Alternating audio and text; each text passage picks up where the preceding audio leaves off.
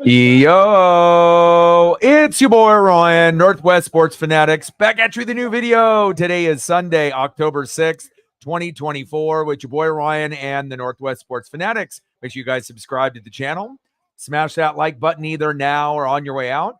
Donate to your boy if you can. Cash App $ ORIONNWSF or the YouTube Super Chat right here. We got Sunday Night Football with the Dallas Cowboys versus the Pittsburgh Steelers. Now, we were supposed to kick off here in 10 minutes at 5:20, and I was going to start at 5, but I had a feeling that we might have a weather delay, and lo and behold, about 2 minutes ago, they did mention there is going to be a slight delay, but hopefully it's only by maybe 10 or 15 minutes. It does happen from time to time, but we'll see where it goes.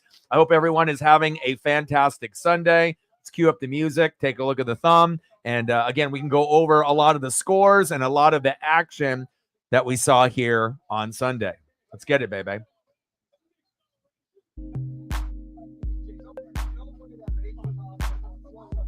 And on the thumb, on the left, it is Dak Prescott. No Micah Parsons playing today. Otherwise, he probably would have ended up on the thumb. And on the right, one of the best defenders in the National Football League, T.J. Watt. Let's go. I was going to use Justin Fields, but again, the image that I had wasn't as good as that T.J. Watt. So we'll use the Justin Fields image later on in the year. I definitely am a defensive guy, but again, T.J. doing big things. Dak is going to have to get the ball to CD, and hopefully we end up having a high-scoring affair in this matchup, even though we know the Steelers' defense is a little bit better than the Cowboys. Cowboys' defense, I feel in the last couple years, when they're healthy, they start off the first month very hot, but then they typically fade a little bit. But this year, they haven't really been the same type of defense, but also, too, they've had injuries to Lawrence and Parsons. So if you end up having your two best defenders out, kind of hard to be able to, stay strong on that side of the ball. I mean, even as a Buccaneer fan, I can attest to that. When we don't have Vita Vea in the lineup, we feel like we lose like 99 or 100% of the time. And again, when you don't have your stars out there, it is next man up mentality. But again, sometimes when you have your two best and they end up being some of the best in the NFL and they're not playing, very hard to be able to make up that difference from those defenders. Big facts. Elliot in the building. What's good, dude? Nice comeback in fantasy. You had a few, maybe quote unquote, at one point or another, Ramondre Stevenson got benched. And then as soon as you bench him, and then they ended up giving him the rock and he scored a touchdown. So I know you were probably freaking out a little early in the day. And obviously, when you go into the matchup and you see someone on the other side, Chief throw up 70 points with two receivers, you already feel like, fuck, I lost in fantasy, right? But you ended up, battling it out. A lot of your guys ended up hitting. And now, lo and behold, he had 3 guys that really hit strong, but he had about 4 or 5 that shit the bed. And you didn't really have any that shit the bed. So again, you can end up having these massive numbers out of like 3 or 4 guys. But on the flip side, remember, it's 9 on 9, including your defense and your kicker. So if your tight end shits the bed, you have a running back that shits the bed, kicker and defense don't do well, there is going to be a little bit of an opportunity for the other team to come back.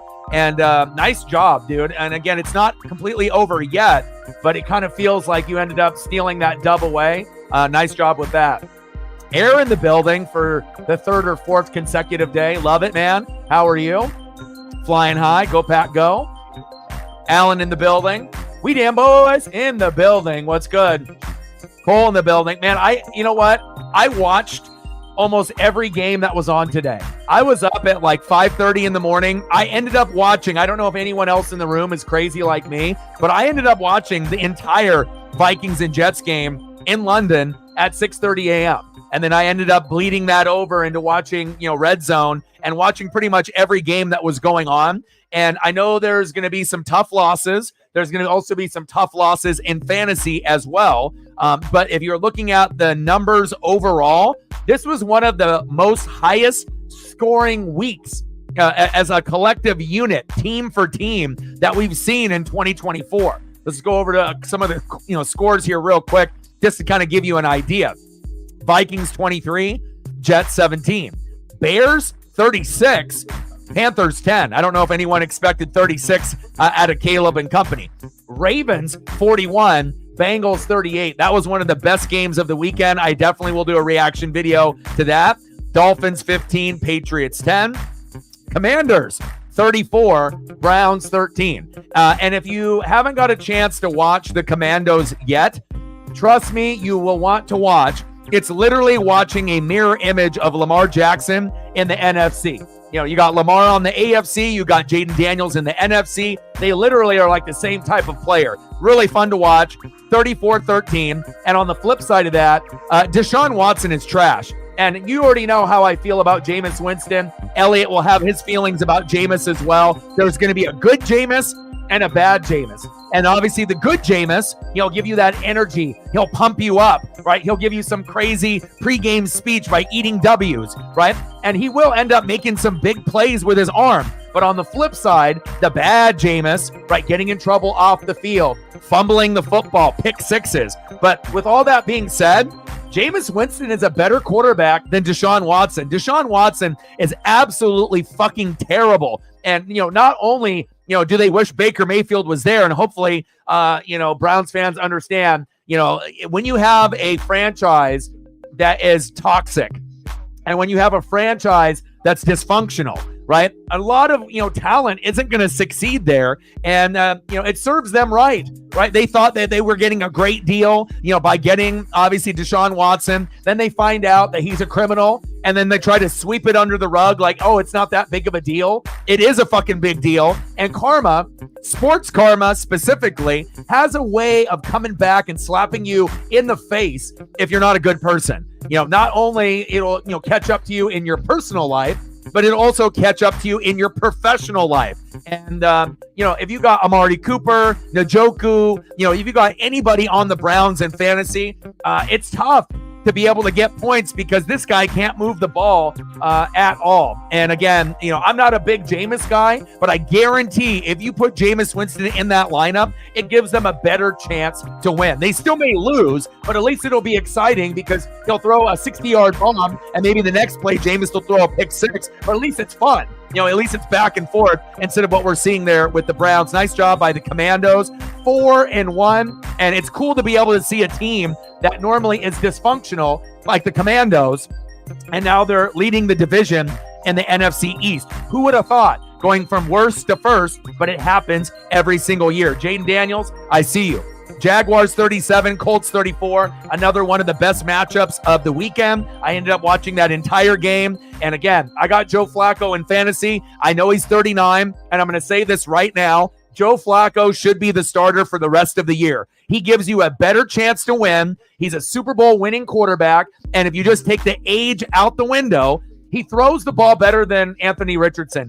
Point blank, period. And again, they should have won that game. It was right there for the taking. And again, 34 points. Do you really think AR would have been able to put up 34? Not at this point in his career. Now, at some point, I'm not going to say that AR is a bust, but he is injury prone. He's giving me Greg Oden vibes, and we already know what that's like about the Portland Trail Blazers. Now, hopefully, these minor injuries, he'll be able to get over, the hip pointers and whatnot. But I'm telling you, if you stay with Joe Flacco for the rest of the year, yes, that will be a controversial thing, but I think that you're going to end up getting more touchdowns and more wins. Going back to last year, he threw for 2 touchdowns, 3 touchdowns, 2 touchdowns, 3 touchdowns, 3 touchdowns. He's money for 2 to 3 touchdowns and maybe peaking at 4 if you keep him in. If you throw AR in there, yeah, he'll be better running with his legs. But again, he's always prone to injuries, and he's not very accurate, up to this point in his career. So I don't know what they're going to end up doing. But if it's me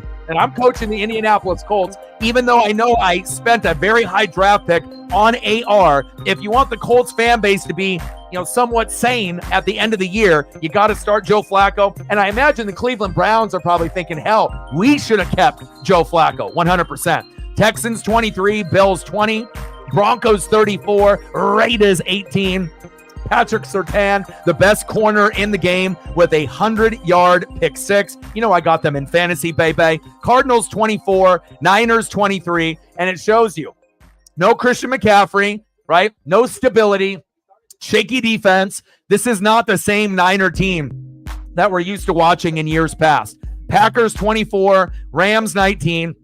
A very sloppy game. The Packers were the better team, but it took them to the very end of the game to get that dub. But a dub is a dub, and I know Air is happy, but not really the best performance. Romeo Dobbs decided to not go to practice for a couple days because he decided that I'm not getting the ball enough. There's a lot of talent, in that wide receiving core, so they suspended him for this game. They didn't necessarily need him, but I was a little surprised that Wicks didn't get the ball a little bit more. But Jaden Reed is the true number one and one of their best receivers they've had in a long, long time. He is a stud, and he was a big part of that win. And then a big surprise, obviously the Giants winning 29-20 with a blocked field goal returned back, for a touchdown. That would have tied the game and probably would have ended up going into overtime. Not something that you can really predict. The Seahawks are a better team than the Giants, but what it also showed you is if you still have injuries on your defense, even a guy like Daniel Jones can rip you up. And it shows that, you need all of your guys healthy for a good chunk of the year. Look at the Saints when they ended up scoring 91 points in the first 2 weeks, and then they started dropping games left and right because they lost their starting center on IR. Demario Davis was hurt, as well as a few others. Same thing with the Seahawks. You got too many guys out on defense. You can have next man up mentality, but if you don't have the talent level to keep up, it's going to be really hard to compete even against the bottom feeders in the NFL. So I really feel bad for the Hawk fans. That should have went into overtime. That shouldn't have been blocked. But again, this is, football, right? It's so unpredictable. You don't really know what's going to happen. But again, a lot of points were scored in week number 5. And again, fantasy numbers were at the very highest. Zini Panini might actually get to 200, and we haven't had anybody crack 200 in fantasy, and typically when we do, it's only once a year. Usually you'll get maybe 170, 180, maybe a couple people will get close to 190, but it's pretty fucking rare, especially with quarterback play being up and down. A majority of individuals not getting a whole lot from their tight ends. So you really have to put in a monster lineup and get a little bit lucky.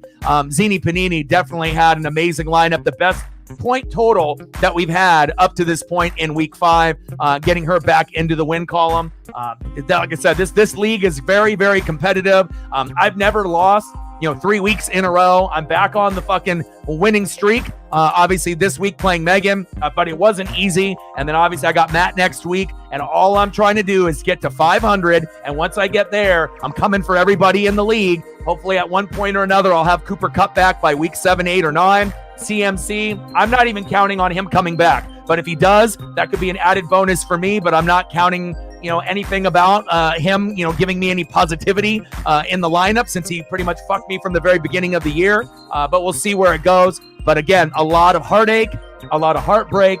And then going back to Saturday, if you ended up watching college football, what a wild Saturday. Alabama goes down to Vanderbilt, right? Now you got Texas up there, at number 1, right? You got Ohio State and Oregon up there at 2 and 3. So when we end up playing each other here at Autzen for the game of the year, or one of the games of the year, it's going to be 2 versus 3. USC dropped a game as well. We saw Washington beat Michigan. So I feel like with college football, even if the Oregon Ducks were overrated, and even if the Oregon Ducks look like shit the first couple weeks, we might end up, being a top 5, top 10 team all year, just based on everyone else around us losing. And again, if we can just find a way to collect those dubs, I know Ohio State is going to be tough. The crowd is going to be electric. More than likely we'll lose. But what happens if we win? If we win, we're number 1 in the country. That's exciting. So I don't know if that's going to happen. We ended up going into the shoe a couple years ago with no Kayvon Thibodeau. No one gave us a chance. It was literally like 1% chance to win, and we won. Good defense there at the end, and that's our strong suit this year, defense. So we'll see where it goes. But the college football rankings, crazy. The NFL power rankings, crazy. And then we have a really good matchup here with the Cowboys and the Steelers. And again, we have a little bit of a delay with the weather and the thunder and the lightning, but hopefully it'll end up passing. And then we can get jumped into this action as soon as possible. All right, let me get up here at the top of the comments, see what everyone is up to. Jacob in the building, what's good? Congrats on your Guardians win a couple days ago, my guy. Yeah, I think that everyone thought you were cooked. Anytime that two individuals put up 70, I mean, chances are, you're projected at that point probably for 140, 150, but you got lucky. He had a lot of individuals shit the bed in the lineup, and, you can still have, 3 guys get you 90, but if you end up having 5 or 6 guys that get you 5 or less, it's going to catch up to you. And depending on if you're consistent on the other side, 15 here, 18 here, maybe a 22 here, a 9 here, maybe a 29 here. Like, you can catch up, to some of those numbers, and that's exactly what you did. So congratulations on that. I don't think anyone anticipated you winning this week, and that's a big, big win for a guy that has been very, very hot. Started off the league 0-2 as the worst team, 10 out of 10, won 2 games in a row, looked like he was going to win 3 games, and he was going to be at the top of the board with Reflect and Shep. And lo and behold, Double E puts him in the fucking chokehold, and he ended up getting the dub. Or it's not completely over yet, but it's looking like it. Alan in the building, what's good? Yes, I got Aubrey at kicker. You got Aubrey with kicker, and we'll see what kind of fantasy numbers that we can get. Sarah in the building, what's good? Yeah, and I was thinking about picking him up, and again, I just thought that Wicks was going to get more targets, but Kraft with the 2 tutties, you definitely got lucky. The tight end position has been terrible this year, so anytime you can get literally 10 points or more, it feels like 15. If you end up getting to 7 or 8 in a tight end, it feels like 10. So again, when you end up getting a tutty or 2, that might end up being the difference for you winning or losing this week, and it was. Nice job with Kraft. That was a massive pickup for you. And it might be someone that you hang on to, for the rest of the year, even on the bench, as you go through your other tight ends. So. Yeah, and again, even if you would have played, all the other players, I mean, no one would have played Kirk Cousins over C.J. Stroud, but even if you would have played everyone, Reflect is the real deal, and again, even when he has injuries, he usually has enough depth to make up for it. And again, for all the teams that are in the league that only have like 2 running backs or 3 running backs, that's a big reason why you're losing. You have to have running back depth. And again, if you don't have running back depth, you're going to end up having what happened to Sarah. All of a sudden her number 1 running back got hurt, right? Then the number 2 running back got hurt during the game, Aaron Jones. And then you had to rely on Charbonnet. And normally Charbonnet is good for 10 to 12 points. But when you only have 2 or 3 running backs, you are really putting yourself in a bad position, because if they get hurt, you're fucked. And it doesn't give you an opportunity to run running back 1, running back 2, and running back in your flex. And even though it might be a wide receiver league, you can't take away from the fact on how important good running back play is on a fantasy team. So I hope that things will get a little bit better for you. But let's be honest, I think almost anybody would have lost to Reflect, unless you're like Zini Panini. Obviously, she would have beat everyone this week, no matter who it was, even Reflect. But again, it's all about making sure you have the right depth. And then also you have to be a little lucky, and you also have to do the research and be smart on, try to being able to predict the right player to pick, so that way you don't leave points on the bench. But again, the Kirk Cousins over CJ Stroud, no one on planet Earth predicted that, Kirk Cousins was going to throw for 509 and that was going to have that monster game. So, I don't think anyone's going to fault you there. But again, you got to be able to, get a little bit more depth in the lineup. And I was looking at a lot of the teams in our league, and there's quite a few people that only have like 2 or 3 running backs, and it might sustain for you short term. But trust me, once those guys start getting banged up, and then you go to the wire, and luckily the wire has been producing guys that are backups that have actually got into the end zone. So if you ended up needing a running back, and if you would have pulled the trigger on like a Trey Sermon, I tried to suggest that to you, but you wanted to go with, obviously Charbonnet. But again, it all depends on who you have on your bench, who you're willing to give up, and who you're willing to, keep on the roster. But sometimes, guys that are backups, sometimes it's like, nah, these guys are backups. They're not going to do anything, right? But if they end up having a green matchup or a good matchup, sometimes you have to take a risk. And fantasy is sometimes about risk. And if you end up pulling the trigger and grabbing a guy like that, even though it's normally someone that you wouldn't roster, and you plug him in, sometimes you get rewarded. And it seems like we've been getting a little bit of that here in the last couple weeks. Like I said, looking at your team, I mean, like I said, you have the opportunity to be right there, with Shep.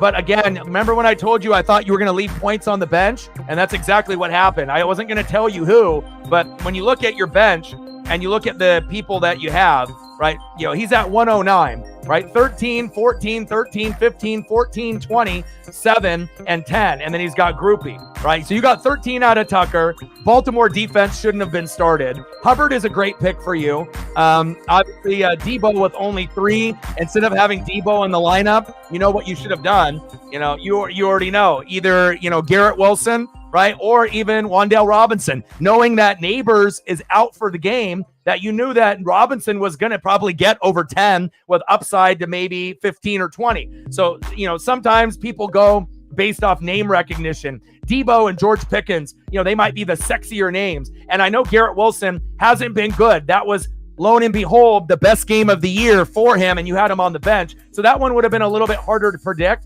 But if you would have put Wan'Dale Robinson in, over Debo or, one of your other spots, that might have suited you a little bit better. But again, I can't manage your team for you, but again, that's why it's so important that you need to make sure you're reading the injury report, looking at who's up next, and also understanding how many targets that individual might get. Now, is it possible that Debo could have had a monster game for 20 or 30? Yeah.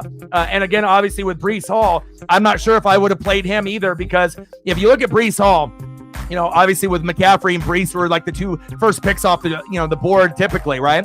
But with Aaron Rodgers and that Jets offense, it doesn't flow very well. Rodgers has a hard time throwing the ball. The offensive line isn't blocking very well. And again, the Minnesota Viking defense is ranked number 1. Now, if you would have known that, maybe you still would have rolled the dice with Breece, but there's a reason why I didn't start Sam Darnold, against the Jets, and I picked up Joe Flacco, even though he's 39 and even though he's a backup. But I saw that he threw 2 touchdown passes against the Steelers in the second half, last week. So if he can do 2 on the Steelers, I knew he could do 2 or 3 against shitty-ass Jacksonville. So sometimes you got to be able to dig a little bit deeper and look at the matchups instead of just saying, well, I got Breece Hall. He's one of the top 5 running backs. He's going to run over everyone no matter who they play. And then you start to realize matchups fucking matter. Red matchups, they need to be looked at. And again, sometimes it may not even be red, but you have to look at the defense that you're going against. And again, Minnesota Vikings, Denver Broncos are the 2 best defenses. And if you got players that are playing those 2 Ds,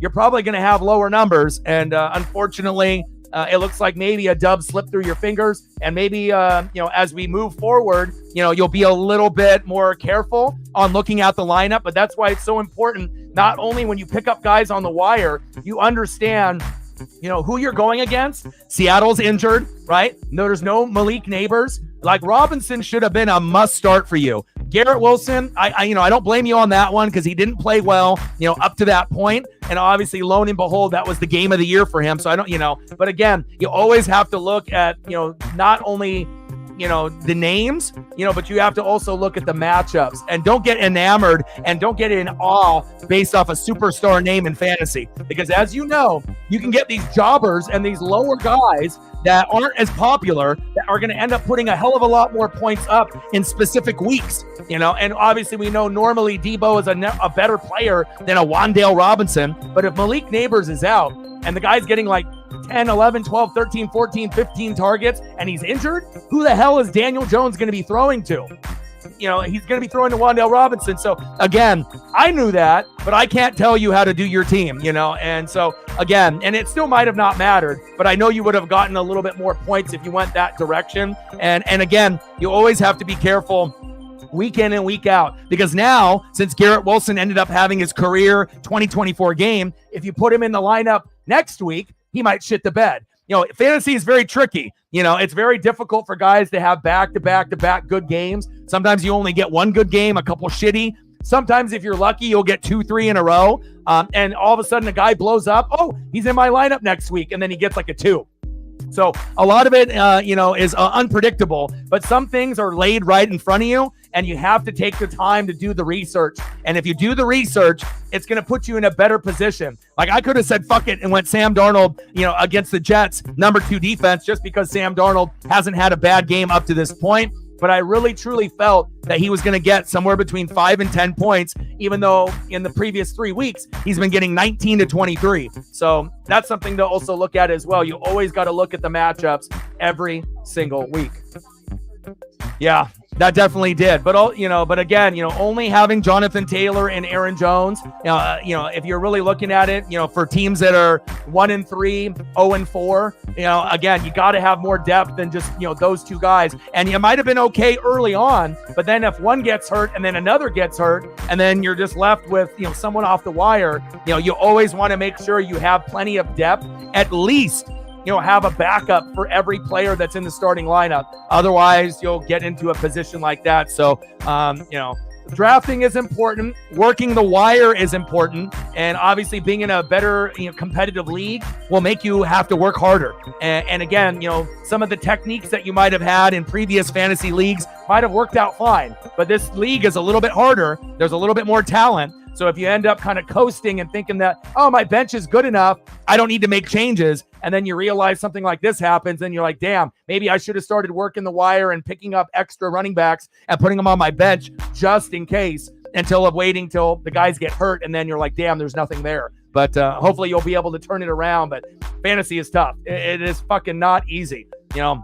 Like even for me, myself, like I've never lost in week number 2, week number 3. I've never lost, 2 times in the first 3 weeks. I've never lost 3 times out of the first 4. Like, I won week 1 and I lost 3 in a row. I'm back on track now. But again, you know how many wire moves I had to make to be able to get to this point?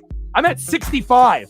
How many other people are in the league that are working the wire as hard as me? Nobody. So again, if you work the wire and talent and you read and you watch film, even a team that's 1-3 can make the playoffs. And I might be the only exception, but I'm coming, and again, I don't know what it's going to be like if I'm going to have to wait a month and a half. We only have 14 weeks. But again, if you put in the work, you will get rewarded. But again, if you don't put in the work, you're running a big risk because again, if those guys that you have get hurt, it could end up really fucking you, obviously not only short term, but long term as well. Smash that like button, like, sub, donate, comment, share. Let's get to 100 in donos. We always want to shoot for 20 to 30 likes. Obviously 20 in the first hour, 30 to 50 overall, and 100 in the donos. And this is not Commanders might be legit. They are legit. You don't play this well and end up having, the best completion percentage going into this game in the last 50 years for people to act like Jaden Daniels isn't good. He literally is a mere spitting image of Lamar Jackson in the NFC. And I feel that if other, teams knew that Jaden was going to be just as good at LSU, in the pros, that they would have drafted him instead. And that is big facts. So sometimes it's the right place at the right time. That franchise has been dysfunctional for the longest time. So it's kind of nice that it gives us a reason why to watch Washington now, because normally we didn't really care. But now, obviously, Washington is must-see TV. Big facts. Let's go, baby. And you got a little bit of heartbreak in that game number 1. You ended up starting off with a 3-0 lead. But as you know, Ohtani and company, they're not going to give up. And I ended up watching the end of that matchup. And again, you have to get runs early, but you also have to hang on late because we know out of all the teams in the playoffs in the MLB, who surges the best in the 7th, 8th, and 9th, and in extra innings, the Dodgers. So you have to make sure the pitching and the hitting and the defense is there. Otherwise, they may end up having an epic comeback, and that's exactly what they have happen with Shohei Ohtani and the Dodgers.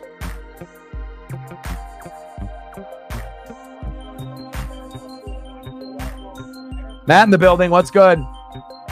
Yeah, and I told you, man, like I said, this league is very difficult. I mean, again, when we first had the draft, you, me, and Sarah, we looked at our teams and we were like, hell yeah, this looks good. But a couple injuries here, couple injuries there, and then all of a sudden you're scrambling, and again, you have to be able to be diligent and put in the work. And again, I'm going to read and put in more work than anybody else. I don't expect anyone else to have 65 fucking moves on the wire, but it shows you what it takes to be able to get back on track. If I would have only made 5 to 15 moves, do you think I would be in the position that I am right now? Fuck no. I'd probably have no wins. So, I mean, besides the week 1 win that I had. So, again, you have to be able to, do a little bit more, especially in this particular league with a bunch of studs, obviously from top to bottom in this fantasy football league for the NWSF.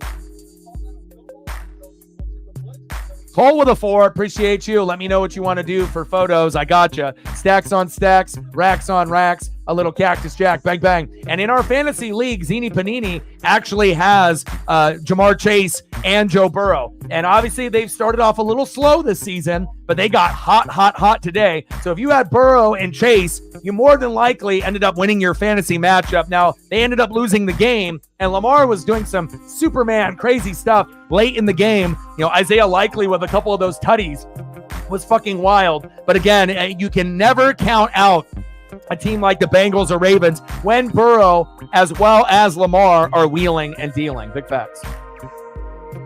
Yes, appreciate you. 96 to go. Let me know what you want to do for photos, and I got you. Yes, I agree. I think that he did come back a little bit too early. Yes. And again, and when the offense is rolling like it used to roll with Aaron Jones, and both guys really haven't had a whole lot of tutties up to this point. Going into the game, it's like one or none. So again, you just want Josh Jacobs to get, in the end zone and get that taste. And then hopefully that'll be something that'll be a reoccurring theme for the Packers there. I see you. Yeah, they played well. And again, the defense, I have them for a reason, and again, Max Crosby, had a little bit of havoc on Bo Nix, but again, they were able to make enough plays, on the defense and the special teams to make it a little bit more comfortable for Bo Nix, even though I saw a little bit of a yelling match between Bo and Sean, obviously on the sideline, and we'll figure out what that was about. But again, both guys are very passionate, but at the end of the day, you ended up getting the dub 34-18, and the Raiders ended up making a quarterback change. But guess what? You should have made that change at the beginning of the year. It should have always been Aiden over Gardner Minshew. You just had to end up going 2-3 before they ended up making that choice. But again, regardless if it was Aiden or Minshew, Denver was going to get that win. And again, right now, Patrick Surtain is probably the best corner in football. And even though the Denver Broncos aren't probably going to make the playoffs, they got a top 2 defense with the Minnesota Vikings. Who would have thought Denver and Minnesota would have the 2 best defenses in the NFL? Not me. So it's great to be able to see teams elevate, even though we, don't think that they're going to be that great, in 2024. But obviously Denver's defense is keeping them in games and helping them win, keeping the pressure off Bo. And obviously with Minnesota, as good as Sam Darnold has been playing besides today, the main reason that they've been winning games with Van Ginkel and company is that fucking defense. That is big facts. Yes. And that's at least something that you can hang your hat on. So Washington, it seems like, obviously they're a little bit better than USC. You're not in the same necessary category as of today with us, but I wouldn't be shocked if we ended up playing you at the end of the year, the last regular, season matchup at Autzen. I wouldn't be shocked if we dropped that game to you guys. Again, there was a few games that you guys played earlier that you should have won, right? Including the WSU matchup against the Cougs. But, it is what it is. But at least beating Michigan, right, will end up, giving a little bit less sting from the losses that you had a few weeks earlier. And I don't care. We obviously know Michigan is not as good as they were last year winning the Natty. They don't have their head coach. They have quarterback issues. They're not as good at defense as they were in previous years. But still, with that being said, that was an awesome win. I ended up watching that whole game and I was rooting for you guys. And anytime I see Pac-12 teams playing Big Ten, I'm always going to go for the Pac-12 because that's who we are, right? I'm always going to be rooting even for teams like Oregon State and Washington State as long as they're not playing the Ducks. Big facts. But big win against Michigan.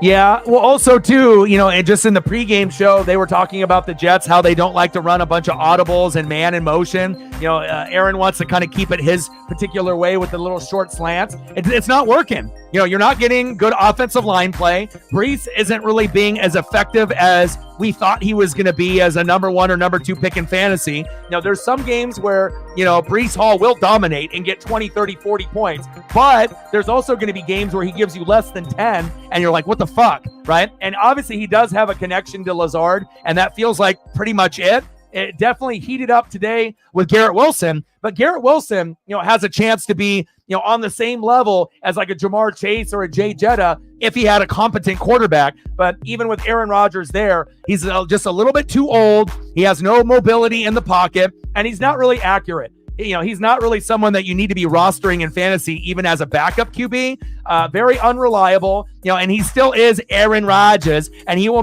make some plays, from time to time. But he definitely isn't really the same player as he was on the Packers, and I think that's pretty evident about that. So.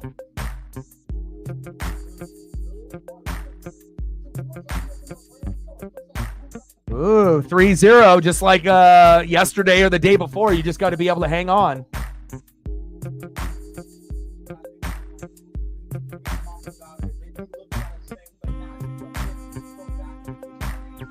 Yeah, but the thing is you were never going to win that matchup based on her players that she had, bro. Like, you have good players, but if you look at her team, there is no way that you were going to win this week. She was going to beat everyone. We haven't had anybody crack 200 yet, and when you end up looking at a matchup, I mean, you had 132, and normally 132, is going to get you a dub probably 9 times out of 10, right? All right, Baker had a great, start off for you for my Bucks, 23, but where you didn't get enough, Bajan, right? 10, not good enough. Eckler, 11, not good enough. Metcalf, 7, not good enough. Diggs, 14, that's good. McBride, 11, that's good from your tight end. Higgins at the flex, 29, awesome. That's like, anything that you could ask for at the flex. And your defense, 14, fantastic. Kicker, 10. But the problem is Burrow, 34. Cook, 18. Chase, 41. Bowers, 24. Zay Flowers at the flex to match your 29 with Higgins, 19. Minnesota D, number 1 defense overall, 18.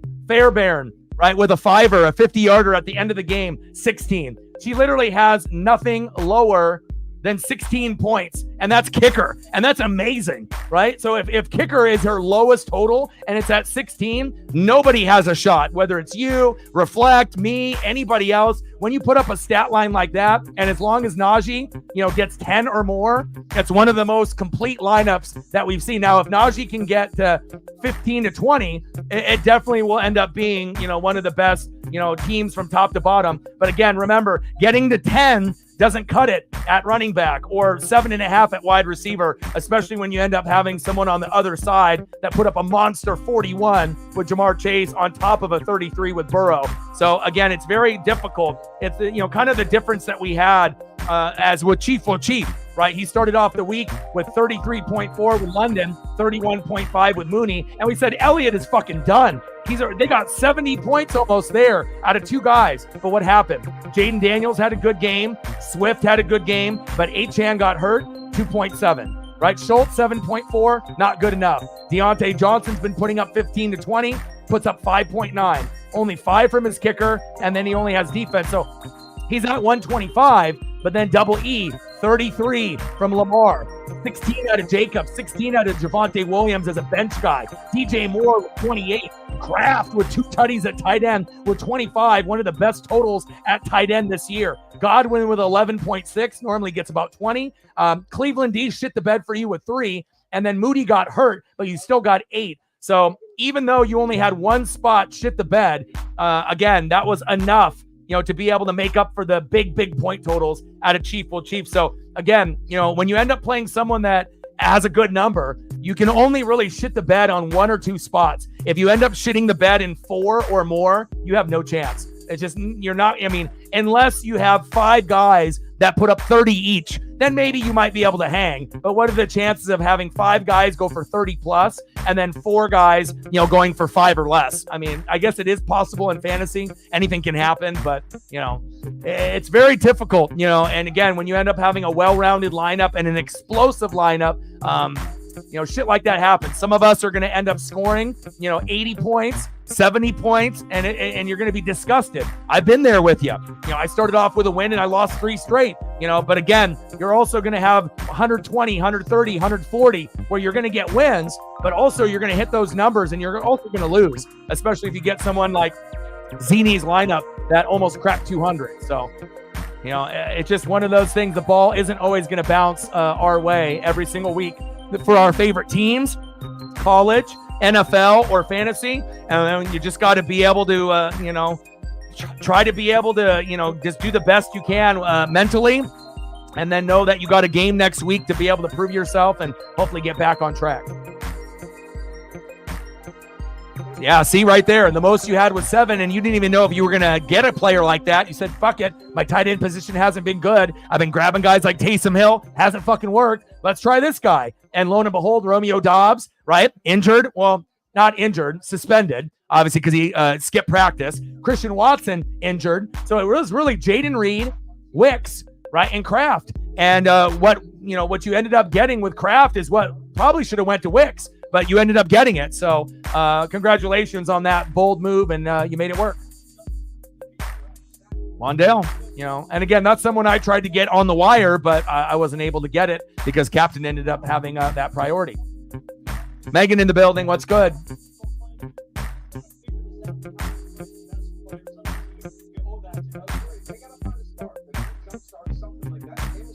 We're at 4, 96 to go.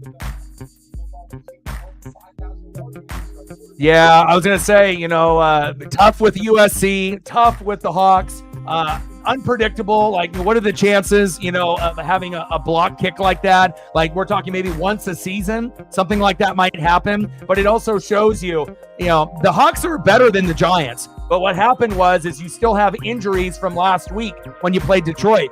And it shows you, not only can an elite team, win in that scenario when you have injuries, but it also can show you that a bottom feeder like, the Giants, if they have less guys hurt and they're healthy, sometimes, and even a team like the Giants can get lucky against the Hawks. And unfortunately, it was just not the Seattle Seahawks week this week.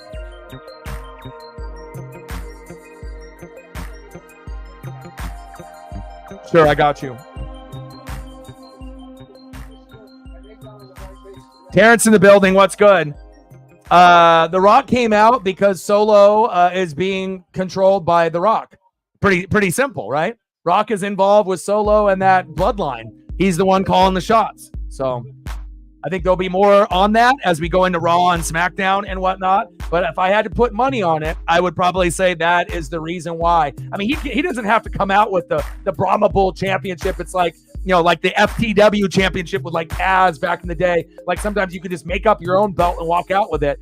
But I think the whole point of coming out there is pretty much letting, Roman and Cody know that, whether you figured it out or not, that I think that, him and Solo and Jacob Fatu and that group, he's controlling that group, even though we didn't know that at the time.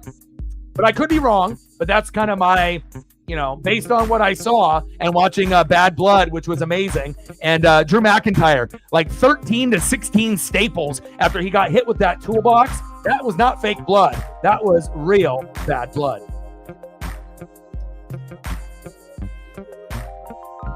Yeah, but also, too, remember, it's not a fully healthy Seahawk team and you lost. That would have hurt more. That you have everyone healthy and then you lost to the Giants. You're injured. So when you're injured, you're going to lose games. It happens to every team, and again, it stinks losing no matter what. But saying that injuries are an excuse, they're not. When you end up having your 2 best defensive linemen out, you end up having injuries at the linebacker position. You ended up missing out on 4 or 5 guys on defense last week. And this week you have a kind of the same type of thing. And it's just a little shocking, when you got a guy like Neighbors not playing, Daniel Jones is not good, right? But again, even with their backup running back, they were, getting over 100 yards on the ground. Now, if you guys would have had your starters, do you think that jobber running back for the Giants would have got a fucking 100 yards? Hell no. So it shows that, even when your team is normally a good team and you're playing a shitty team, if you're not healthy, that goes out the window. Even a shitty team healthy, can beat a good team that's got injuries. And unfortunately, just, that's what happened. But on the bright side, the Niners are struggling right now too. So it's not right now just you. You and the Niners are struggling. You guys are both going to be hungry. You guys are both losing games right now based off injuries and not really being, in full swing. You guys aren't really there yet. But again, it will be a good opportunity to let your anger out, and hopefully, you'll get at least some of the guys back that have been hurt the last 2 weeks. I'm not sure if you're going to get, everyone back, because obviously you have a short week and you have to play on Thursday. But again, hopefully those injuries will get healed up sooner than later, because it definitely shows you that you're getting exposed based off those injuries. Big facts.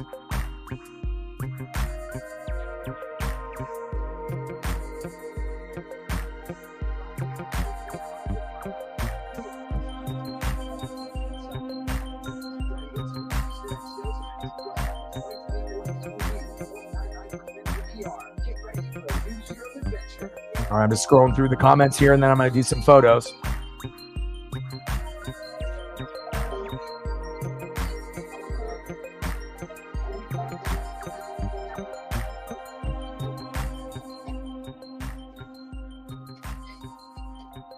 Three-one Padres. Shrimp and boneless wings are back for just $14.99. Applebee's, classy, good in the neighborhood. An amazing NASCAR Cup race too. Right at there at the end, it's like when you get a finish, with like 6/100ths of a second, at the very, very end. I don't know if I've seen more, last second, 1 second finishes at the very end of a race than I have in 2024, but it's been very, very exciting. Calvin in the building. What's good?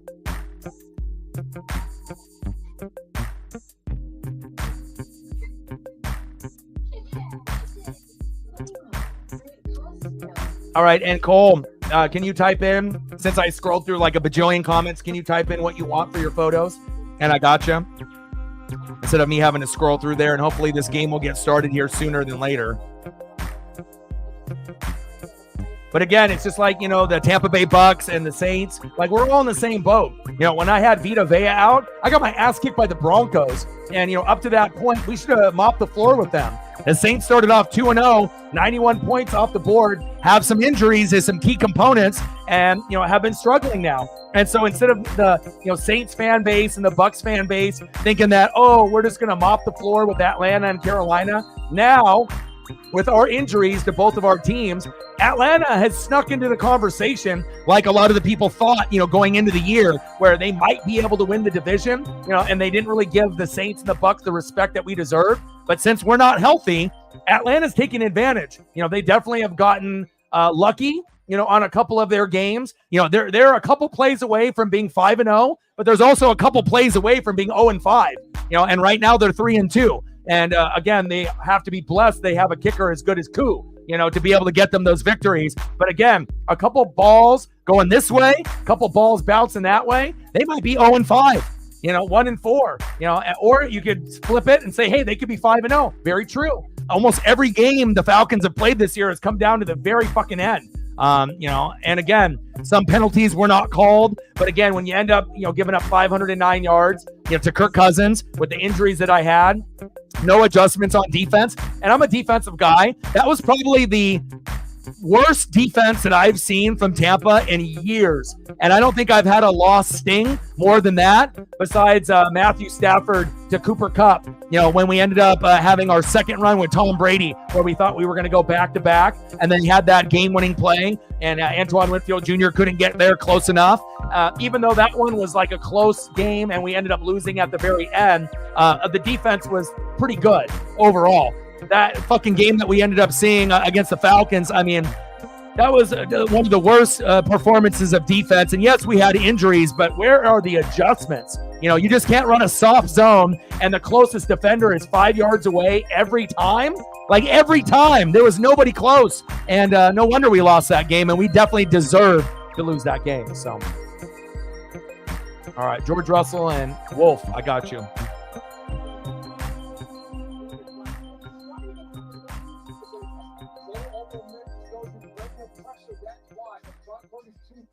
To let him just sit back there Kittle was open, but the pressure messes up the throw. Cardinals finish it off with a win. I mean, and now we're looking at a 40-win team that is 2-3. How did we get here? It is crazy. They're the best 2-3 football team in the league. I will say that, right? Minnesota beat them flat out, right? Rams game, they made mistakes down the stretch and let them hang around and get in. Today, Jason just said it. Mistakes again. In control of the game in the third quarter. Tip pass interception, the fumble late. Their field goal kick. Must be a pretty big storm because I figured that we've already would have gotten started by now since the game had to start at 5:20. So I assume the game will start at 6:20. Usually the last time that we had a rain delay, that's kind of what happened. So I assume that we'll get kickoff in about 20 minutes, unless they say otherwise.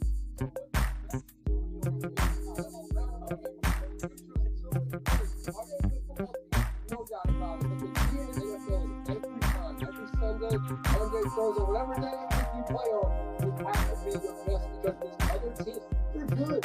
Arizona came in here after a terrible showing last week. Yeah, the NFL is the best because, like I said, even the worst team isn't that far behind from the best team in the NFL. You know, like in college football, it's drastic. In the MLB, it's drastic. You know, in the NBA and the NHL, it's drastic. But in the NFL, like even the bad teams sometimes can end up getting big dubs. You know, especially if the good teams have injuries. And that's kind of what we've been seeing here in the first month and a week into the season.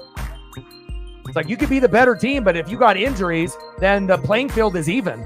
You know, if anything, it may not even be even anymore. It might be advantage other team. And unfortunately, that's what we've kind of seen with not only the Saints, but the Bucks and now the Hawks. Like, it's rough.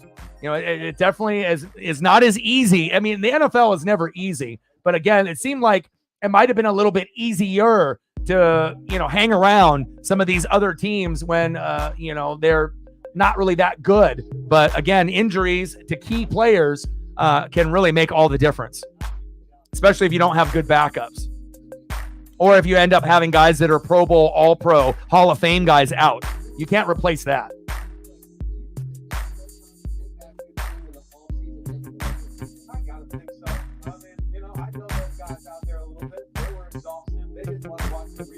Super Bowl for a long, long time. You guys can speak good. I didn't play the Super Bowl. You guys did. And when you lose, it's crushing for you.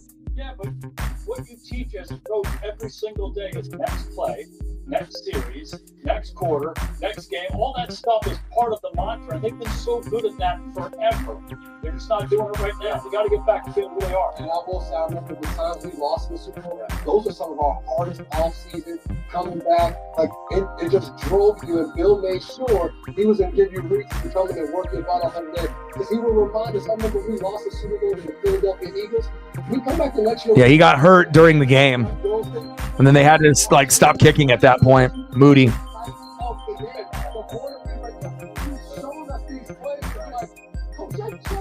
Hope you like those. Oh, nice. It's always cool when you can have like a birthday with like a singer, actor, celebrity, athlete, wrestler. Very cool.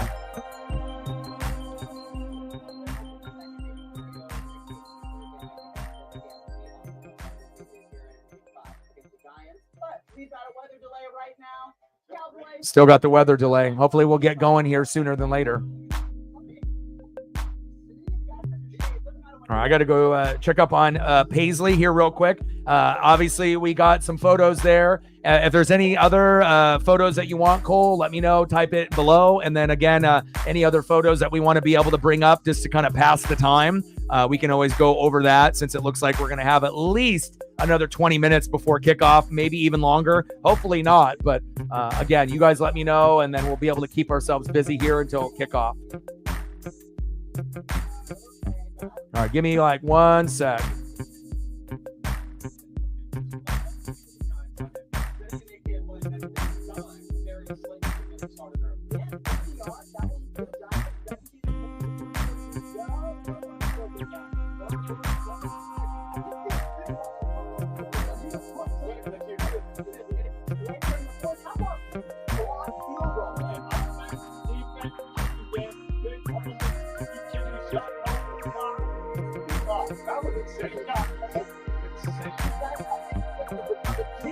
For a touchdown, so what could have been the entire taking on the Rams, Now, the Rams are a little bit tougher. No Cooper Cup. Jordan Love is back looking for his first win at the start of the season.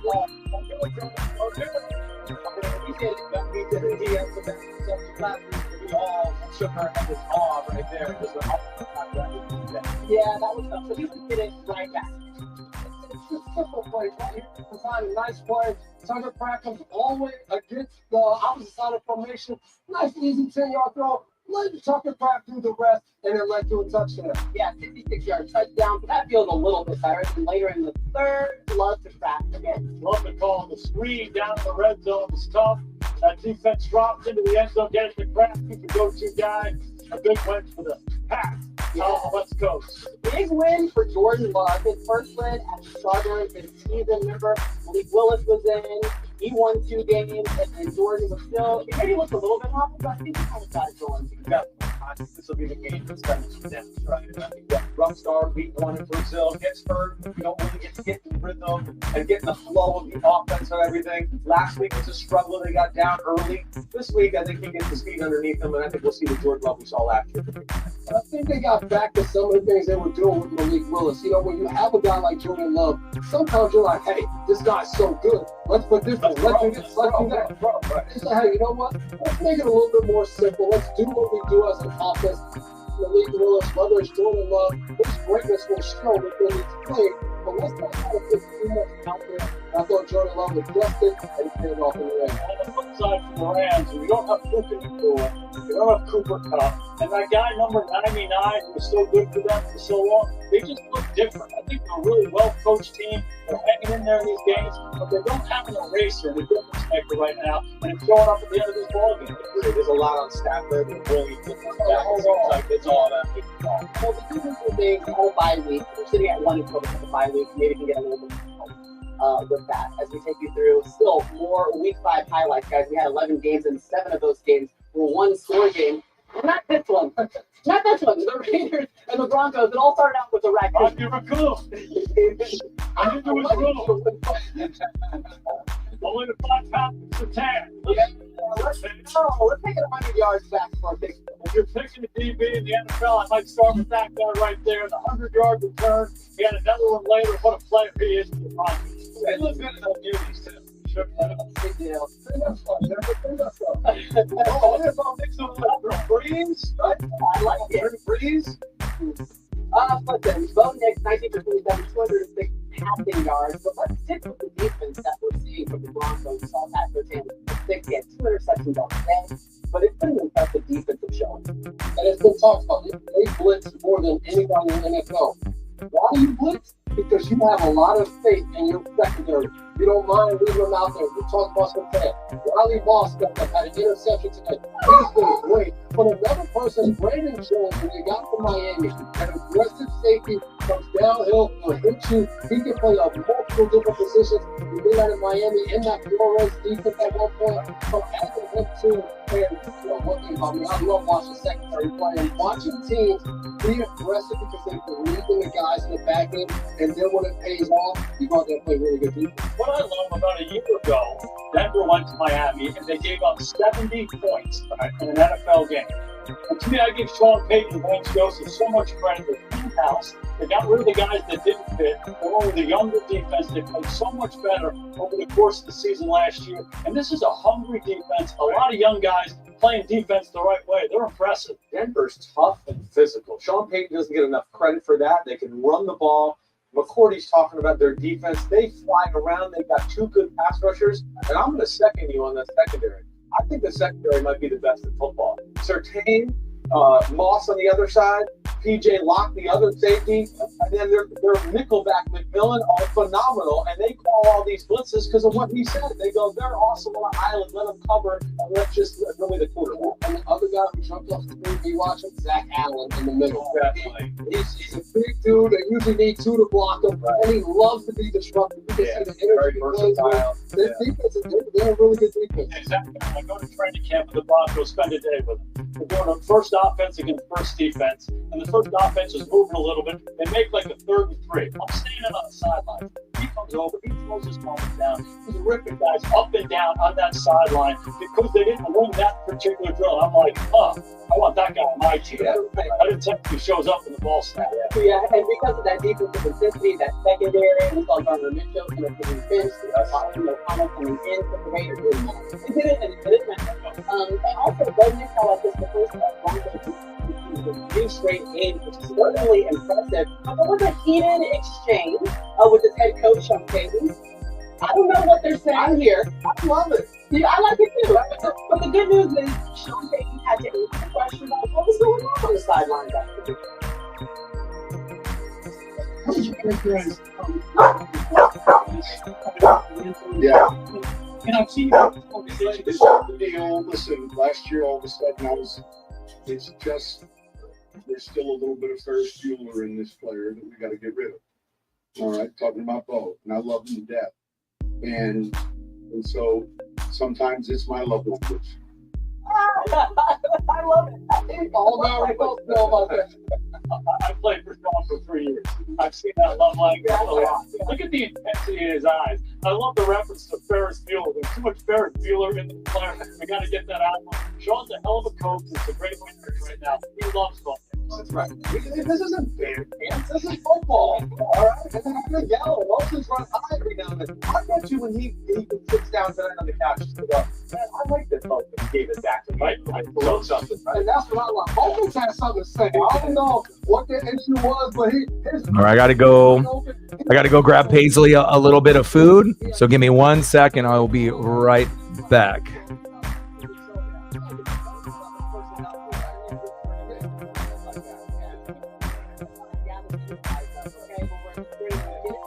Okay, 6:30.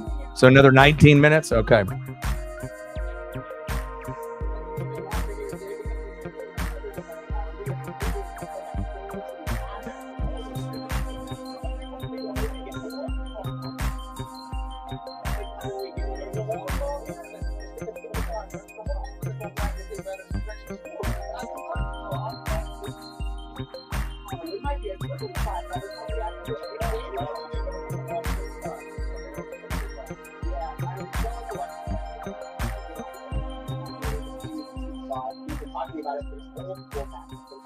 Rivalry, and we just want to see it taking place. And we're just trying to get you set for week 5, the way that it ends, with walking you through everything that we've seen so far this week, including Tony Dungy, who's celebrating his 50th birthday. We sat down with Mike Tomlin a little bit earlier this week. Big game coming up. We want to talk a little ball. Yeah, good to look at a little Cowboys. I know, especially the defense side of the ball, CD Lamb. Got to get there. I was in practice. I saw a green jersey. The guys want to identify where he is. For us, he is the primary target for the rhythm offense. We're going to rotate a lot of coverage around him. That's where you start. This is something I don't expect to see. This is 4 years ago. And this is DJ Watt on CD Lamb. No, we didn't necessarily know who CD Lamb was back then. Let's go to the next play. Now, this is a little more like stealing football. He's going to catch the ball, but we got a lot of people coming. With that in and out component, even in zone, we won't have the inside position on him, challenge him in that way. And then, obviously, we want to be aggressive post catch. Have to minimize the run after, and not offer an effort to get the ball back. This guy is the number 1 receiver in the NFL over the last 2 years in explosive plays. So we got to minimize the run after for sure. One of the ways the game explosive plays is by pass rush. You got one of the best in the business. You got to go out to his talents are unique, but his football intellect is on the ceiling. And he's always running the football because this is what you're talking about here. They got 3 guys ready to block. Such as life for TJ. You know, that's the life of an elite pass rusher. TJ is also talented, but he'll be the first to tell you it's the collective, that together we eat. With each of these clips, man, you see the first thing that comes in is his ball searching component of play. But plays like this we see routinely, although we don't take it for granted. We appreciate it. You and I have been around great players like that, man, and their ability to rise up in the weightiest of moments is a component that defines them in terms of what they do. I'm a Falcons fan that watched TJ Watt single-handedly win a game in Atlanta. It must feel good if you're a coach like Mike Tomlin and you know that guy's on your side. There is no doubt. We were talking about a race before, when you have a guy like that, he's that. And he's a guy who can disrupt so many different ways. Excellent run defender, rush and sack the quarterback, the tip balls and the interceptions. He's a ball disruptor. Coach Tomlin talked about that, and one of the elites now and really of all time at that position. Everything that you talk about is the tone he set by being their best player, but also their hardest worker. They always talk about his work ethic, his dedication to the game, that defense, how he leads. All right, I'm back now. Got Paisley situated. I had to install a new shower bar. Got her some food, and we're good now.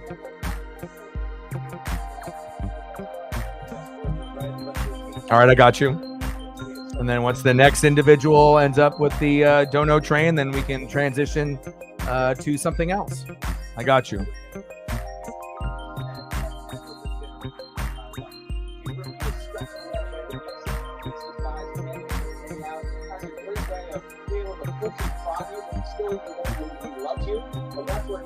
He's got that going, and it shows that they're defense. I spent a day with the Steelers in training camp, and I must have asked 20 people, players, coaches, staff members, what makes this place special? They said, of course, the Rooney family.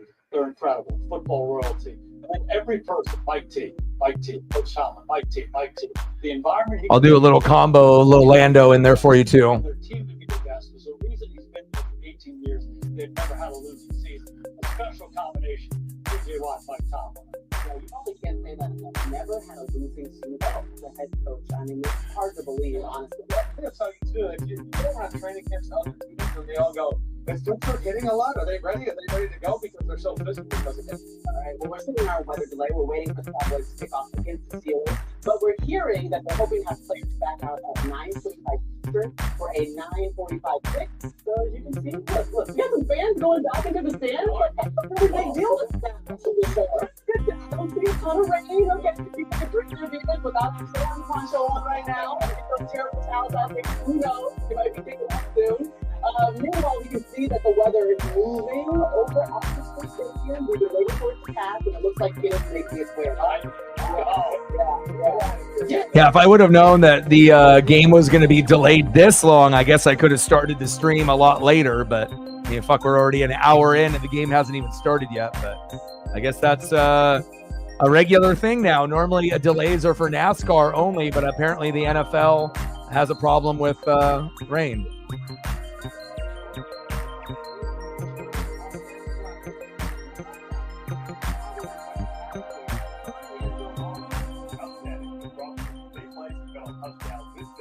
Hope you enjoyed those.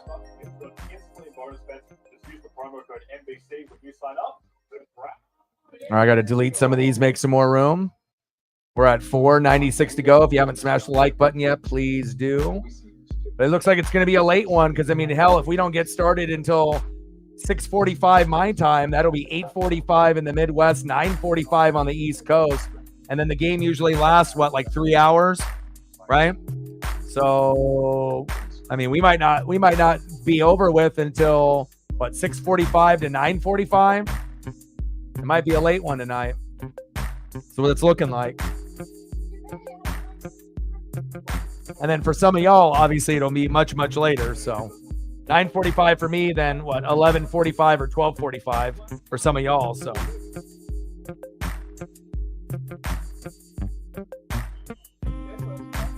man, they just keep pushing it back, huh?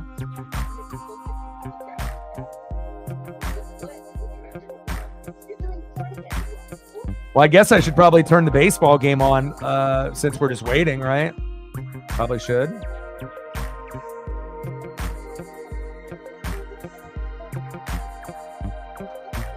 I mean, we only have one game on. Phillies definitely got very lucky on coming back from the Mets. They should be down 2-0 in that series. All right, I got the Dodger game on.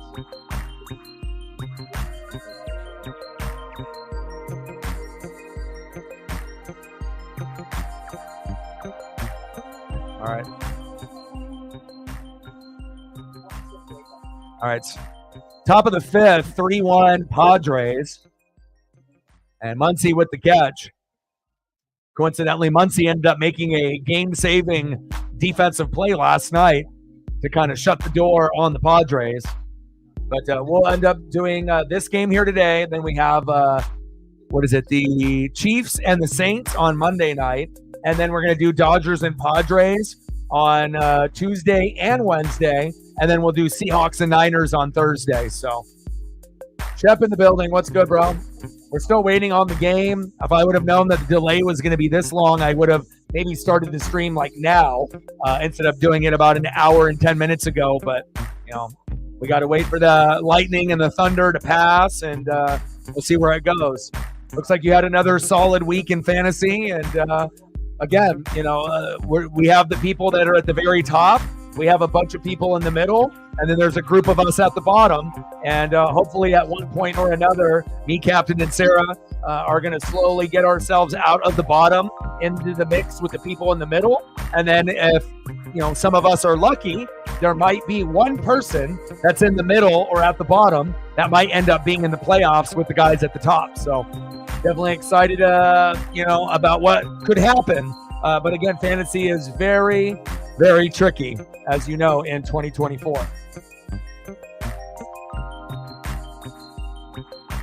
Happy birthday, bruh. You ended up having a fantastic birthday week, 2 weeks. I mean, obviously the Georgia-Bama loss wasn't good, but beating me, right? Beating the Bucks, that definitely was good. Beating me in fantasy doesn't get any better than that, right? When you're playing someone that really cares and that's really trying, right? And it looks like you might end up getting another dub. Things are kind of going, and the ball is bouncing in your corner. I mean, the only down thing, I guess, with the Braves and the Georgia Bulldogs. But I mean, other than that, I think you already knew going in that Braves weren't going to win the World Series or get there this year. I think you kind of knew that. But if you don't have Spencer Strider, you don't have Ronald Acuna Jr., you're not going to be able to go. You can make the playoffs, but you're not going to probably go that far. But with the Georgia game, that was a game that you could have won, but maybe you'll get payback on them, because as soon as they beat you, what did they do? They lost to Vanderbilt. So how legit really is Alabama? They were able to bring their A game against Georgia, but then they played like a C- game against Vanderbilt and lost. So I'm definitely interested on payback for Georgia if they get it again. If they get an opportunity to play like Alabama in the SEC championship game, you might be able to get revenge there, or possibly in the playoffs. So yeah, we're delayed until I assume 6:45 Pacific. So another 23 minutes until kickoff, more than likely. So I got the Dodger and the Brave game on right now to hold me over, as well as just watching Prime and NBC as they go over the highlights. Jaden Daniels, the Lamar Jackson of the NFC. He is the real deal, Holyfield. He is no fluke.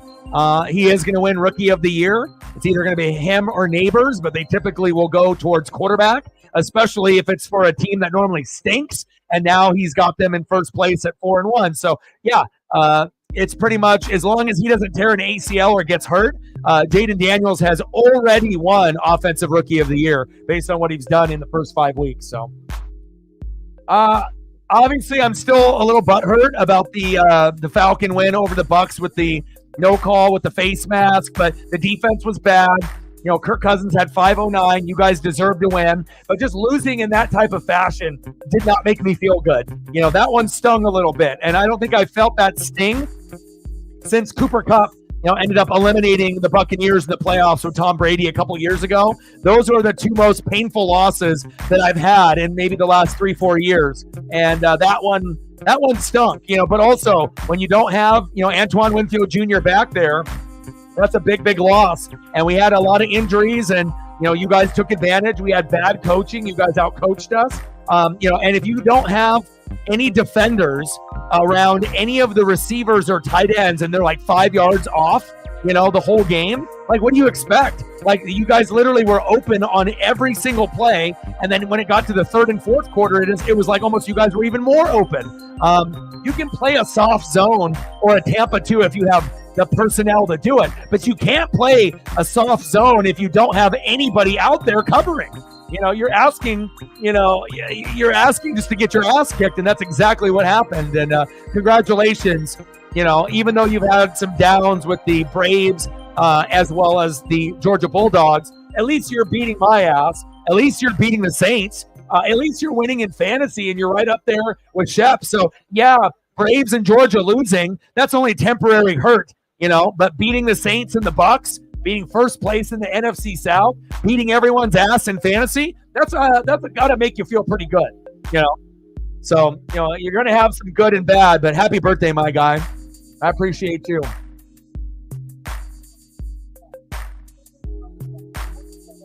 All right, man, no worries. Thank you for your support to get us started on the $4 dono, and hopefully we can get a few more to get us to the goal, to get us to a hundo. Appreciate you, Cole. Feel better, brah. Feel better, brah.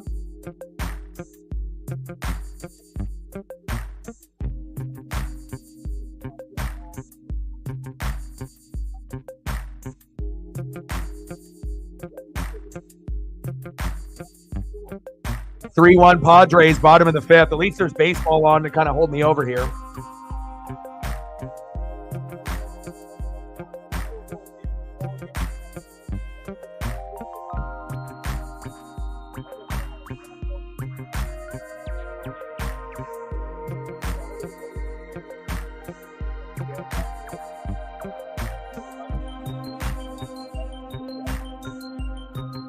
And we did WWE Bad Blood yesterday, which was fire. A couple surprises, but overall, a bloody good time. And when we ended up doing WWE Bad Blood,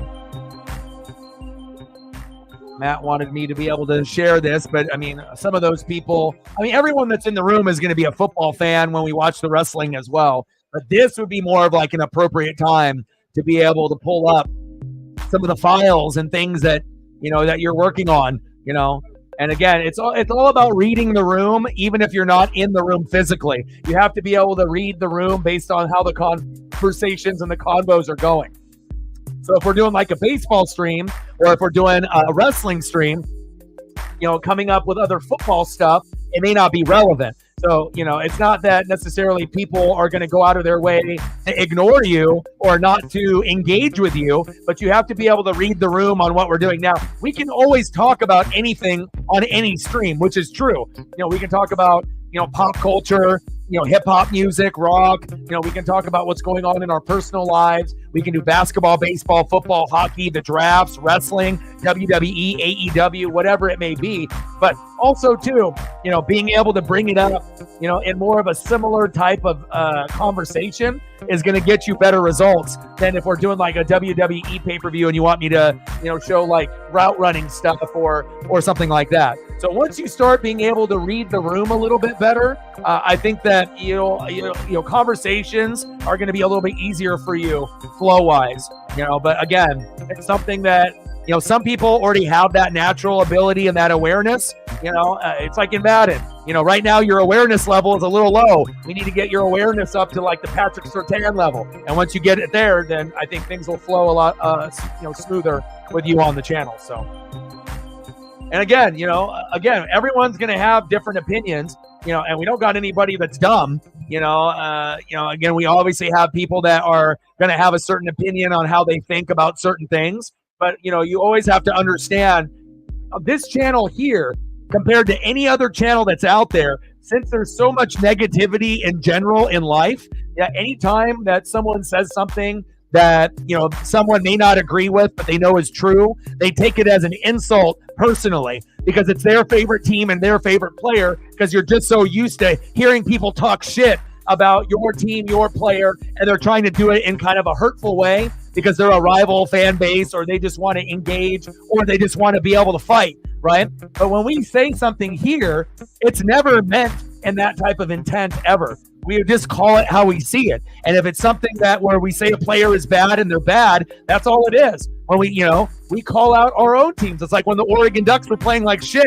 Did you hear me say that we were going to go undefeated in the Big Ten? We were going to beat Ohio State and we were going to win the Natty? Fuck no. We're going to make sure that we're letting people know that this isn't, our standard.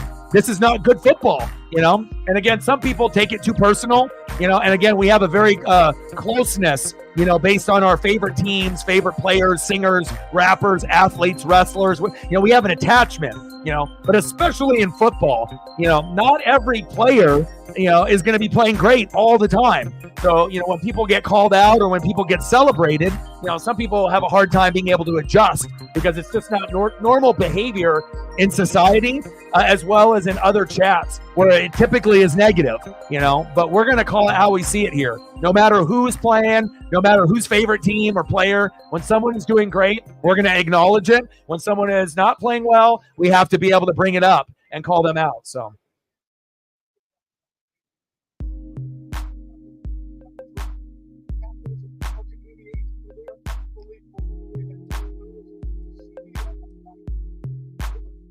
Yeah, you guys are kind of going at it, the two of you. Could go either way. And obviously, Captain Oreo is trying to get off the schneid with me and Sarah, so when we're at the bottom and we're trying to move up to the middle, and then hopefully, one of us can get up towards the top four, at some point or another, it's going to take some time. No worries. I totally understand. It's been a little bit of a tough weekend, with the college football and the NFL. You clear your head, you do your work, you watch some old school movies or TV shows, something that makes you smile, and it'll still be a little rough for a couple days, but eventually every day after will get a little bit easier, and then hopefully you guys can give your A-plus performance against the Niners on Thursday night. That's going to be a hell of a battle, and all that frustration and anger can be put on them and that particular fan base then. So, again, I'll be here every day throughout the week. So if you feel like you're mentally struggling a little bit after this weekend, always come through and I'll be able to throw up some photos for you to be able to make you feel a little bit better. Appreciate you and everything that you do for the channel. And again, if for whatever reason you decide to come back, I will be live for the next 3.5 hours. So, but if not, I'll see you tomorrow or whenever you can make it. Feel better. Trust me. I mean, anytime if you have losses with your college football team, your NFL team, or your fantasy team, it hurts, especially if you care about those things. I guess if you just don't care, about fantasy and you don't care about college football or NFL, then this doesn't apply to you. But for a lot of us in the room, we care, and we care deeply about a lot of stuff, right? We can get emotional, sometimes over emotional. That's just who we are, and we're very passionate. And when you win, it feels good, but the losses, they fucking sting. Especially when you feel that, that you could have won the matchup. So.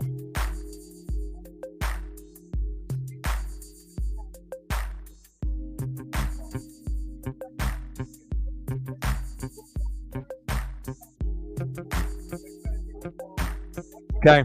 I'll always be here, so don't worry.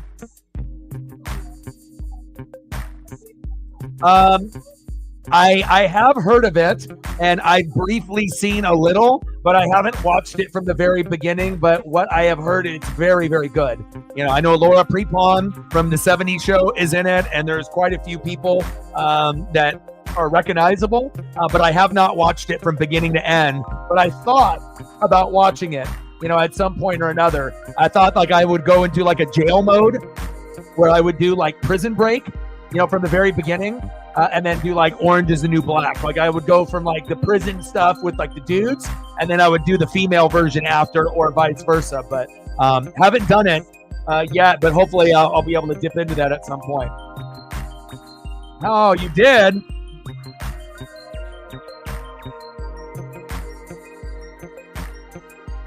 Oh my, look at that. Woo, man, happy birthday. Wow. Wow. Dude, your dinner looks amazing, and the cake looks phenomenal. Wow. I'm jealous, dude.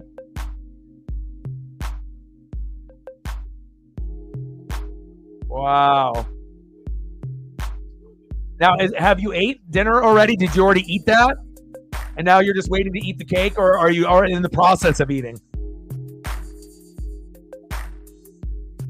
Yeah. Well, also, you got to go back and finish the original OG show that we kind of bonded on. We always have that bond with Superbad, and that will be a movie that shouldn't ever get recreated, even though it could possibly down the road. But they've kind of said that they're not going to go touch that particular movie, and that's probably for the best. But there's a particular show that you started, but you never have been able to finish it, even though it's been 3-4 times. Good old Lamp and Company.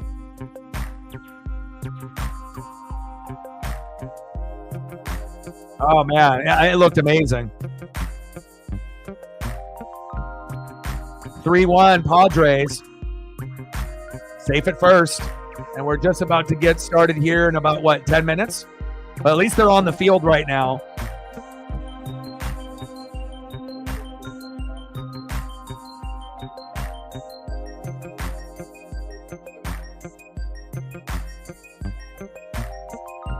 I feel it's like one of those movies, like you could be just wanting something in the background. You could be by yourself. You could be with friends. You could be partying. You could just have it on in the background. Or, you can just enjoy it and just sit back and enjoy the music. And I feel the music is a big part of that movie. When a movie has really good music, you never forget it. And I feel like with that movie, it's got some of the best music from beginning to end out of any movie, regardless of what genre, that we've had in maybe about 20 years. Like, it may not be everyone's favorite, but I think it's one of the most iconic, comedy movies. And it really does show what like American high school life is like nowadays. Not only when I went to high school, but like when E went to high school, just a few years ago. Like, it still is relevant for people that are like 40 and 50, as well as the younger generation that is in their 10s, 20s, and 30s. Just based on, some things have changed, obviously, from when Superbad came out, but it's still relevant to this day. Old enough to what? Party? You know it, bud. Oh, so what exactly is it? The cake? So can you break it down for me? What the cake is? What's the inside? Is it chocolate? Is there filling? Is it cherry inside? Like what's in there? What's the cake? Yes.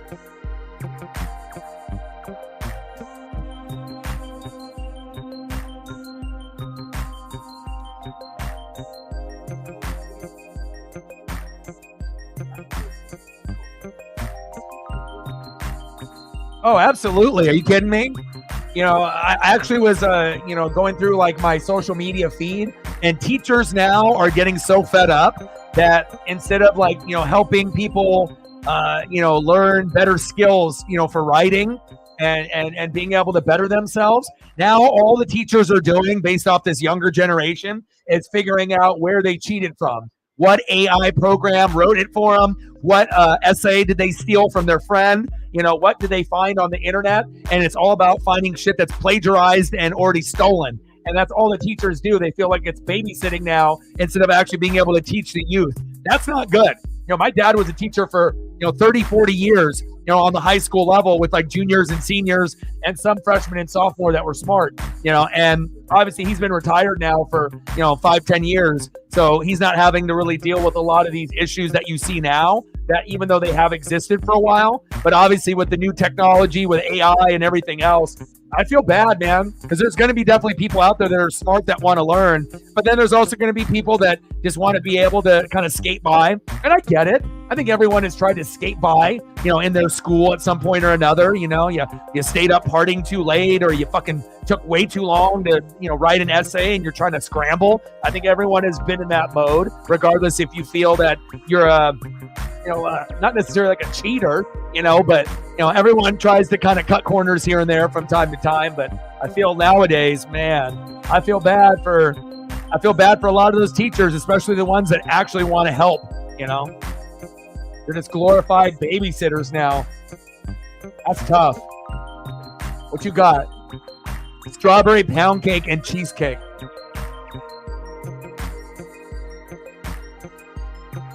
Damn. And I love strawberry and I love cheesecake. So for the what is the texture on the outside? Is it a little bit harder on the outside, and then it's got the cheesecake in the middle? And is it strawberry cheesecake in the middle or regular cheesecake?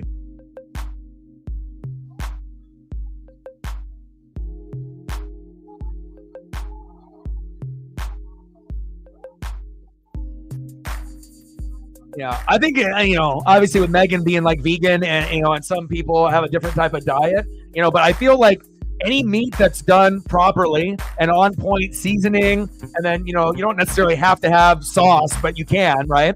But it doesn't really matter. It could be barbecue, it could be a ribeye, it could be a steak. If done well, it's going to be like one of the best meals you've had that week or maybe that month. Like when I ended up going to that chicken place where I posted on social media, where it had the handmade mac and cheese, it had the pickles on the side, sliced, and then it ended up having, like a ranch sauce and then like a fry sauce, and then it had the chicken crispy and juicy, and it literally was the best crisp cut fries that I've ever had in my life. Like, we're talking about as soon as they got out of the oven, they were on my plate within probably 15 seconds. I have never tasted fries as hot and crispy and delicious as that, on top of the chicken and then the mac and cheese being good. And I'm not even lying. That might have been like the best meal I've had in my life. Like, that's how good it was, for as simple as like crisp cut fries, 3 big pieces of chicken, homemade mac and cheese. Obviously there's going to be like tacos and pizza and burgers and other, steaks and ribeyes and, glorified Thanksgiving meals that are amazing. But it was one of the best meals that I've ever had. It's coincidentally, usually when I go and eat with my best friend, we usually have one of the top 5 meals that I've ever had. Another one that we ended up having was definitely in the top 5 when we went to Sisters and Brothers, that Nashville hot chicken place, the best place in the Pacific Northwest for hot chicken in Oregon or Washington. It's in Seattle. And when I went there, I mean, regardless if it don't matter. You can smoke, you can drink, or you can just, you can just be sober. And when you have the meal, man, 4-1 Padres. Ooh, baby. Tatis comes home. Britt in the building. What's good? It happens, like I said, there's nothing crappier when you care about college football, NFL, and fantasy, and you lose in all 3, or you lose in 2 out of 3, especially like when you care. And, again, I normally, don't have too many problems in fantasy. Usually I finish in 1st, 2nd, or 3rd. I typically don't lose that many games throughout the year, usually 1, 2, or 3. And that's it for the season. And I started off with a win, and I've lost 3 straight, but I'm getting back on track. I'm going to win this week.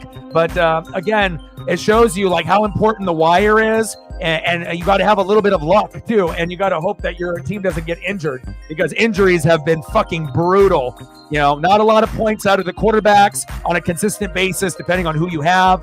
Tight ends, it's very, low numbers. It's like the lowest numbers we've had in maybe 10 to 15 years in fantasy purposes. The tight end position has been that bad, and then obviously injuries for a week or 2 can hurt you. And also the biggest thing, matchups. Playing guys that have a red matchup or a neutral and just rolling the dice. Sometimes you can get away with it, and you can still get big numbers with a red. But let me tell you, if you see a red 1, a red 2, or a red 3, you can do what you want, but you got to stay away, because it seems like this year it's a lot harder to be able to get a good number on a red 1, 2, or 3. In years past, with my research, you were able still to be able to get 10, 15, 20 points on a red 1, 2, or 3 if the player's beast mode like Jay Jetta, right? But now, on some of those matchups, you might end up having a real shit number. And even a superstar player, it seems like in 2024, regardless if it's like a Jay Jetta or like a Sam Darnold, if you end up playing, that particular team that's got, something going for it, like, Sauce Gardner or a top 5 defense. I didn't start Sam Darnold. I knew he was probably only going to get 5 to 10, but the last 3 games, he's had 19 to 24. So there were some people that said, fuck it. Sam Darnold, it's the truth. They're going to win. It's in London. Who cares? And then they found out after he only scored like 4 or 5 points. Fuck, I fucked up. And that's why you got to go with the smart one, where I went Joe Flacco. Just came up off the wire, going against the worst defense. Green 32. He already threw 2 touchdown passes against the Steelers last week, filling in for AR. If you can get 2 on the Steelers, right, why wouldn't you be able to do it against the Jags? They're fucking terrible, right? So sometimes you got to dig deep. And then I even looked up all of Flacco's stats on StatMuse from last year when he was on the Browns, and he literally threw for 2 or 3 touchdowns every game. In 5 games, he had 13 tutties. So that tells me that not only is Joe Flacco capable, not only when he was on the Browns, but he should be the starter for the rest of the year, even over AR. And again, if they start him the rest of the year, they might be able to make the playoffs. If they go with AR back and forth, they probably won't. So sometimes even a guy that's 39, that's a past Super Bowl winner that everyone thinks that's not really that good. But if you've been watching football in the last year and a half and watch Joe Flacco on the Browns and what he's been able to do with the Colts, if the defense was just a little bit better for the Colts, Sarah would have gotten that dub with, with her and a few others. But again, injuries are tough. But they're a more exciting team, and everyone gets involved and cashes in on fantasy, with the wide receivers when Flacco is playing. When AR is playing, you're not going to get a whole lot. So you got to go with the player that's the best player. Even though you drafted him high, at this point, Joe Flacco is the best quarterback, on the Colts. And I imagine if the Browns had Joe Flacco, what would their record be? Hell of a lot better than Deshaun Watson. Hell, Jameis Winston should be starting for the Browns, and Jameis isn't even really that good. But, it is what it is. By 50. Oh, I'm so sorry. I'll send you some hugs. Oh, that sounds good. Yeah, and sometimes that happens where you can have green matchups or neutral, and it's just they don't play good. It's tough, game in and game out. You have to look at matchups regardless on, name recognition. And then sometimes, and I'll be, a person like this too, where I'll have like a very famous player. And then I have this like newer player that is off the wire that might be like a wide receiver 2 or like a RB2. But again, if they have been consistently proving themselves, sometimes you got to be able to put that guy in. And then that superstar player that's been kind of hit or miss, sometimes you got to put those guys on the bench, even though it hurts, It's like, do I really want to put this superstar guy on the bench for this lower name guy? But again, if you do your research and you're calculated, you can make it work. But again, it's also possible that you put in that other player and then they shit the bed. Fantasy is fucking cruel. But hopefully things will get better for you, Brett, next week. All right, we're finally about to get started, baby. I got Broncos D as well. Yep. Broncos D and Vikings D. Number 1 and number 2 defenses. Who would have thought? And we got the best corner in football, Patrick Surtain, on our defense that can run back, pick sixes for 100 yards. They're going to put up like 10 points every single week on defense, and I'm keeping Denver the rest of the year. So, and I know you will too. So, Snoop D-O-double-G, the Snoop Doggy Dog. What's my name? Snoop D-O-double-G. Snoop Dogg, Snoop Doggy Dog, the Dog Pound, Daz and Corrupt. Let's go, baby. We're finally here.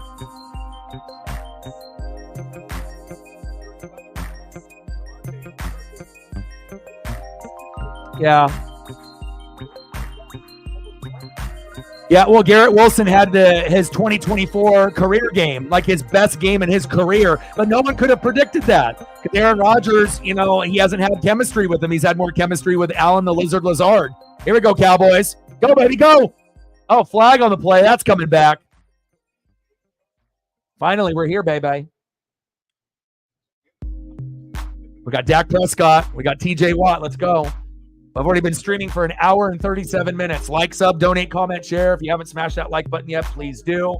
For all the people that hung out, obviously for Bad Blood and the streams the last few days, I appreciate you guys very, very much.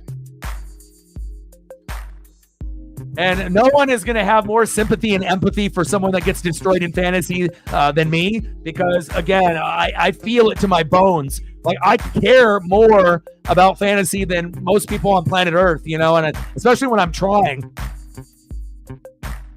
C.D. Lamb with the catch. And especially, it's like if I've made 65 fucking moves and we're only in week 5, and I'm trying to get to the top 4 position, after being at the bottom. The AI in the program said that I have the least likely chance prior to this week to make the playoffs. Like, totally just wrote me off. Like, computer AI is like, oh, dog, you suck. You're not going to make it. I'm going to prove AI is a bitch and AI is wrong. Okay, I'm going to try to do what I can do.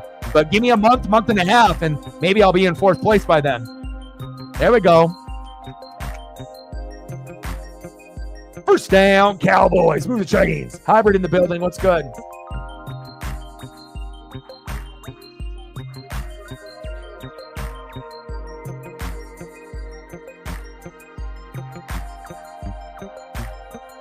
Yeah. Well, 15-0 is not really, something that happens that often, or, depending on how many weeks you're doing. Dak with the handoff. And they need to get a better running back. You got Dowdle, you got Elliott. Yeah, I mean, they had Tony Pollard, who was the best running back for years, but then they finally waited to his very last year there, and then they finally decided to give him more touches.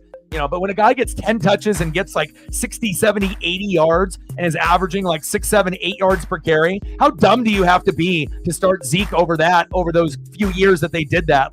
Obviously they have no awareness of their talent level except for CeeDee Lamb. They're like, oh, this guy's good. Yeah, we should get him the ball. But other than that, the recognition for the talent is ridiculous. But if the Cowboys could get a couple more offensive linemen, like when they had 3 Pro Bowlers when Zeke came out in his rookie year, right? If you could get 3 guys up front, get a better running back, imagine Genty, that's on Boise State on the Cowboys. The Cowboys would be transformed. They still would need offensive line help, but if you get the best running back in college and you put him on the Cowboys, they would go to the next level. We have never seen anything like that besides Emmitt Smith. It's been a long time since they've been good on that side that well. Dak, incomplete, trying to thread the needle. Steelers say, not today. He said, let me put the seatbelt on and lock it in.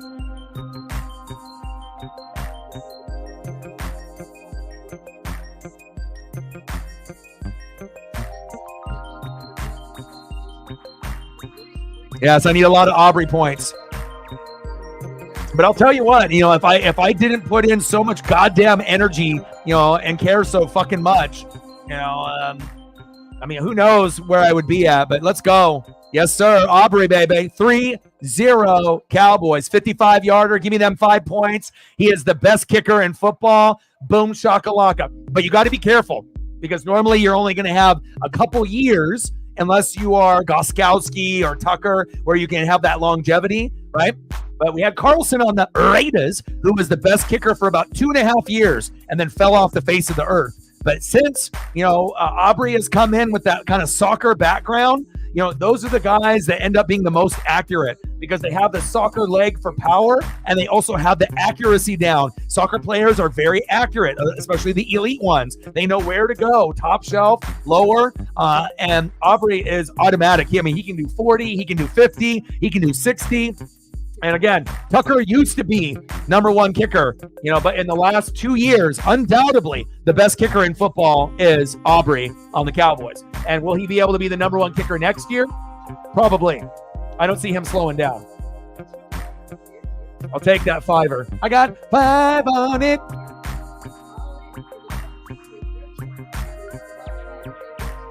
Yeah, but see, that's why I like you, because you're like me. You care, you're going out of your way to try to be successful. Because if you're going to play in fantasy, why play unless you're trying to win it all? You're trying to get to the playoffs. You're trying to gain respect and show what you can do and how smart you are. Like I said, to be able to get to the playoffs takes skill. To win the championship is luck because sometimes it comes down to injuries and matchups at that particular point. So if you get into the game, it could go either way. And I think anyone in fantasy will tell you that. When you end up having a championship game or you get to the playoffs, you understand if you are one of the top 4, even if you're number 4, 4 can beat 1 in the playoffs. It's just 1 week, or if you do best of 2 weeks, right?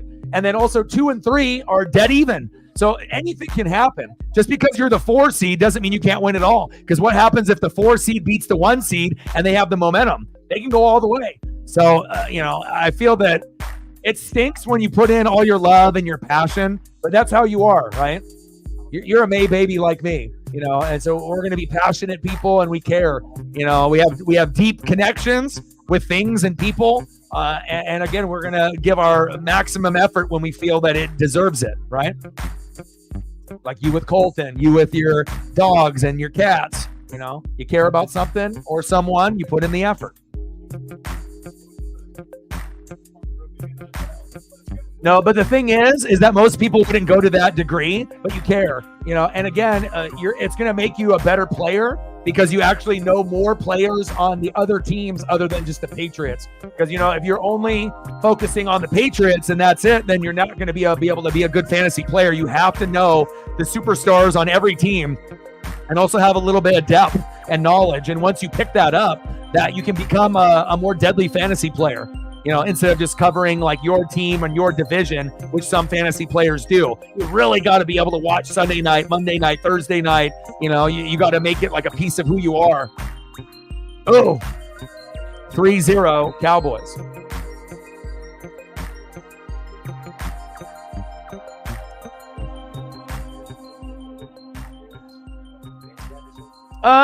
What it makes everyone else is just normal. You know, what the normals would do. You know, people that not necessarily are lazy, but there's certain, you know, types of personalities that are leaders, and they're going to go after it, and they have a strong work ethic. And if you have a strong work ethic, you know, you don't need motivation. You don't need other people to tell you you're good or this or that. You're going to do it on your own because that's just who you are. You know, like some people need to hear like I'm good from other people to keep going. You know, but if you have confidence in yourself that you've put in the time and the effort, you already know that you have some skills. You know, you don't need anyone else to justify it. You can, you know, justify it to yourself.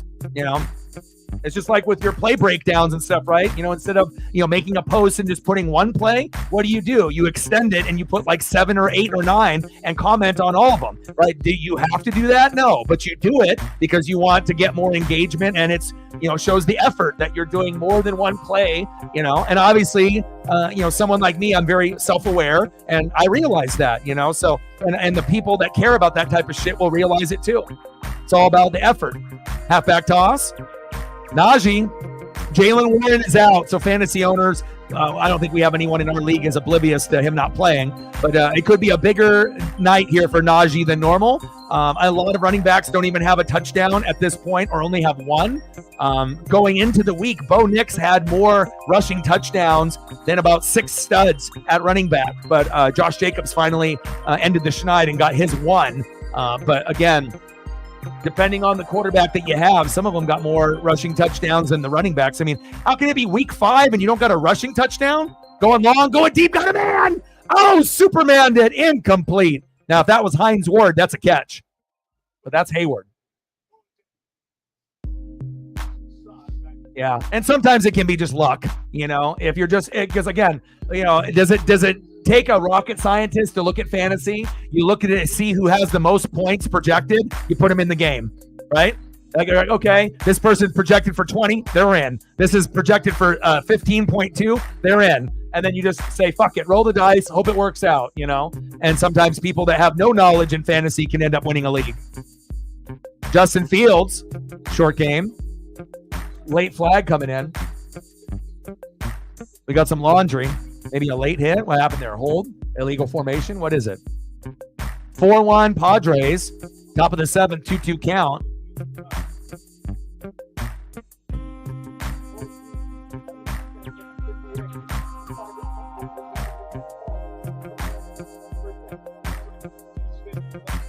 You made some good decisions. You know, I actually spy on everyone's team in the league, and I spy on the moves that they make, like who they start, what new players they bring in, and who they have confidence in to plug into the lineup immediately.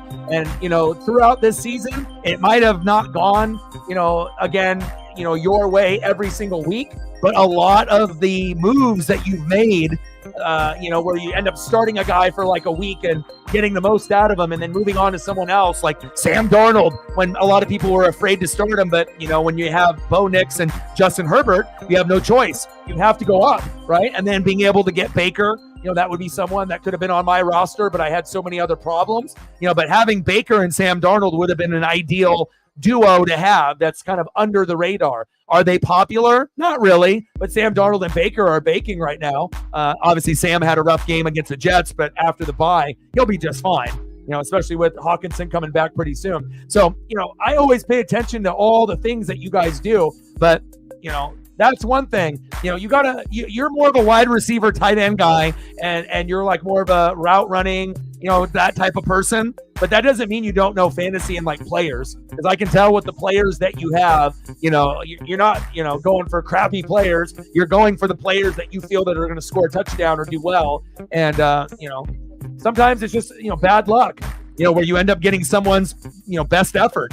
Like, you got to think, I've never been 1-3 ever in my life, ever. I've never been on a 3-game losing streak. And on top of that, I've had the most points scored against me out of anybody in the league, over 110 more than Reflect, who was 4-0 going into this week.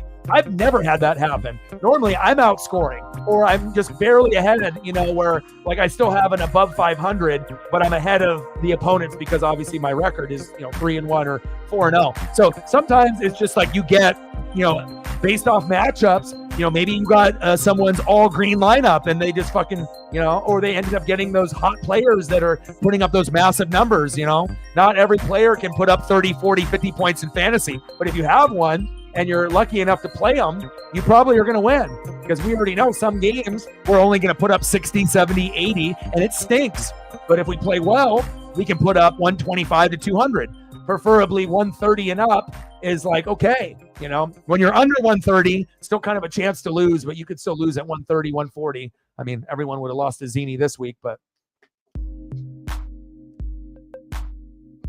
yeah, projected points is projected too. What's more important for me is like when I look at the projected number, I look at green, neutral, and red. So I'm getting like deeper, and then you actually do like like the percentage when you click on the name where it says like positive or negative. So it's like they got a 26% chance to bust, 26% chance. I look at that very heavily, because if you end up having something that's 50-50, it's really rolling the dice. And if it's like, 28% bust, 26% positive, it's still 2% more in the bust. So I feel like it's not right all the time, but whenever you see something that might be a little shaky, but it ends up saying, oh, it's going to be a boom, 25% bust, let's say 12, then you can have confidence that more than likely, if the game scheme goes correct, that will be a correct stat, and that might not necessarily be your final decision on who starts or who sits, but that's a little,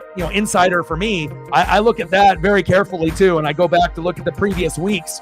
But that usually will give me a little bit of a gauge. But just because it says it's negative higher than positive doesn't mean the guy can't go off for 30, because that's happened too. Yeah, and it's crazy. When I rostered Ford, and a lot of the players you guys end up picking up after I drop them, just because I don't have room on because I don't roster shit players. But normally he's good for 10 to 15 points. But it's just that Deshaun Watson is so goddamn shitty. He can't even get the ball to Judy or Cooper. They're terrible. Jameis Winston is a better option than Deshaun Watson. Believe it or not. He would get you more yards, more turnovers, but funner football to watch. Deshaun can't even throw. He's terrible. Horrible awareness, Najee rumbling and a bumbling. First down, Steelers. But Deshaun Watson is fucking terrible. I think even Russell Wilson could be better than him. And I don't even know what Russ is looking like as if he comes back from the injury. You're not going to bench Justin Fields, but I imagine, even Russell Wilson, sometimes looks good. Sometimes ew, this is bad. You don't look like Seattle, Russ. This is you look like shit. When he was on Denver, where he looked good sometimes with Cortland Sutton, but then there's other games where you're like, what the fuck, man? You were top 3. Now you're bottom 10, right? I think even I would take Russell Wilson on the Browns over Deshaun. That's how bad Deshaun is. He is garbage. Pass overthrown, incomplete.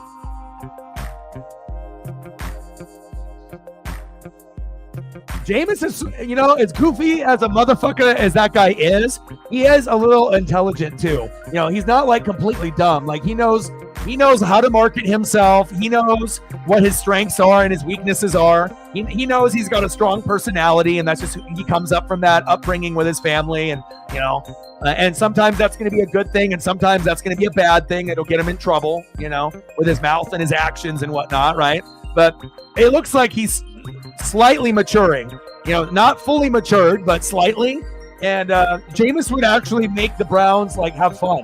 It's you've gone through so many shitty quarterbacks, the Couches, the Johnny Manziels, but I still love Johnny. I still fuck with Johnny. I'm a big Johnny Manziel guy. I would buy a Johnny Manziel A&M jersey and rock it proudly. Like, I get it. He didn't make it in the NFL. He just wanted to party. But nothing can take away from him going into Bama when Bama was a powerhouse and winning with Mike Evans. That, like, the Mike Evans connection for me is, and him is like, for a guy that partied and could have lost his life, and is like really trying to better himself now, even though he's got a lot of famous friends and he could get into a bunch of bad situations with addictions and drinking with the crowd that he knows. His documentary was good, just like Swamp Kings and a few of the other ones they've made on the football side in the last few years. But, they haven't had good luck. The last time the Browns had a legit quarterback, Bernie Kosar, when I was a kid, he was fucking legit. Like, the Browns made the AFC Championship game against, like, fucking John Elway with this guy. Like, Kosar was like Boomer Esiason back in the day. They were legit. Kick is up. And it's good by Boswell. Boswell's good for 10 to 15 points tonight, too. The Boz. It's a field goal party.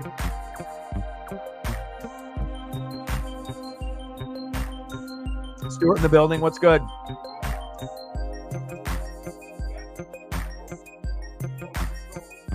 Yeah. Unfortunately, what you're saying right here not only applies to Jameis Winston, but it also applies to Anthony Richardson, where he can make a throw. Week 1, he slips, throws it 62 yards on a dime to Alec Pierce.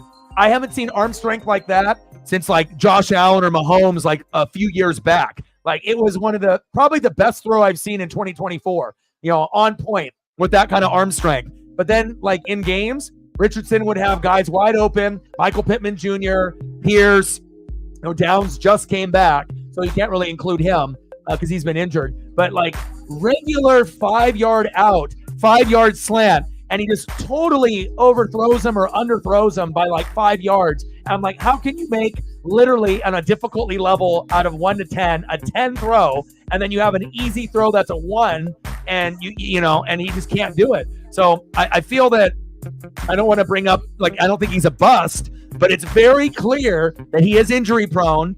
And if you got someone that's an insurance policy as good as Joe Flacco, 13 touchdowns in 5 games for the Browns, you see how bad they are without him and how good they were. Hell, they made the fucking playoffs with Joe Flacco, right? They almost went somewhere.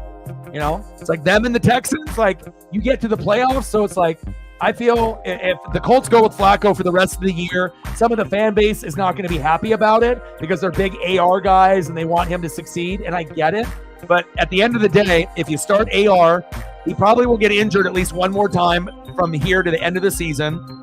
We don't know how long, right? And then also, too, if you're talking about accuracy, feel for the game, and getting the receivers motivated since they haven't been all season, it's very clear. Joe Flacco can throw 2, 3, 4, 5 touchdowns.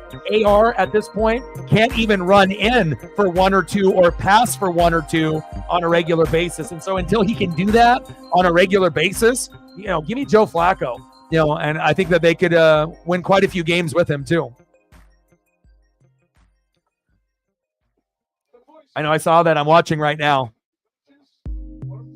Dodger fans and Padre fans, I mean, they fight, they fist fight just like Giant fans, And again, when you get these drunk people, you're going to get, some of these fan bases that are normally, all right, but LA teams, they love to scrap like New York teams. Like, unfortunately, there's people that have gotten brain damage, from like Niner games and Raider games and fucking, Niners and Raiders and Giants and Dodgers. Like almost every fucking week when they have a game on my feed is someone getting like knocked out or going to the hospital, or people just getting beat down, where it's like a group fight in the stands and, there's someone that's not awake, and it just depends if you get other, stand buyers that are like, okay, he's done. Like, you don't want someone to like die, but again, once it goes into the parking lot, that's where the stuff that you don't see on camera, where people end up in the hospital or dead or brain damage. It's crazy, man. Doesn't get like that everywhere. I mean, you'll see occasional fights on your live stream or on your feed, through like Instagram, Facebook, and Twitter/X, false start, but you definitely see it more on the East Coast teams and on the West Coast for whatever reason. Is it a Biggie Tupac thing? Who knows? But we definitely have a little bit of edge to us on each side of the country. We got the edge. We got the swag over here.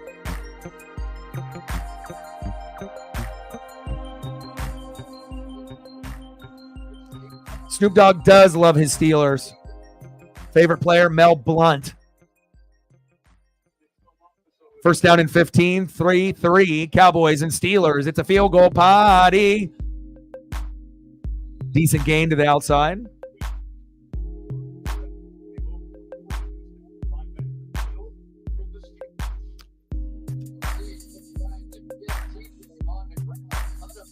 Got to make sure I flip the spinning logo to the appropriate team.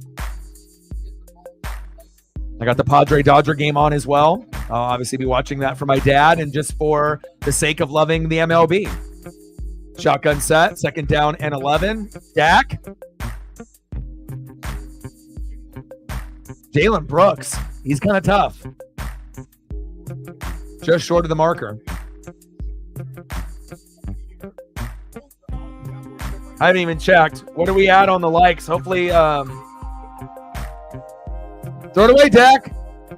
If you haven't smashed the like button yet, please do. But hopefully we're at least at like 10 to 15, somewhere in there. I would love to be see that we're at 20 or more at this point, but who knows? Where are we at? Oh, we're close. We're at 17 right now.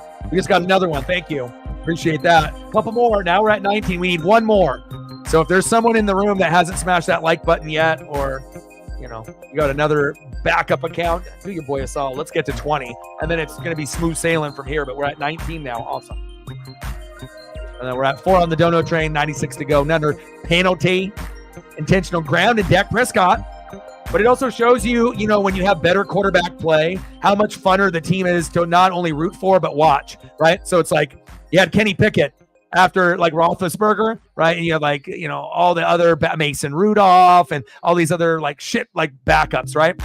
But Kenny Pickett, people thought, oh, he's the truth. He's from Pitt. It's going to work. It didn't, right? Then Russell Wilson, oh, I don't want that. But now you got Justin Fields, and it's not going to be more than likely permanent, but it's the best option you've had since Ben Roethlisberger. So, again, he'll never be a Big Ben, but he can run, kind of like a Jaden Daniels and a Lamar. So if he can do that, and then also not get hurt, but pick up the completion percentage up a little bit and be a little bit more accurate, he'll never be Lamar and he'll never be Jaden Daniels. But you could be considered a threat like them and be like a top 5-6 fantasy quarterback for the rest of the year if you can keep improving and you score with your arm and your legs. Not a lot of guys can do both. Not everyone can be a Josh Allen or a Lamar or a Jaden Daniels.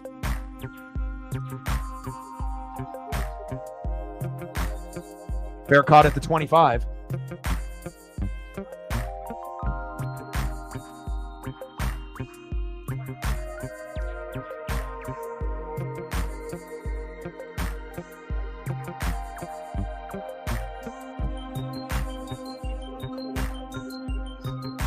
Did they eject all of those fans? It's like if anyone throws anything at a player, like not only are you banned from the game, you're banned forever. Like, I get it. People like to get, twisted up and go to the game and people just get hammered and, but again, that doesn't give you an excuse, to interrupt the game, but again, obviously if you're not thinking clearly and, you got a certain type of attitude, those are the people that, end up, storming the field and getting arrested and getting tackled and whatnot. And it could seem like a funny thing for the night until you find out that you might be banned for life. So, but normally like diehard fans don't do that shit. You get those people that don't really care that much, or they're just there because it's like the team is in their city, but they really don't care. They'd rather go for the 5 seconds of fame on Instagram or social media once they get tackled or whatever, Because no real diehard will do something stupid to jeopardize being able to see their fucking favorite team. Are you kidding me? Hell no. Yeah, there's a good chance that could happen because you know how sports works, right? You start fucking with the player, sports gods, and just sitting there watching the game on probably some like 1,000-inch screen, sitting there with the feet up on the fucking leather ottoman, just relaxing, with all the sports gods up there, and then as soon as they see some bullshit happening, some tomfoolery, what happens? All of a sudden that other person just goes fucking off, right? Like goes for the cycle, hits 2 home runs in the next 2 at-bats, like, ends up winning the game, making a diving catch to end it, or a triple play. You guys did so many things this season, that were never done or haven't been done in 50 to 100 years. I went through all of your guys' shit, man. You guys had so many unique things that happened to help you guys win, to end the game with a triple play. No one fucking does that. You guys did. I like reading shit like that. That's why I like spying on all your guys' favorite teams and players, so that way I have a better connection because I understand what's going on with your specific team here. Yu Darvish on the mound, 4-1 Padres. Teoscar Hernandez, the former Blue Jay, Mariner, and now Dodger All-Star, winner of the Home Run Derby, but it stinks now in the box. 2-0 count from Darvish to Hernandez. Wish we would have kept him and Eugenio Suarez, but Mariners is just, I don't know, it's just bad luck until we get rid of the owner. Fields, good chip block there. I mean, you only got a couple yards there, but I like the effort there by 8-3.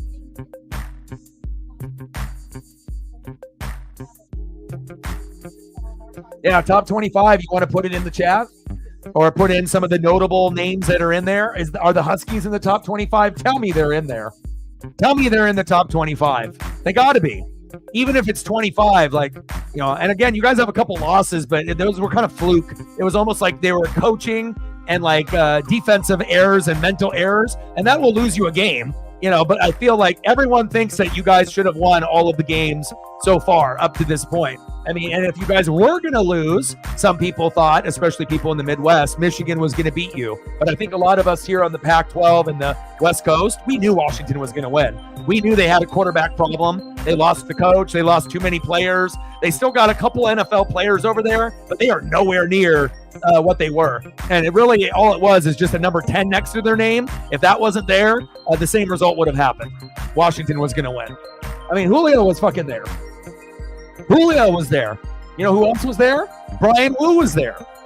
Julio actually got to be a part of the festivities. Cal Raleigh was there. I saw a photo from his sister. Play action fake. Fields going deep. Look at that arm. Oh, tipped. Incomplete. I just wish I would have seen that Steeler receiver. If they have good awareness, sometimes that they can get it off the tip, and then they can still get the deflection and catch it and get positive yardage or a tutty. But it takes a very special player to be able to make a play like that happen. I would have liked to go up and get it instead of trying to wait for it to come back to you. If you're fading, right? The Dallas player should have had that, at least jumping at the high point. But when you're fading backwards, that ball is not going to get to you. You got to go up and get it, not have it try to come to your chest. 2nd down and 10. Trips right. Fields. Oh, it's 12. You know what time it is? It's down for sack lunch. Yum, yum, yum, yum. And he fumbled it. Fumbleaya. Fumblerooski. Big turnover. We damn boys are in business. Allen. Justin Fields is like, God damn, block for me. And they don't even got Lawrence in the game, right? They don't got Micah. Imagine if Lawrence and Micah are there. This game might be a little different. They got their 2 best defenders that aren't playing. Oh. Wow, wow, wow, wow, wow. Steelers got it back, though.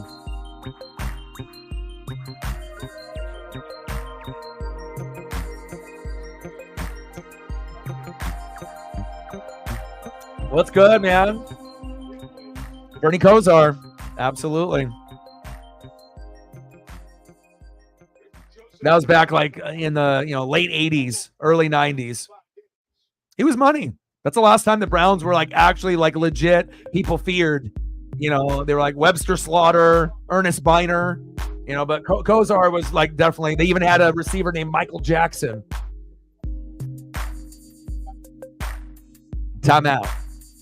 And I don't know why I know a lot of these just random sport things, but I guess if you end up collecting cards, back in the junk wax era, and that's just all you did, and, watched sports, read about sports, collected the cards, sometimes you remember those things. Yeah, Oregon is 3.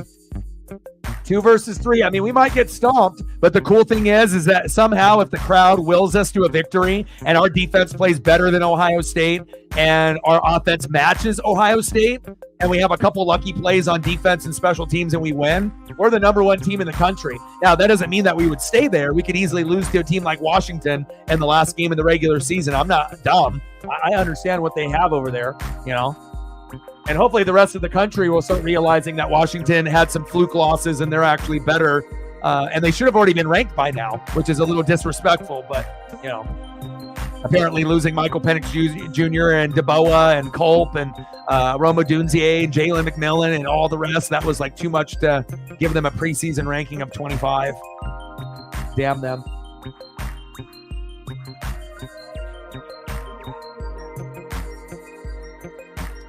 (4-1) Padres, bottom of the 7th.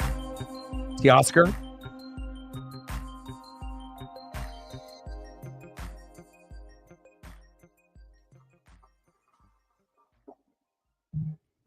Yeah, you can put in the secondary.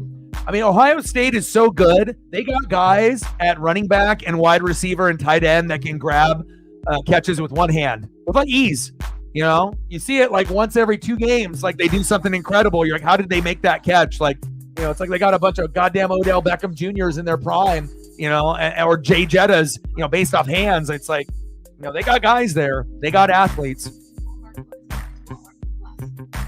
But if our defense flies around and they get, I mean, you got to understand, this is the biggest game of the year. This is like our natty, you know, it's a big deal.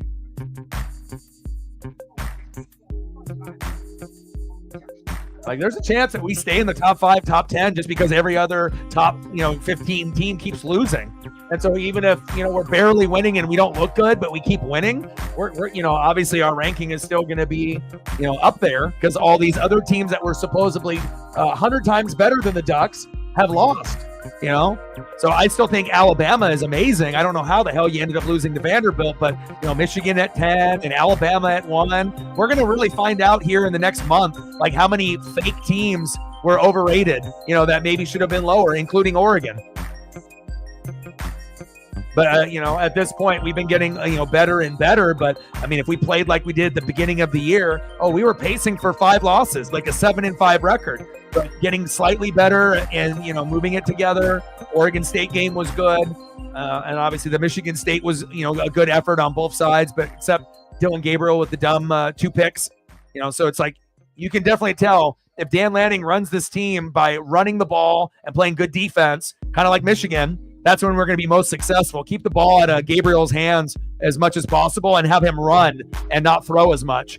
And then that's when we're going to be successful. Now, if they make him a thrower, like a Bo Nix or a Michael Penix Jr., that's when we're going to start turning the ball over and losing games. But, he doesn't need 400 yards for us to win. Like, we can be cool with Dylan Gabriel with like 190.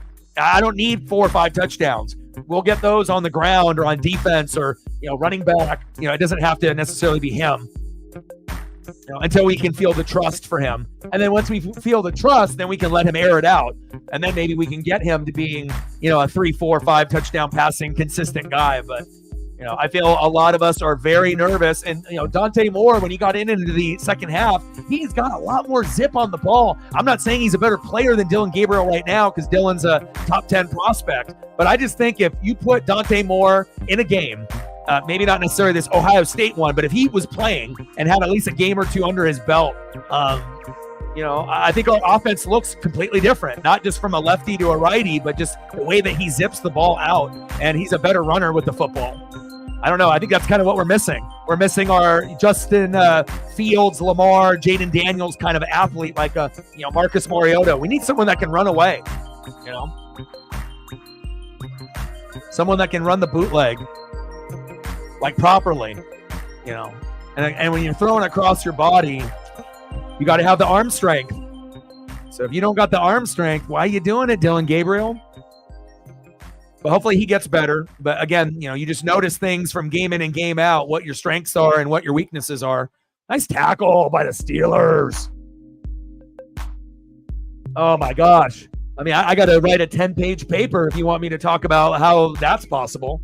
I mean, some things are just not going to be possible. You know, like there's going to be certain guys that are just going to get it done. You know, even with Jabbar Muhammad, and we know he's one of the best in the country, but you know, certain guys are higher on the list in the NFL. Some guys are undrafted. Some guys are 6th and 7th rounders. Some guys are 3rd, 4th, 5th rounders. And then the cream of the crop, the 1st and the 2nd round players. You get those guys, you know, they'll fuck you up. Dak going deep, got him in. Woo! Go drag swag. Did he get it?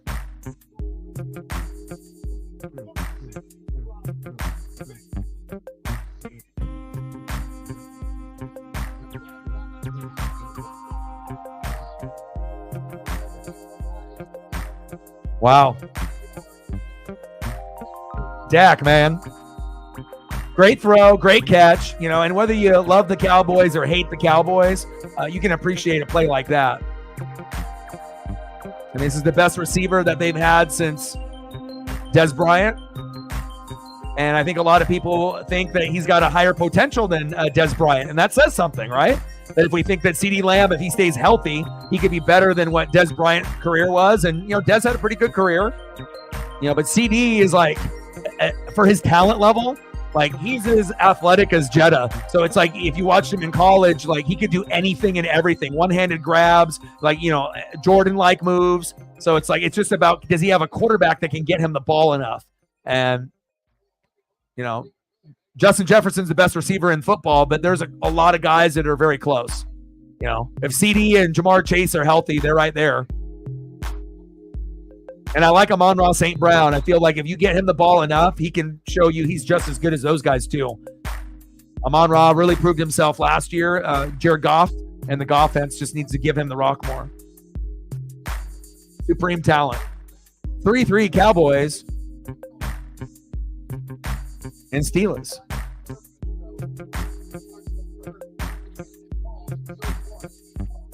Yeah, offensive line and running back would be huge.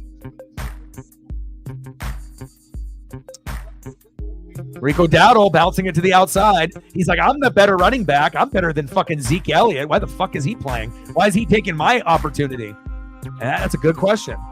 It's like, if you want to go to Zeke in like the, you know, as like the bruiser back, like the guy that's in the goal line, just to try to like, you know, use his body weight to like slam in there, right? Then you can do that. But it's very clear, you know, with some of these others that the Cowboys have, just like when they had Pollard and Zeke, the other one that's not the popular one is probably the better one. You just have to not get, you know, past the name recognition. Like, why is Ezekiel Elliott so hard to move on from? Go to your others. They're obviously more athletic and have a better chance of getting into the end zone. Screen pass. I mean, it doesn't take a hardcore fan to like, you know, just to recognize what you're watching. Like if one guy's got more yards per carry than the other, and he's always doing more positive things than the other, and he's getting less opportunities, at some point as like, you know, an owner or GM or coach, you can't be that stupid to be like, well, you know, just because the guy's a rookie or, you know, maybe he doesn't have that much experience. It's like if the guy's getting 8 yards per carry and the starter's getting like 2, like, don't be a fucking moron. Make the change. And if you don't, then you'll be Mike McCarthy. Same shit every different year.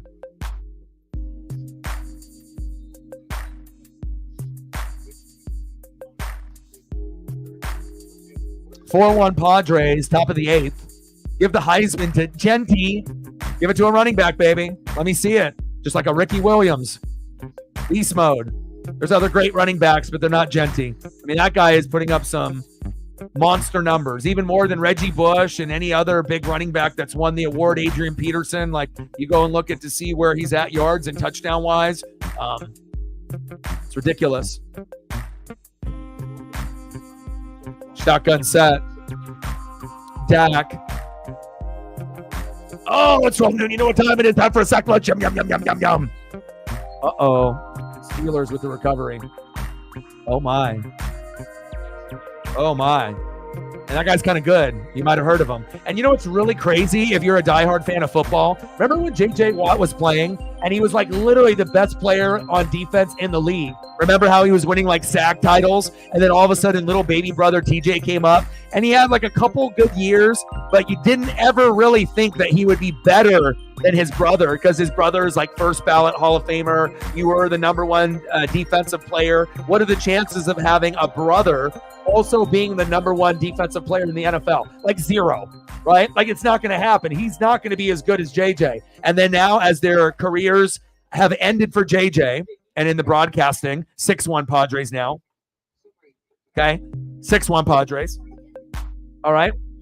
TJ Watt, somehow, some way, by being on the Steelers and being more healthy than his brother, is getting to a point where you're going to probably say, by the time his career is done, that he's bigger than JJ, and he might actually have more awards and accolades by the time that he's done. I don't think I've ever seen a brother duo be number one and number one when they were playing. Like, I don't know. Like, I've seen, I like father-son combos. I like brothers. I like being able to see that kind of dynamic. Dale Earnhardt Jr., my favorite. Ken Griffey Sr., Ken Griffey Jr., my favorite. You know, Bill Elliott, Chase Elliott. I like it, you know. It's just crazy, man.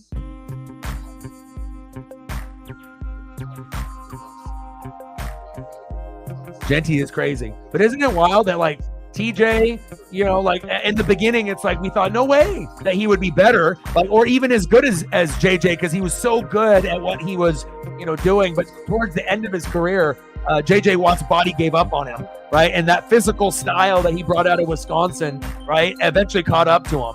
And even though one was a D lineman, D end, and could also play D tackle, but primarily D end, and then you have another one that's more of a linebacker / could be a D end if you wanted to line up there, right? Maybe his career will last a little bit longer. But he is so good, man. Like, you can argue every single year that TJ Watt is the best defender overall in the league, and he may or may not be stat-wise, but you're going to get a number of people, non-Steeler fans, that are like, yeah, man, this guy is fucking insane. When all eyes are on you, my eyes are glued to the game.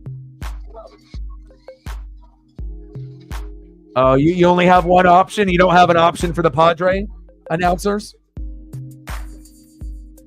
Absolutely. They were really good. If you guys didn't have those players, you might not be winning. You know, it's like you got to go with the Vrabels, and, you know, you have to look at, like, it may not be necessarily the best player, but, you know, they have a role and they're really good at what they do. So, I mean, anyone that watched those teams, you know, knows, would it be like a Teddy Bruschi, you know, the guy that is the glue guy, that whole, you know, a Vince Wilfork, you know, it's like each guy, like a Warren Sapp, like, you know, everyone is going to be a little bit different, you know, but again, everyone's got their role, and it's not about just the superstars. Like, if you didn't have a top 10 defense, you know, in a majority of those runs, there's no way that you end up getting to 10 Super Bowls and winning 7, and probably should have won even more than 7 if we're really being honest. But again, you know, Giants, one with Michael Strahan, one without Eli, you know, kind of getting lucky, right? One was with Michael Strahan, and normally when you have a Hall of Famer on the defense, sometimes that's a X factor, like Charles Woodson on the Packers. Like, you got that, it helps, you know.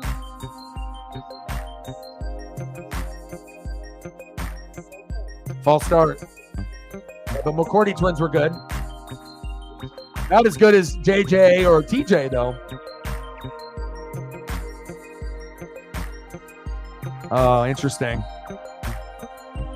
Well, I mean, I listen to some of the Dodger broadcasting just because of my dad, and it doesn't really bother me. I just like, you want to listen to your Padres because you don't want anything to be biased, and you're used to the voices. And when you do listen to other people's announcers, a lot of times you're like, damn, this sucks. Like, this isn't my vibe, you know? And they might have a good voice, they may not, but it's different. And, you know, I've listened to quite a number of teams as they're wrestling here on the ground, like it's WWE. These guys want to fight. And then, you know, when the guys are like losing their shit is like when they're actually pushing the ref instead of the other player on the other team, and they don't even realize it.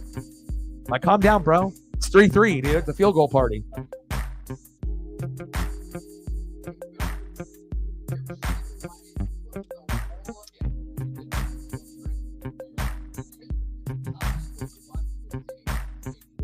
And I feel like, you know, when you have someone that has a nice voice and has got a good aura and vibe, it attracts people, you know, and not everyone that, you know, does a game, you know, or does color or play-by-play is good. Some of them don't even have good voices, and some of them don't have good cadence. You know, it's like, it kind of just gets to a point where you start to have that love for that particular voice. And I usually like more of a grandpa, you know, kind of voice when I watch baseball specifically. But if you're younger and you're in your 20s, 30s, 40s, like there's got to be something special about you that makes you stand out for me wanting to listen to you instead of a grandpa. So that's why I gotta, be like my idol, like Gus. I gotta bring it, like Gus and Joe Klatt. Back. Gone, baby. Uh-oh, we got another home run. 7-1 Padres. They're winning today. They said we should have won yesterday. Xander Bogaerts with an X.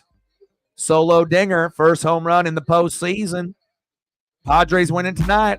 We got a 3-3 game here with an hour and 45-minute delay. Past your bedtime. Steps up in the pocket. And where are you going? I mean, they don't got Micah and they don't got DeMarcus Lawrence, but it kind of feels like they're out there, doesn't it? Like with a 3-3 game, if I didn't tell you those two guys were playing, you'd be like, where are they? Oh, there they are. No, that's not them. But you know what's really gone? That home run. Boogie boom. Boogie boom. Oh, he caught it. Oh, he dropped it. The girl dropped it. She had it in her mid, and she should have squeezed.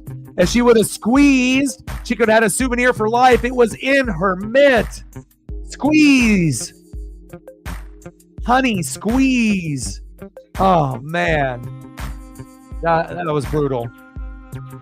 I mean, we see plenty of girls and guys miss baseballs, but gosh, man, when you bring a mitt and it hits you right in the mitt, right in the soft spot, and all you got to do is squeeze, and the souvenir is yours. But I get it. When you're in the outfield, when a baseball is coming at you, it's like exciting and scary because it is coming at you fast. And so you're like, you have to react within a half second, or I don't know, it might hit you in the head, or you'll definitely miss it. She definitely was not prepared. I would give my Bucks so far. Obviously, I feel that it's going to be a 3-team race between the Saints, Bucks, and Falcons. The Falcons are 3-2, first place. We're 3-2. If a couple plays would have bounced the other way, the Falcons could be 5-0. But you could also say they could be 0-5. They literally have barely won every single game to the end, but they beat the Saints and they beat the Bucks. The Saints and the Bucks have been injured. That's not an excuse. That's just reality. When you don't have your best players playing, the Saints don't have their starting center. The season is fucked, right? I haven't had Antoine Winfield Jr. as well as a few others. It's not going good, And again, it's like, you could be like 3-2 is 3-2, but with the Bucks and the way that Baker's been playing, we kind of feel as an organization we should be 4-1 or 5-0. So we should have won that game, especially with the Levante David interception with like 2 minutes to go. Like, why didn't we play call aggressively instead of just try to run the clock out and barely hang on to the win? And then we didn't, had to punt, and then we lost, even though the face mask wasn't called on Bucky, but he had the bad fumble. So I would say, for the Falcons, I would say that right now they're sitting at like an A- because, of course, the record could be better. But since they beat the Saints and Bucks, they're the top. And then, obviously, Bucks are second. So I would give a grade for us right now, probably like a B- because some of the losses that we've had with like the Broncos and the Falcons is injuries. It's not that we had everyone healthy and it was due to poor play. Like, we literally have had too many players gone, like the Hawks, another good example. When you have too many players gone, you're going to get ripped apart either offensively or defensively, and it gets fucking ugly where you feel like you're watching a high school team going against like a freshman against seniors, a Pop Warner versus a pro team. It's just ridiculous. Like watching the Bucks try to play defense in a soft zone where there's nobody near a receiver for 5 yards every play, the whole game. That's brutal. First down and 10, 3-3 Cowboys and Steelers. Let's get some offense, boys. We damn boys. We need some touchdowns, a CD Lamb or something. Come on, Dak. But it could be better. We could be at an A+ rating, or an A, or but again, it's like injuries have cost us. So it's like I can't really be like, oh, we played like a C or a D. We should be 4-1, 5-0, but it's okay. Get these losses out of the way now so we know what they feel like, and we go through the adversity together, and it'll make Baker stronger, and hopefully the defense like have a little bit more pressure and pride. There we go. Nice little swing pass there. I like that.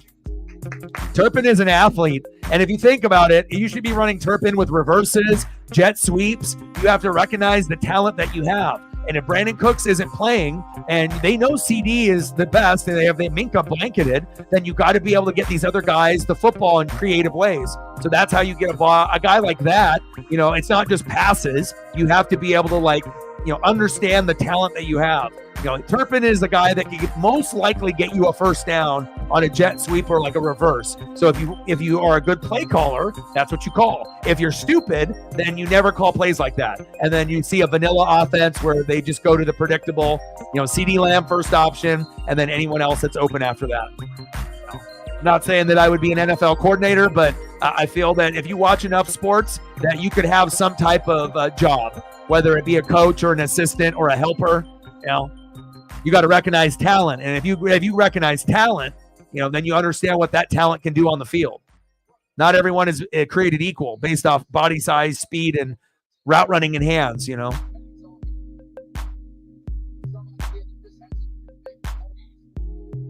Cowboys, they need some new personnel.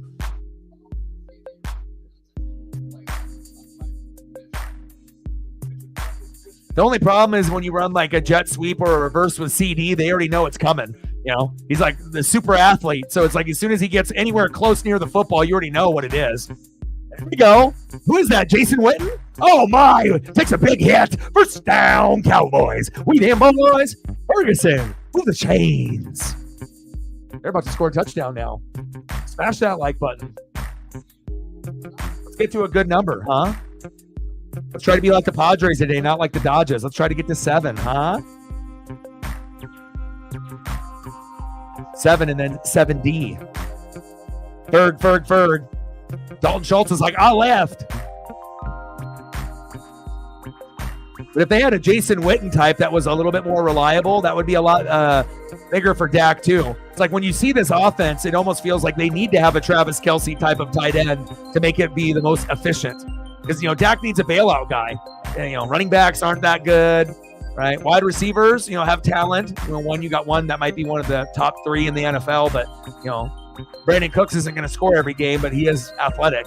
But it's like you need better players, better tight end, better O-line. Another weapon. Imagine Brock Bowers on the Cowboys, how much better the Cowboys would be. They'd be funner to watch, and Bowers would be getting into the fucking end zone. 2nd and 11. Trips left. Shotgun set.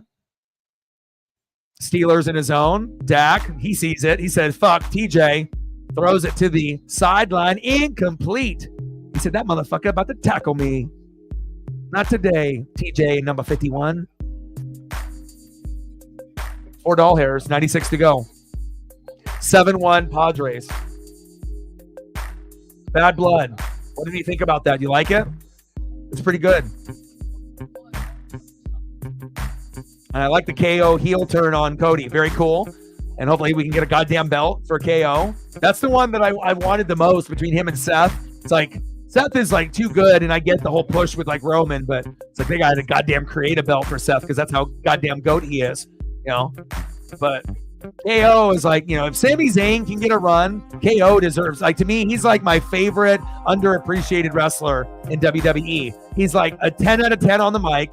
He's a 10 out of 10 in the ring. He's always been considered chubby or out of like kind of, like a little overweight, right? But he's lost a lot of weight from the beginning stages. But even when he was a little chubbier, like phenomenal athlete. Like he does things that no fat guy can do. Like let's be real. Like the guy, he's got that it factor. I like the Canadian wrestlers. Canadian, eh? If they're from Canada, I probably like them.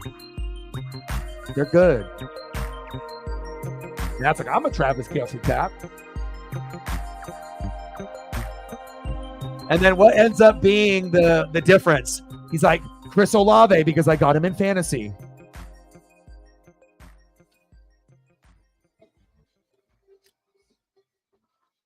Yeah, but you're up 7-1. So even though the Dodgers can make a rally, and this is something that only maybe 2 or 3 teams could come back from, like this big number when you have guys that are the best player on the planet, the best player this year, and the best player that probably has ever lived. Like, imagine if he ends up being a top 5 pitcher in any year that he, ends up hitting 30, 40, 50 home runs and gets 30, 40, 50 stolen bags. Like, what is he going to do? Get 50 home runs, 50 stolen bags, and then win like 15 games and go like 15-3? Is that what we're going to get? I mean, of course, he's got more potential to be like a top 15 pitcher, but who's to say that one of these times he has a better record than like 12-8? Maybe he ends up being 15-5 or having a magical 17-3 season or, something crazy. But just wait if he ends up doing 60-60 and winning like 15-17 games. Then what? They'll have to like name a goddamn award after him, like the fucking Ohtani. It's like Jordan Brand, but baseball. Throw to first, got him. So what do you think about the Padre uniforms? Do you like it with the brown and yellow? Or do you like some of the pinstripe throwbacks, like the Tony Gwynn's? Do you like the color scheme? Because it's unusual and it's like a certain type of swag that's only them, or would you like a uniform like upgrade? Because I know some people, they really dig the brown and yellow, but for others, it's like reminds them too much of the Cleveland Browns and they want to be able to like, some of the throwback looks are pretty fire. Like the old school Tony Gwynn shit is kind of dope, bro. If I ever get rich, right? Like one of these days, I'll get one for you. Like when I get rich, I'll get you suited and booted because I know you care.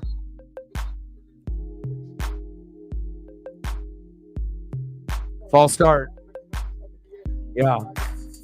Plus, like if you never owned a Mitchell and Ness and then you get a Mitchell and Ness or one of the authentic jerseys from like the 90s that used to cost like $300, $400, $500, like you can definitely tell a difference. Like you end up having like some Padres throwback, like Tony Gwynn or something. Bro, your life has changed. You'd be like going to sleep in that shit, wearing it 2 days in a row. You got to like something to do that. Uh-oh. TJ's like, I'm going to punch that shit out.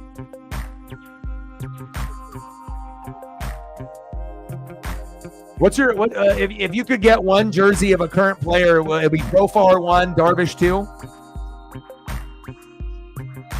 I like a lot of players, man. Tatis, badass. Machado's badass. There's a lot of badassery on that team. Brandon Aubrey giving me some more fantasy points. Number 1 kicker in fantasy, Brandon Aubrey. But it's only 33 though. But it gives me 3 though. Get it into the 40s and it gives me 4 though. But then we want 50s because it gives you 5 though. That's what's badass when you get a kicker that can kick from 50, that they can get like as little as 2 kicks, but if they make them both, you can get to 10. You know how many times you can get saved in fantasy when you have like a bad matchup, but a guy can get you 10 points at a kicker by just getting 2 field goals and, that's it? That's big. Big.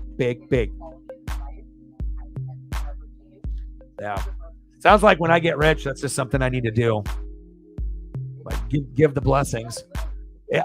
Like I had a point before, when Nolans got hit by the hurricane. Like prior to that, I was on eBay and I was buying from a flipper, that was from Nolans. And then, they had the shop down there, and I would end up like bargaining with like Mitchell and Ness's. And then obviously I would sell them on eBay, and I would normally get them from Mitchell and Ness or this store, that was selling the Mitchell and Ness jerseys. And they're just on like eBay store back then, And I tried on, every jersey just, because, when you get something like that, and I wanted to get some of the rare ones that I seen some of like the rappers wear like clips and stuff. So, some of them cost as much as $500. They were like $525. They have like some of those throwback ones, like ABA ones. They have like, Julius Erving, the Larry Bird one was pretty cheap. That was about $200, but there was others that were like $300, $400, $500. But just putting one on, whether it's baseball, basketball, football, or hockey, no lie, you literally feel like you turn into a rapper or a famous person. Like, I don't even know who I am when I have something like that on. Like, who am I? Like, it feels different. Like, you don't even have to have an icy chain or like nice earrings to feel like swaggy when you put one on. Like, it's like you already feel like you got the earrings and the chain on when you put the jersey on. Crazy, man. vision for his team. Maybe he brings Russell Wilson up and thinks about it, but it's not dire. Yeah, I just like being able to hold on to, like, you know, vintage items. Hand off to Najee. There you go. Like, I love this cutoff vest, and it's from 2005 when they had Chris Sims. Horribly annoying when you see him in the pregame and the postgame. You know, but again, sometimes when they have that sideline gear, if you get on it on NFL Shop at the right time, you know, you can take advantage of things that you already know that are going to be a little bit harder to get. But you know, as long as you keep it in good condition, you know, that's all you got to do. Just buy it, throw it in the closet, take care of it. 6-3 Cowboys, 7-1 Padres. Nice payback for you, Double E. Hand off to Najee. No Jalen Warren, but they're still having a hard time getting yards on this Cowboys D line that has some backups as well as the linebackers.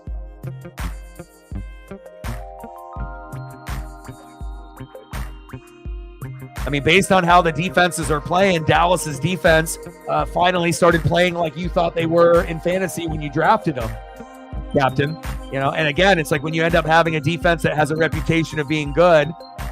Back. Gone, baby. Another home run. Is that Higgy? Uh-oh. Higgy. Give me some of that.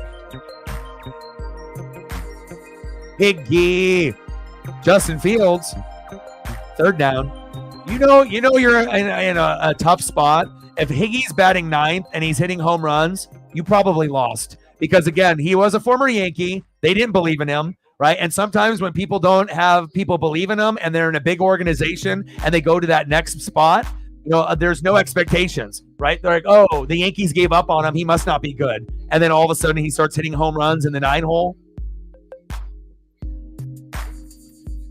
Telling you, bro. Luis Arise up next. I mean, they got some ballers. They got the best pure hitter, right? They got a couple Hall of Famers in Tatis and Machado. Profar and All-Star this year. A great story from him. You got a good rookie in the starting lineup as well.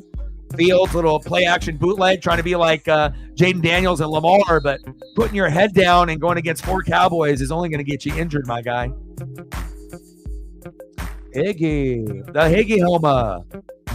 That's why also, too, I think I love sports as much as I do, is because I love being able to bond with people that I know that care about their team and players, you know? So that way, it's like if you can't have this conversation with some of your friends, that at least you can have it with someone that you know that equally cares and knows what's going on.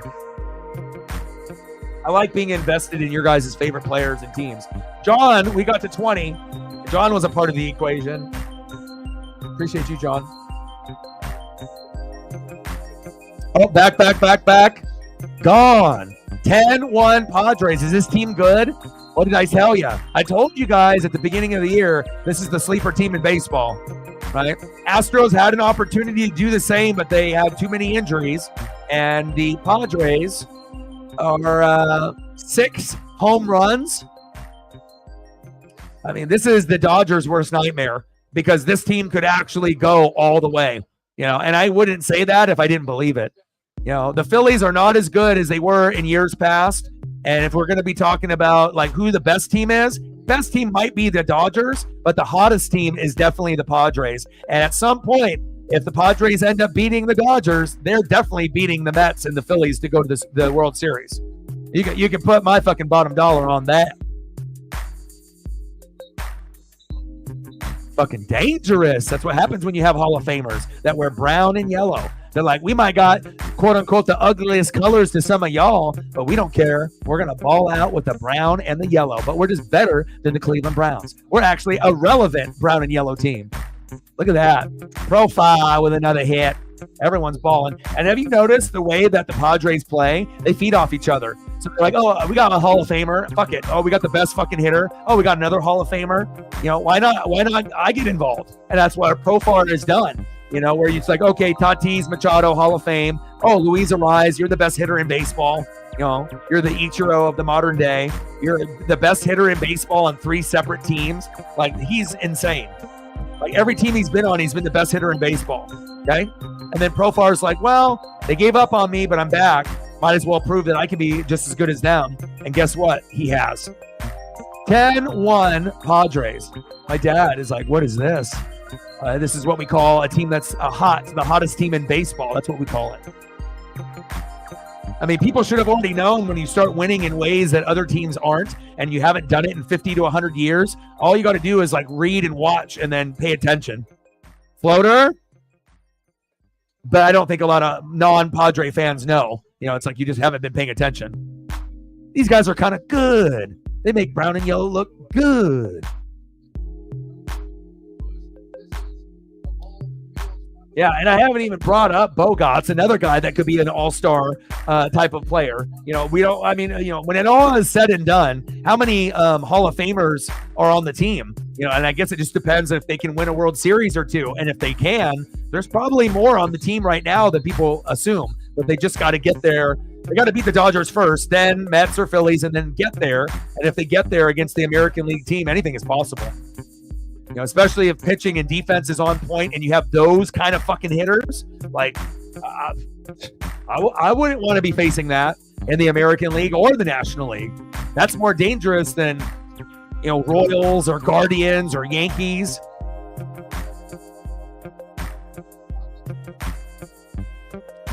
You just got to have the awareness.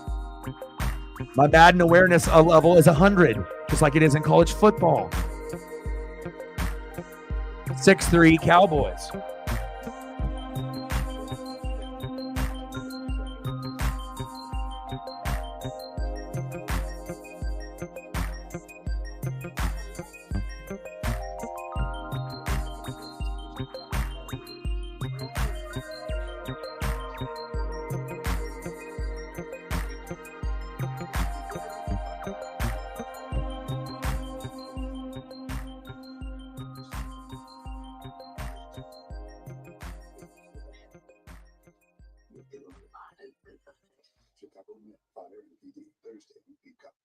All right, Tina. Soccer, but yeah. We can't even. Yeah.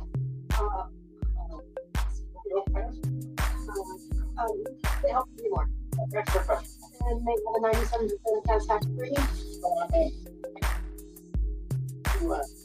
Looking at Britt's fantasy team. It's an unlucky matchup. For savings and service, get more with Geico. What makes those jealousy,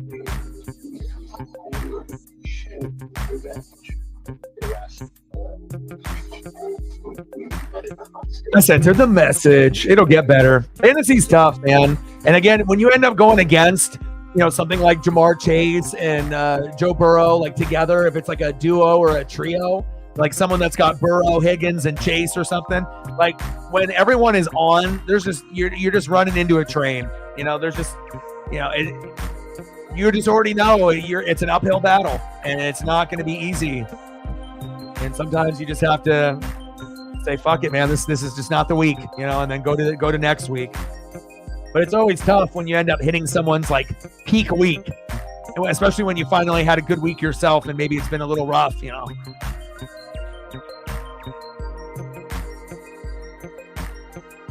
(10-1) Padres. My goodness. We're at 4:96 to go.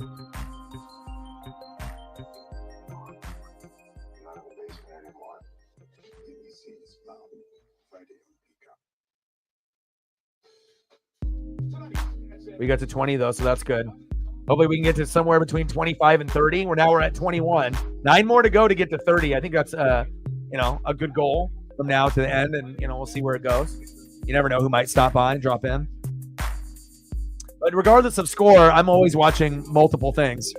Dak, little flip, game over. What you know about little flip?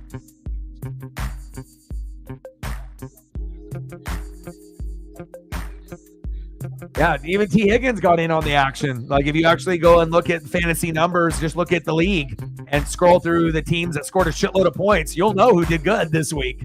And it just sometimes we have the players, but they just don't hit that week.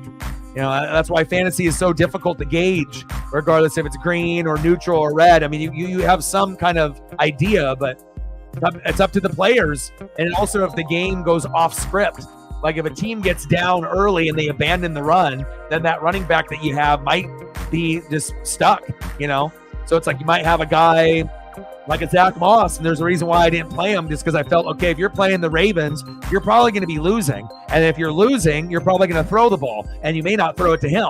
You might be throwing it to the other running back, or you might be throwing it to the other players. So sometimes you have to have that type of mentality, like who's going to win the game? And if someone gets down, what do you think is going to happen? They abandon the run. So, you know, you use that type of mentality in fantasy too, and then it gives you a better understanding. Wow, wide open. Tolbert, first down, Cowboys. Oh, my. The Dallas Cowboys with an electric play. Tolbert, first down, Cowboys. We damn boys, move them chains.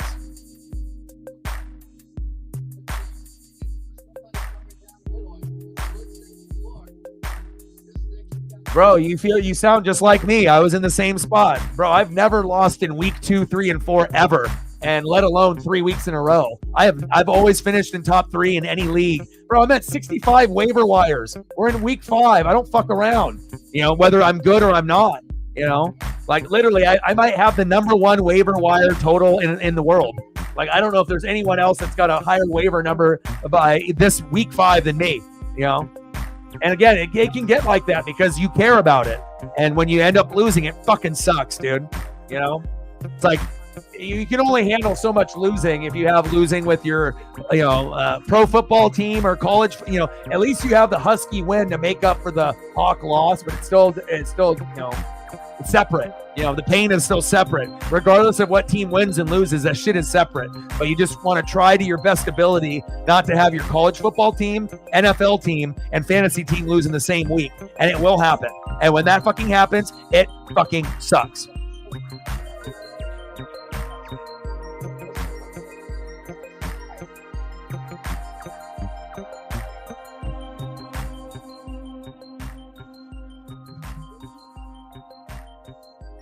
The college football landscape is awesome because right now, you know, we're starting to see, you know, who was just rated high based off, name of school. But we're really starting to find out the underdogs, you know, and the sleeper teams and the sleeper players, and understanding that, you know, the best player in the country is a running back on Boise State. You know, that's kind of cool.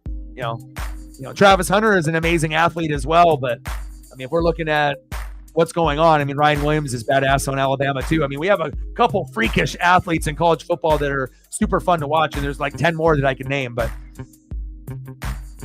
I think it's going to be an amazing year with this first-year playoff because we're already getting big teams in the top 10 getting exposed, and we're only like a month in. So, and maybe the Ducks are going to be one of those teams, and not really with this game because no one really thinks we're going to win.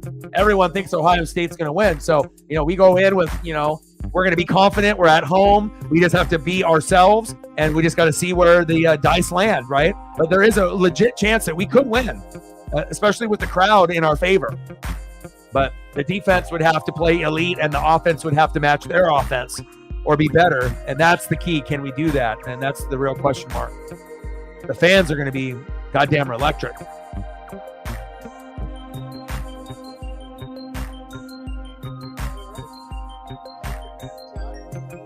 Why are you guys scoring so many fantasy points, man? You guys are beasts.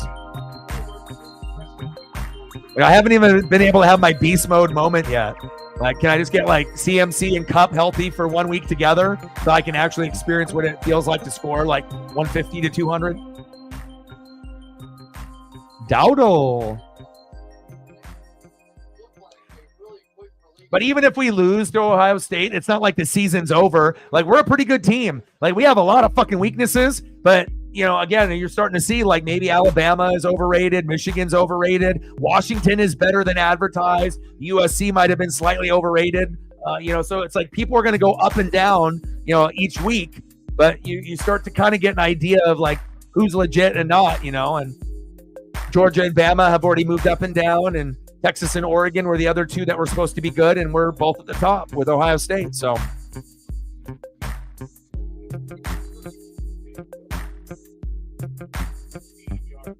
I mean, we could end up losing to Ohio State by 3 and win the rest of the games, and do some damage. Home run by the Dodgers. The Dodgers never give up. Max Muncy, he's mad. Intercepted. Dak Prescott looking like Deshaun Watson. And not after a back rub. What was that? Come on, Dak. We're looking like Deshaun Watson.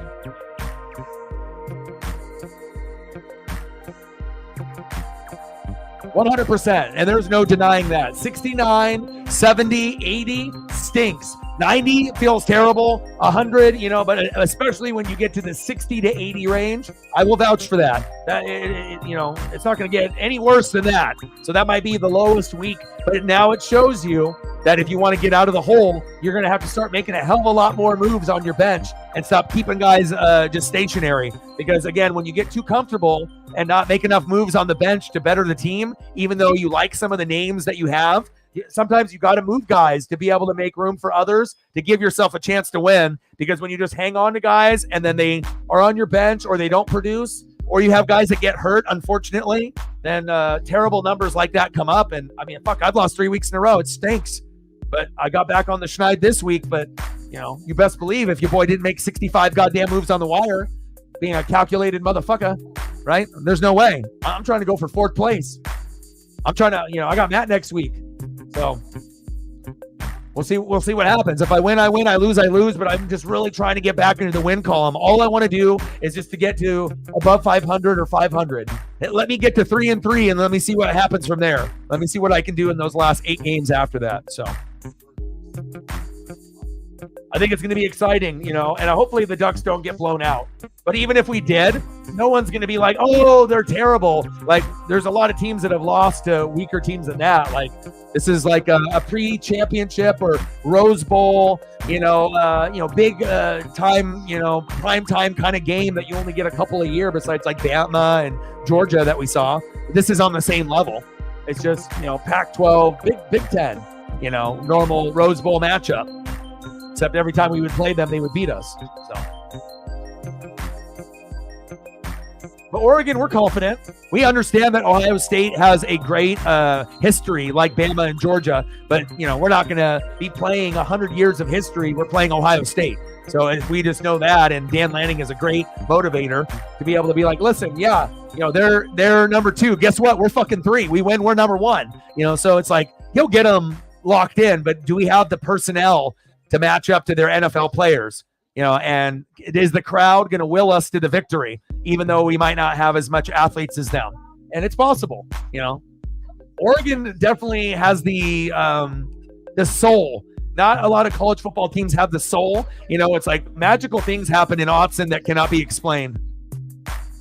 Trust me, I've been there. We've had our heart ripped out there too.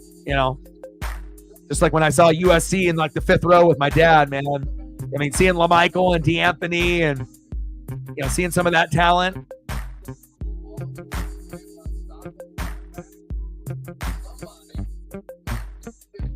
Bottom of the 9th, 10-2 Padres. First down and 10. Get the fuck out of the end zone. That's the play call. Get the fuck out of there. Put your head down. Get the fuck out of there.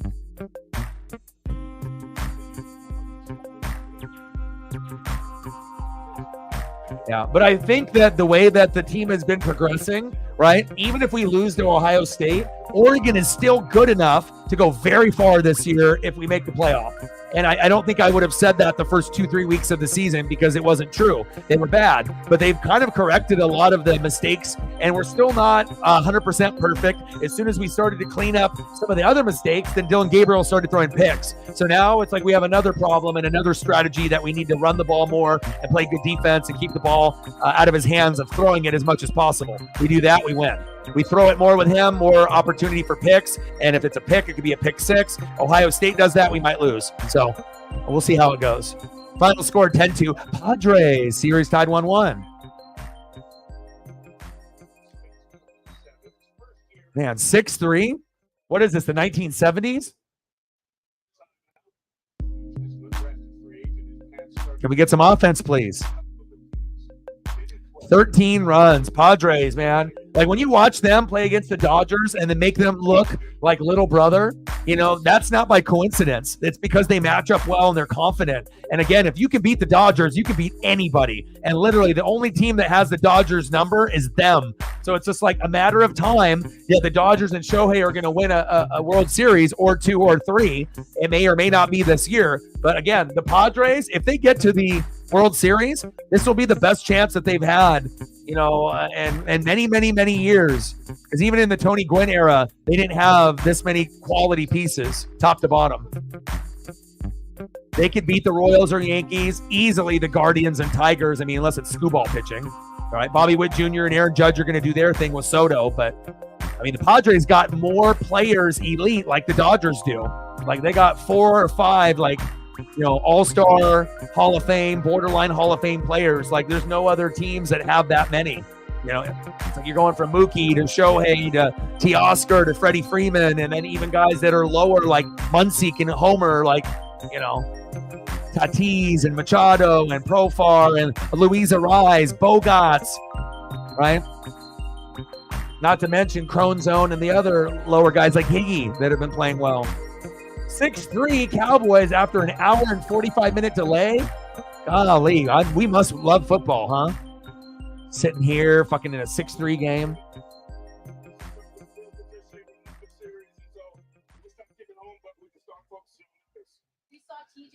Yeah, but I think that, when we get a little bit healthier on the Ducks, and as well as if we start opening up the playbook a little bit more and more, we're setting ourselves up for, that original ranking of being number 3 in the country. Like, at the beginning of the season, we looked like a top 25 team. Then after a few weeks, a top 15 team. And then now we definitely look like a top, 5, top 3 team. So it's just about sustaining that record. But if we beat Ohio State, even if Texas beats their opponent, I mean, even if it's like Oklahoma and the Red River Shootout, we get number 1. And imagine if we end up beating them by a shitload. Like, imagine Oregon beating Ohio State by 10 or more. Or if it ended up being like Oregon by 17. People would lose their goddamn minds. They would be like, whoa, what the fuck? Then they would be like, damn, Oregon's on the map. They beat Ohio State by 17. And then they wouldn't even be saying, oh, it's because of Autzen. They'd be like, damn, how did that happen? But I don't know if we can, pull something like that off, winning by 10 to 17. But hell, I'll take a 1-point win. Oh, that Padre fan, she's cute. She says, look at this. Look at this towel. This blanket.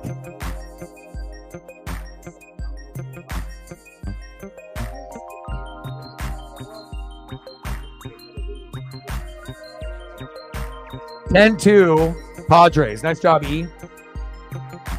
And that's been the Dodgers' problem for how many years? I told my dad this and all my Dodger friends this. The hitting is always superb.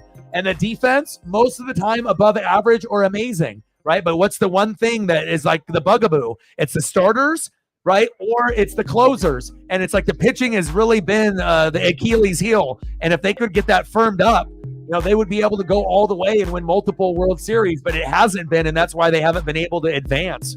Even though their teams can have 100 to 120 wins in the regular season, once playoffs come around, they've already had 2 or 3 guys that have been out for the year, right? They got a couple guys in the bullpen out for the year, right? You got other guys sitting on the fucking bench. You got other guys injured on the IL, right? And then the guys that you do have, they underperform and they get fucked up in the playoffs.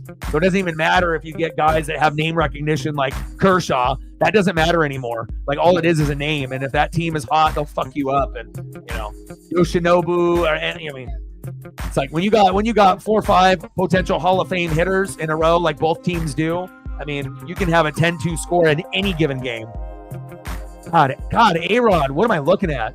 A-Rod looks like a stunt double for Thriller on Michael Jackson. He's got so many different skin tones. It's like, bro, you don't need to tan. You're already dark. You already got the complexion of the Dominicans, and you're good, bro. Because now it looks like all fucking unnatural. His face is like 5 skin tones. He's got the makeup on, and he's got the 5 skin tones. It's like, bro, you don't need to tan. Right? You're a terrible announcer. Mariner fans, we don't like you. Right? You and Jose Altuve, not for us. Yeah. And even though, and that's just being honest, right? It's not trying to be a hater. It's just pointing out the obvious. If you watch the games, it's just some of the guys, God damn, they haven't been good. I mean, ask the Astros, like, you get a closer that fucks it up at the end. Like, and sometimes players hit their stride, like Ohtani and typically Judge and like a Bryce Harper or Bobby Witt Jr. and other guys are a name, but then they fade and they choke, or they're injured or they can't handle the pressure in the big moment. Not everyone can be Mr. October. Not everyone can be Corey Seager or Reggie Jackson. Not everyone can be Aaron Judge and Shohei Ohtani. Takes a special player. Not everyone can be a Luis Arise or throw it far, hit it far, jerks and Profar. He's got the best story in baseball this season. Not just because of Elliott, just like in general. We got to get you a dub, Sarah. You got one dub. We got to get you another dub.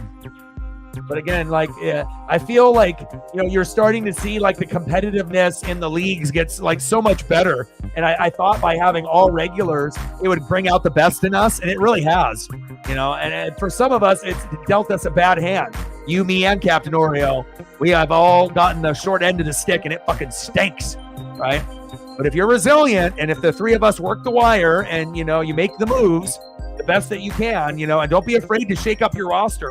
You got nothing to lose. We're already fucked. We're already at the bottom. So sometimes you got to take a chance and even you let a guy go and, make room for other spots that are weaknesses on the roster. Even if it's not like the number one choice, you just know that, hey, maybe this guy can get me 10 points. Okay, on my bench. Oh, maybe this guy can get me to 11. Fuck it. I need depth here, And then you also learn by looking at the best teams in the league. Look at their teams.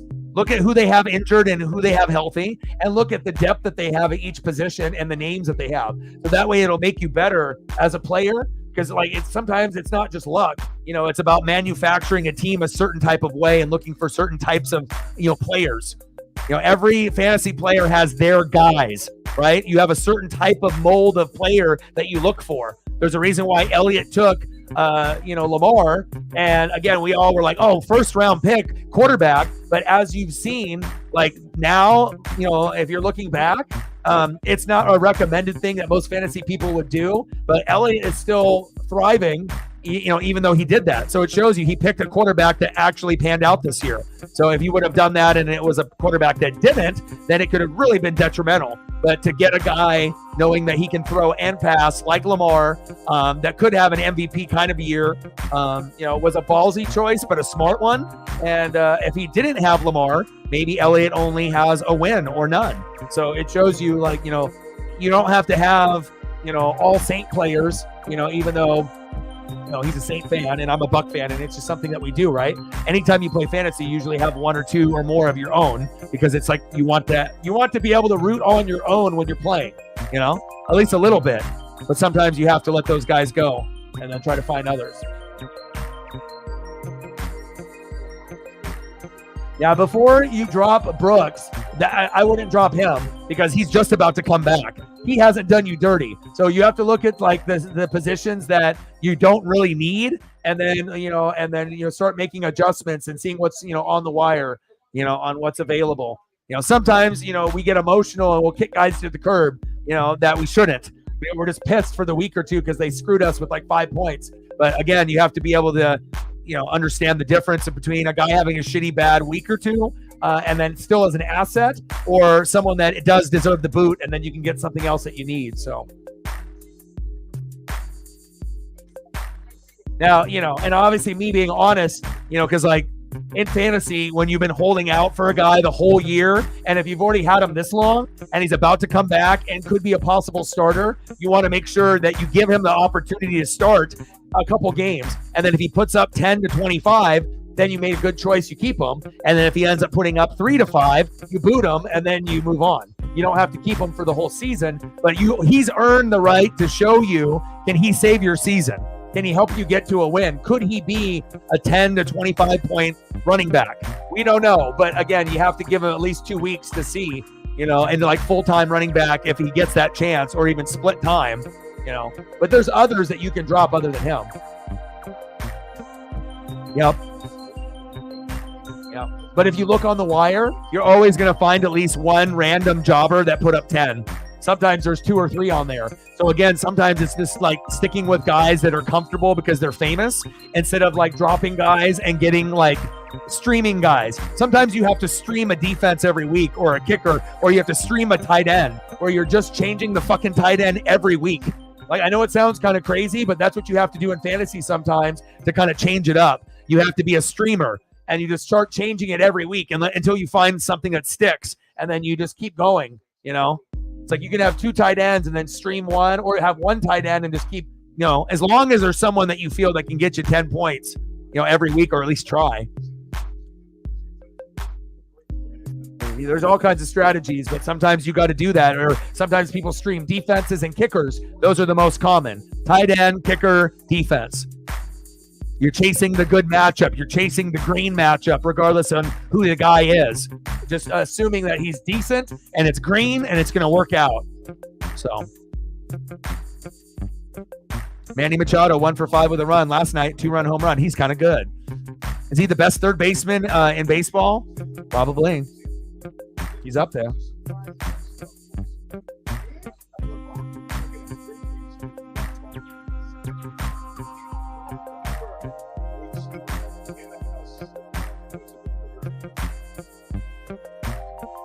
Yeah, well, there's a big difference if you look at where Justin Herbert and Bo Nix are, and now Baker Mayfield or Sam Darnold. You know, you got to experience, you know, quarterbacks. You and me have both had those players, and we know they're awesome. Both of them are top 5 players right now. So, you know, you feel a lot more comfortable starting Baker than you do Justin Herbert or Bo Nix. You know, even if Bo's getting slightly better as the season goes on, you know, there's going to be certain players that are more consistent. They don't throw as many picks. And, you know, and you may move on from Baker at some point and get something else if you feel that it suits you, you know, but I mean, Baker Mayfield on your lineup compared to Justin Herbert, it's a huge upgrade now, because Herbert's been kind of on and off hurt. You know, we both root for him because he's Oregon Ducks and whatnot, but too bad Herbert, you know, isn't like a top 5, top 10, like starter every week. That would be cool. Hopefully one day he'll be that, or maybe he'll have to go to a new team. And once he leaves the Chargers, then he'll be a top 5, top 10 and won't get hurt anymore. Maybe, you know, if he joins another team. I'll take him in Tampa if he's willing to come. I mean, I got Baker right now, but I'm talking about down the road, but I don't know. We'll see what happens. That's his problem. That's all Oregon quarterback problems. Injuries. Mariota, Herbert, and it didn't really hit him early. It's hit him now in the last couple years. It's like our bodies get brittle, or we're just too small, unless we're like Haloti Ngata or like Kayvon Thibodeau, like a freak of nature athlete, like beast mode. If the player isn't beast mode, they're not going to last. And that's unfortunate. That's the NFL.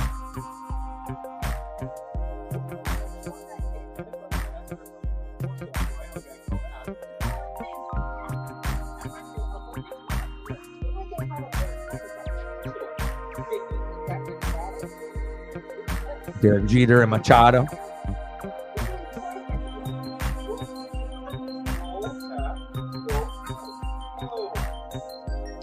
Is there anything else to watch right now? There's nothing else on this late. Like, this is it. This is like the last thing since baseball ended, I believe, right?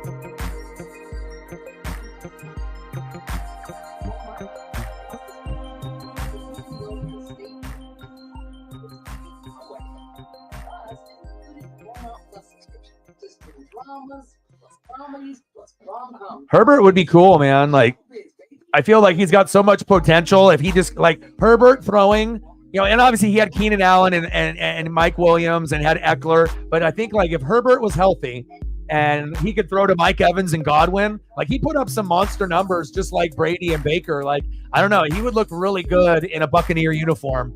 I don't know if I'm trying to, like, talk that into existence or whatever, but I mean, I'm happy with Baker now. But again, if Herbert keeps getting hurt, then I'm not going to want him. But if he can stay healthy, he would be a very intriguing guy that after his contract, if he decided to leave, like, he would look damn good in Bucks red and pewter.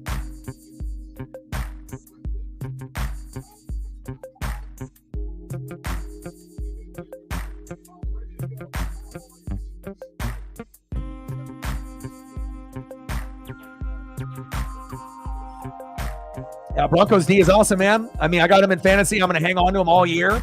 And just because the team hasn't, got enough wins and the offense is raw, it's nice that you can be like, dude, I got like a top 2 defense in the NFL. That's cool. That's going to keep you in a lot of games where you can be like, you hold an opponent to 9 or 13 or 16. You can be in any game. You just need Bo to like live up to the potential of 2 or 3 years ahead of a schedule, and he starts slinging it, then the defense does their part. Same thing with Minnesota. I don't think anyone anticipated Minnesota being this good, but maybe the death, of the Oregon Duck player with Kyrie, maybe that was a little, sign from the football gods, that he's there, that he might not be able to physically play, but everyone thought that Minnesota was going to finish in last, that they weren't going to be good on offense or defense. JJ McCarthy's injured, Sam Darnold, what doesn't matter, right? And then all of a sudden now the offense and defense are like incredible. And Hawkinson is just about to come back pretty soon, so it'll even be better. If they play good defense like the Jets, they'll get fucked up. But again, if they play average to above average teams, I mean, they're going to fuck up a lot of teams. They look very good. Just wish our Oregon Duck, alum could have, got some grass on the cleats and to be able to experience this 5-0 start. But I know he's with the team, like in spirit. There's just no other explanation, man. I mean, for a team that was supposed to be in 4th place, that wasn't supposed to be good, all of a sudden Sam Darnold is like an MVP candidate out of nowhere. And then the defense that didn't look very good on paper is like number 1 in the NFL. Like, what? But I guess that's what happens, right? Sometimes we get surprised and certain teams end up just surprising the hell out of us. I would have never predicted that Minnesota and the Broncos would have the top 2 defenses after 5 weeks. No way in hell. Pretty cool. Reflect in the building. The fantasy genius is in the building. The champ is here. The champ is here. So Huskies win. Awesome. Hawks lost with the injured players. Boo. Seahawks and Niners. Time for, hopefully redemption. Yay. But floater and complete. Huskies, are they ranked in the top 25 yet? And obviously we know Oregon's up there with Ohio State. We may win, we may lose, but hopefully the Huskies are in the top 25 by now.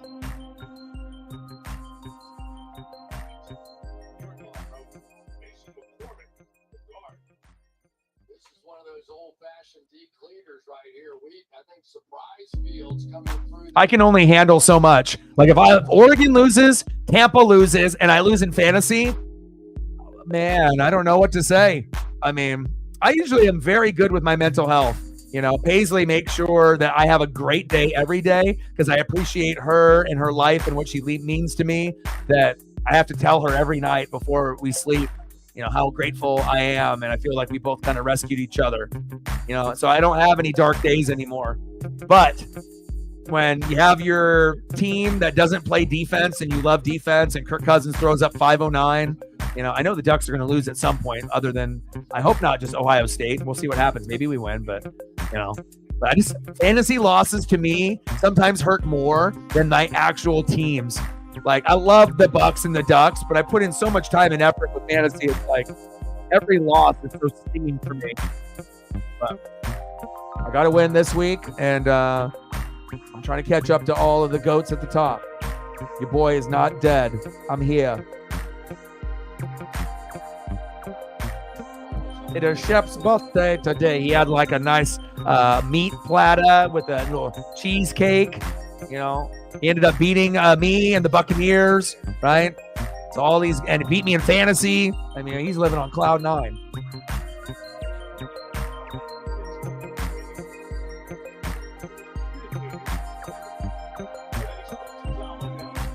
Where are we at on the likes right now? We're 20 something, 21. And then I think we're at 4, right? So 96 to go. What are we at? What are we at? Are we at 25? We are at 22. 3 more. If you're in the room and haven't smashed the like button, please do. Now we're at 23. Thank you. That probably was reflect. 2 more to go to hit the goal for the night. If we get to 30, that would be great, but I wouldn't expect it. But if we do, awesome. Maybe we will. I mean, I did start streaming like an hour and 45 minutes before this freaking game started, so this is going to be a long one. And then tomorrow we'll do Saints and the Chiefs.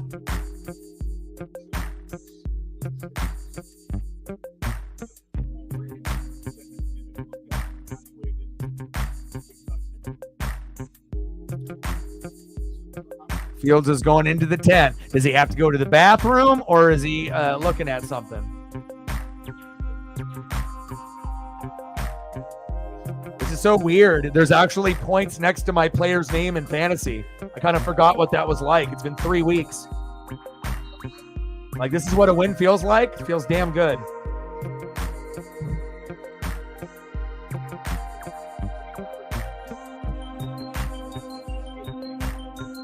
First down and 10.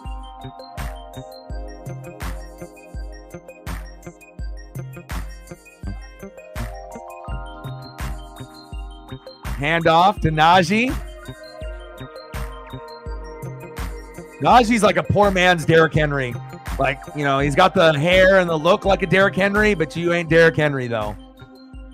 You know, he has moments, you know, where he can, you know, make a big run and whatnot, but just not as consistent. Consistency is king.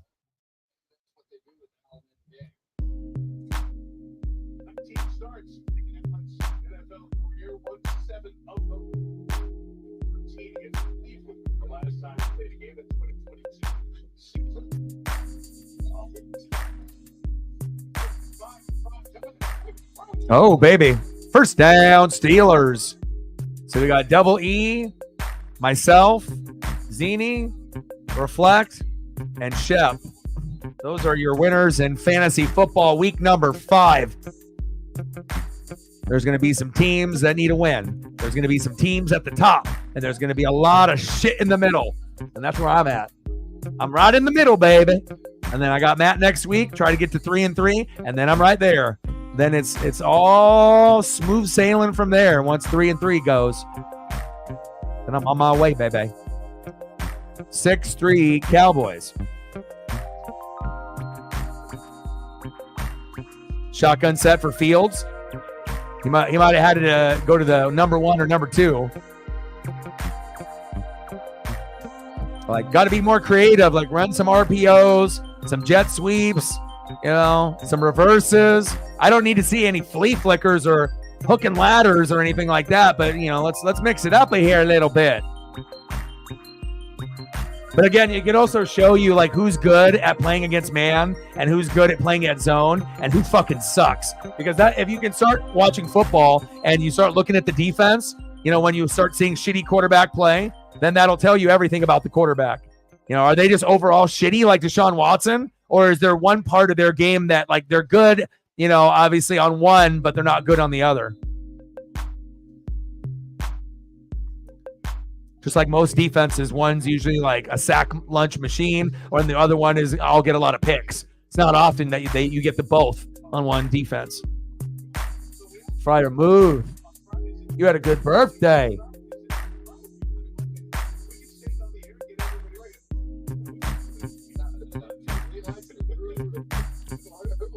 You know, it's like in fantasy, man. It's like you end up having a team, you have them in, you drop them, and then as soon as you drop them, they end up having like a good game. You know, it's like, and it's not like something on paper that you would have predicted. Touchdown, Steelers, and there's the defense. It wasn't. Touchdown, Hayward. Touchdown, Fields. Touchdown, Steelers. It's a Pittsburgh Steelers with the yellow terrible towels. 10-6 Steelers. Heinz ketchup.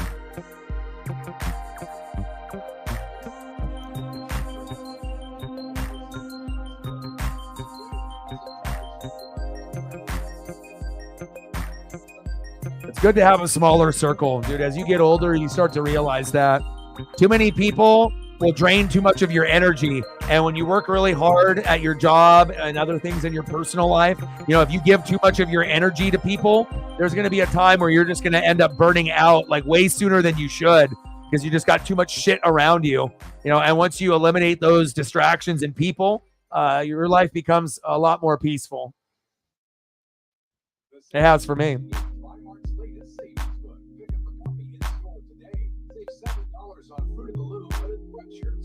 Can't believe Double E. Chief put up like 65 points with London and Mooney, and we said, oh, it's over. And somehow Double E got enough points out of Lamar having a career game, DJ Moore, Kraft with 2 tutties at tight end was the difference. If you wouldn't have gotten that, you wouldn't have beat them. But you got that, and that was the difference.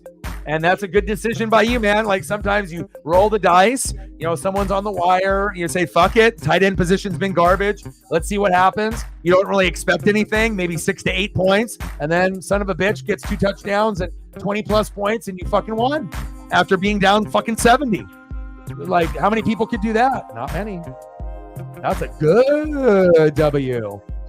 I mean, that's intimidating as shit. Elliott had to fucking stare at that fantasy shit for days. Like that son of a bitch did that shit on fucking Thursday. He was staring at that shit Thursday night, fucking Friday, refreshed it, still had the same numbers. They didn't go down. Just kept looking at it. Like, how do I win? I'm already down 60, 70. What is this? Right? All the way until kickoff this morning. And then things got better. It's a good win. Impressive win.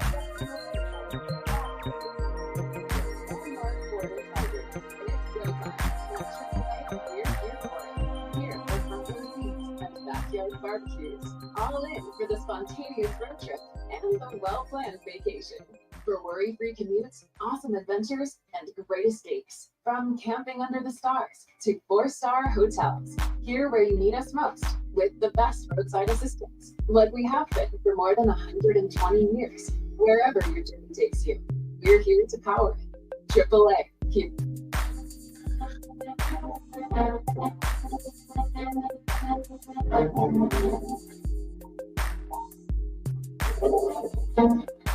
You might not leave the room, bro.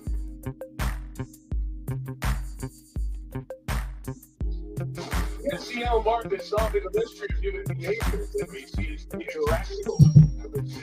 Tuesday on NBC. NBC. Meeting plus 3.66 revenue. They get down Washington. Beautiful views. Anywhere. Steelers lead for the If this was like legit, like Matt's bathroom, I don't think he would leave. I think a lot of Swiftie fans would just be, you're there, you're not going anywhere. It's just like, there's so much Swift. I don't know if that's a good thing or a bad thing to be spending that much time in the bathroom, though. I mean, everyone's got their favorite thing. It's definitely not mine, but hey, whatever floats your boat. But if Matt had this toilet seat and all those covers, I mean, we probably wouldn't see Matt ever again. That's some money right there you have to buy, though. She's gonna charge you. You ain't getting that for a cheap price. Dak. First down, Cowboys. Move the chains. Oh yeah. Much lower scoring. Oh yeah, there's billions, millions and millions of people that would just be drooling over that set. It's a fancy set, got a lot of quote unquote images, right? It's like a player image on an item, like in sports, right? But it's just her. Pass incomplete.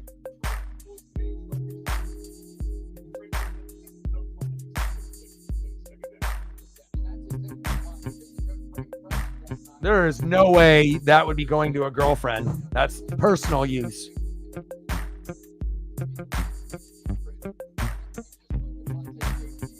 Only if you had doubles. 10-6, Pittsburgh. Dak. Steelers and Cowboys hitting pretty hard and physical out there tonight. There's going to be a big fumble or a big pick. I wish special teams had more of a factor, but rule changes and CTE and brain damage, we want to protect the players. 3rd down and 5. The Swift Quake. It's like the Beast Quake. Dak going deep. Got a man. Nice catch. First down, Cowboys. Move them chains. We damn boys. We damn boys. First down, Dallas.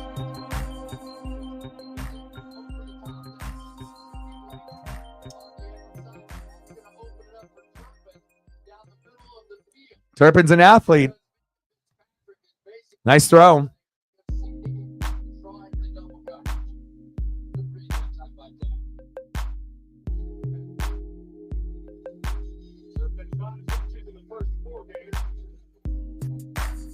Dak with the audible. Here we go. Shotgun set. Blitz. Batted down. Nice defense by the Steelers.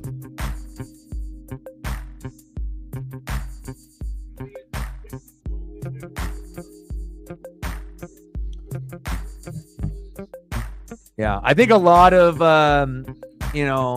parents age, is normally going to be these two teams, Niners and Packers.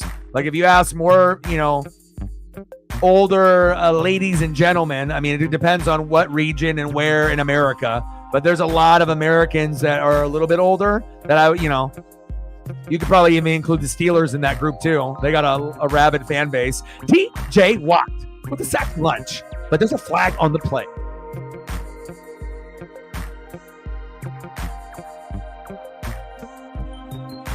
Holding.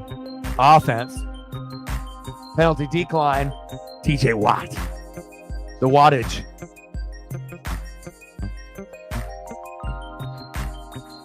One, two, three, dip, and I'm good. A rip and a dip. Turn and burn. Rip and dip. He's like, I'm fucking good. TJ Watt is a beast. 3rd and 17. Dak. Over the middle. Ooh, what a tackle. Wow. That was like a Ed Reed, Troy Polamalu tackle. I felt like I was watching some like 90s or early 2000 ball or something. Whoa.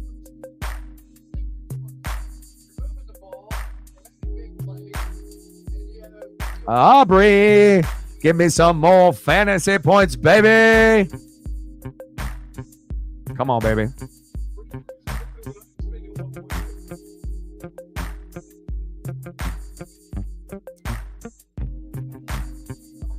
Fuck. Steelers are so good. Come on. I can't have a blocked field goal. Boo. I need makes, not blocks. Crazy stuff has been happening this weekend in week number 5. Like Hawks got one blocked. We got one blocked right here in this game. Like, what's going on here? I mean, Aubrey's got me to 7, but I mean, I'd love to get to at least 10. Great defense there. I'm going to go check up on Paisley here real quick.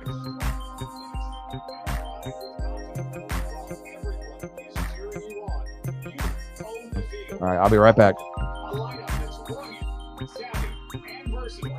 Each member of the Honda team is breaking records.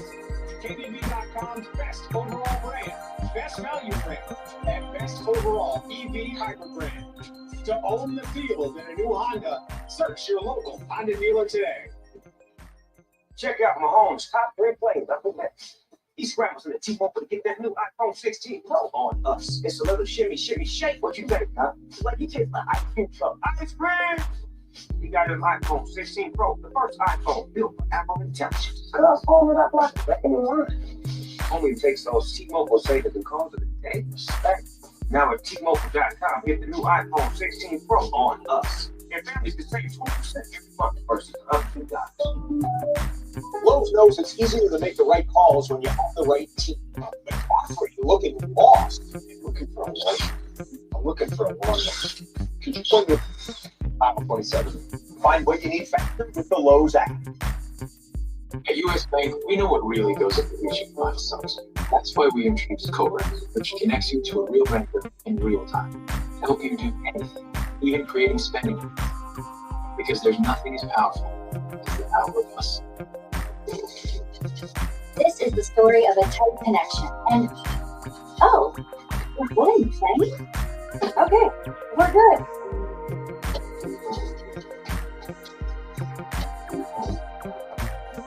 Some people just know they can save hundreds on car insurance by checking Allstate first. Who's ready for my favorite Jar Done? But you know, to check the mascot first before bringing food to a tailgate. So check Allstate first for a quote that can save you hundreds.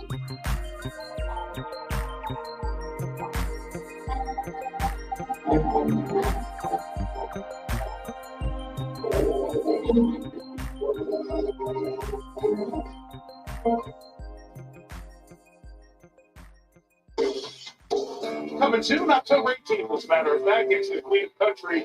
Returning to comedy, Rhythm McIntyre stars. It's a regular sitcom at these places, October 18th.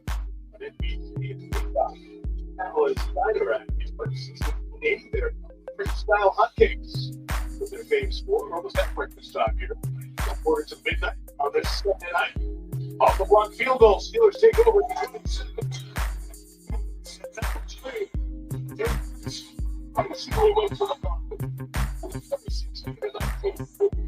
All right, I just came back and some big play just happened.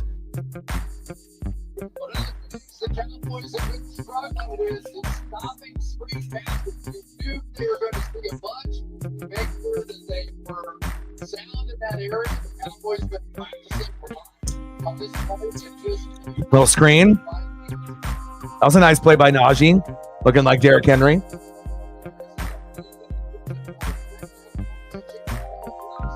Blocked field goals and all these points. This was a wild week 5. Like, if you actually looked at this, like the games, a lot of them didn't really look that exciting on paper, but they ended up being a lot better overall. I mean, obviously some of us ended up having some bad fantasy losses and bad losses in our teams, but it's been a weird week.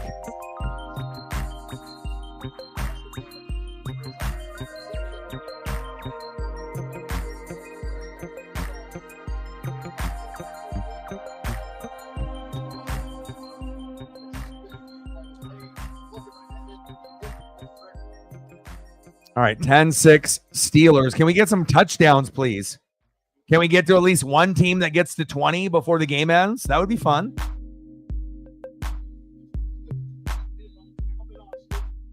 Austin with the catch. I didn't really know if Justin Fields would be like a good fit for Pittsburgh, but if you watch him, like it feels more natural than him on the Bears, you know, and they just need better players. That's really what it comes down to. Maybe somebody better than Najee, better offensive line, and then, you know, someone else to pair up with Pickens. Freiermuth is decent for a tight end. They don't really need a new Freiermuth, but definitely offensive line. And another really good weapon on the other side. Someone to complement George and be better than George. Take the pressure off Pickens. Have Pickens be the 2 and have a better receiver. Now you're talking about the Adams. Oh.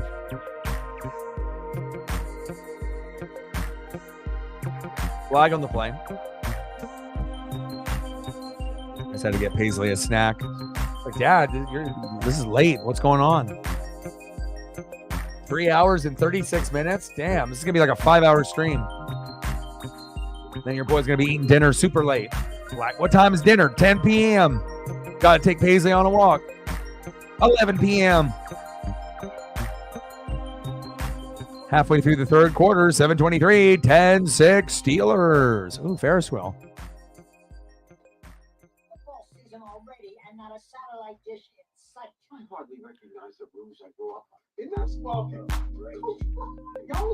Yeah, it's amazing when he can actually get the football in his hands, what he can do. He got robbed of the first touchdown where he went down and they called him down at the 1, which was bullshit. And then they went back to him again and he got it. But Pierce should have had 2 tutties. You know, they say that he got touched when he went down, but he didn't.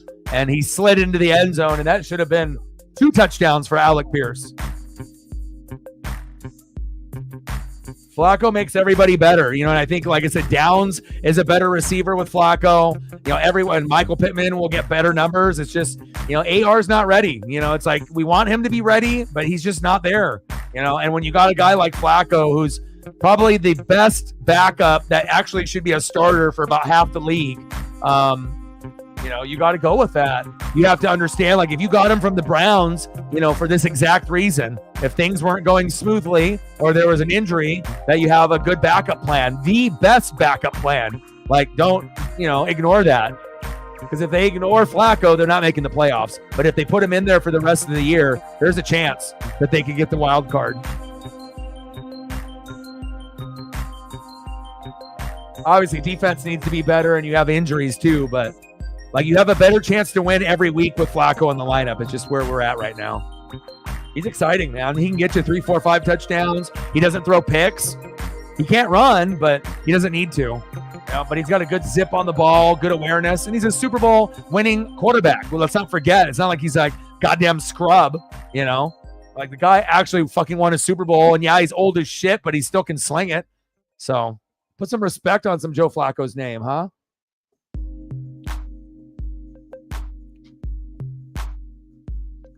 Yeah.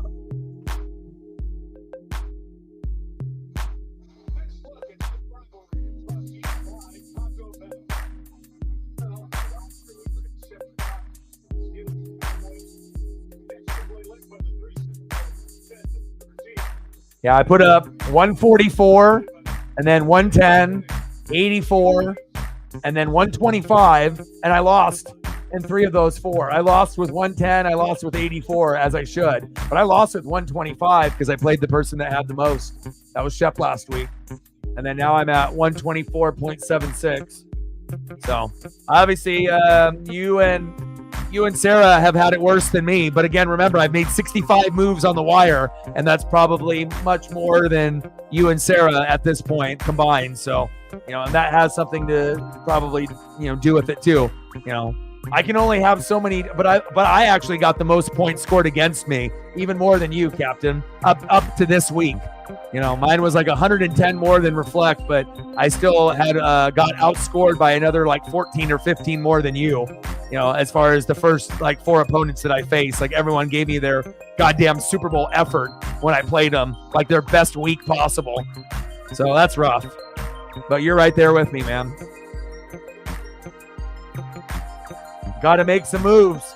And then when you got guys on the bench, you got to look at those players more carefully. And again, I don't blame you with the Garrett because, of course, he played bad. No one could have predicted that. But the Wan'Dale Robinson, that should have been a must start for you. That was one that you missed. And again, if you would have put him in, maybe you would have considered putting Garrett in. But again, Rodgers really hasn't shown that he was going to do that up to that point. And Brees sometimes is great and sometimes not. So like I told you at the beginning of the year, when you double up and the team loses, you run a risk of really having low numbers. But if they win, then obviously Brees and Garrett could get to like 80 points combined. But if they lose, you might get 10 points combined. And that might be the reason why you lose. So, you have to be very careful double dipping. You have to make sure that the team is going to be a winning team. You do it on a losing team traditionally, you run the risk of fucking yourself like later on in the year. That's why when you double up, it's got to be like, Bucks players, Lions, like more than likely they're going to have an above 500 record.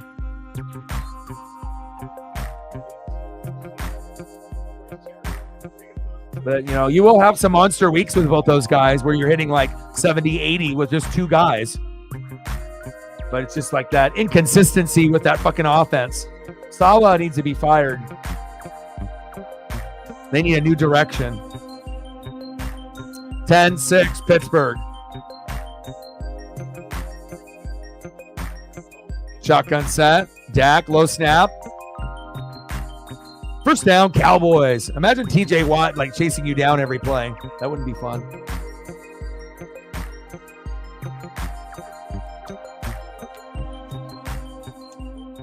Yeah, Garrett Wilson's being wasted. I mean, he's got talent like Justin Jefferson and CD and Jamar Chase, Amon-Ra. He's in that same kind of category of skill, but if you don't got a good quarterback, you go from Zach Wilson to Mike White to fucking Aaron Rodgers, but he's old. Like, fuck. Like, this guy needs a quarterback, I mean, shit, look at what Kirk Cousins is doing with Mooney and Drake London. He's making them look like top 10 receivers in the NFL,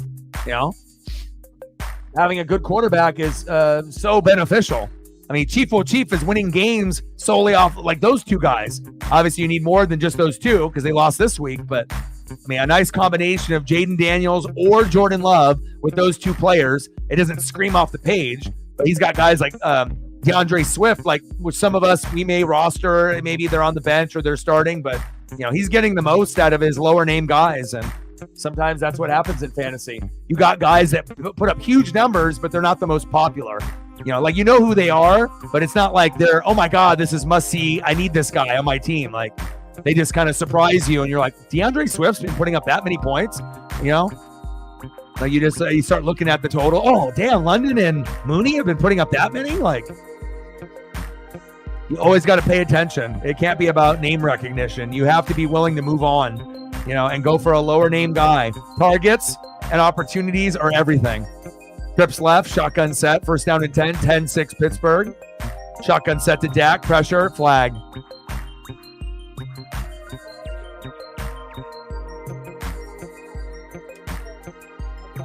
Yeah, that's why your defense looked like shit. The Bucs defense looked like shit. Like Seahawks defenses look like shit. When we have all these goddamn injuries, you can't, you know, what do? You look like shit out there. And then you just got to hope that the offense looks good. And it looked good with Flacco.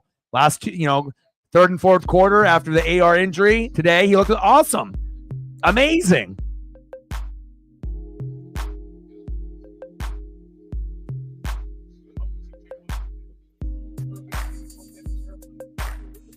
Shotgun set. Prescott.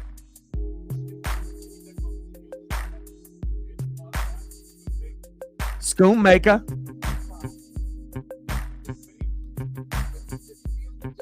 Gain of 8 for Schoonmaker. TJ Watt, he's good.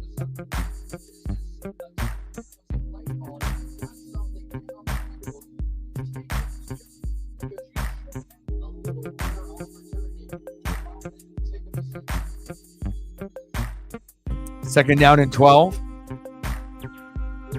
Shotgun set to Dak. Good protection. They need CeeDee Lamb to get the goddamn ball.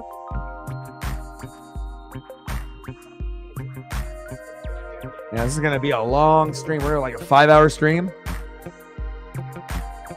Like, sub, donate, comment, share. Help your boy out. 5-hour stream. Got to eat dinner. Walk Paisley. Let's get some touchdowns on the board.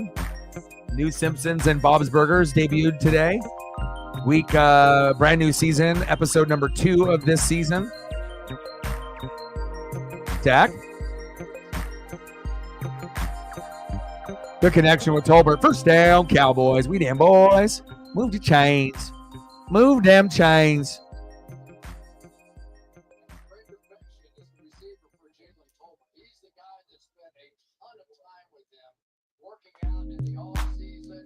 That's a weird thing to ask. Like, do you want people just to be like you, and you? Like, why would you say that? Come on, bro. Enjoy the football game. Don't be so worried about what other people think about you.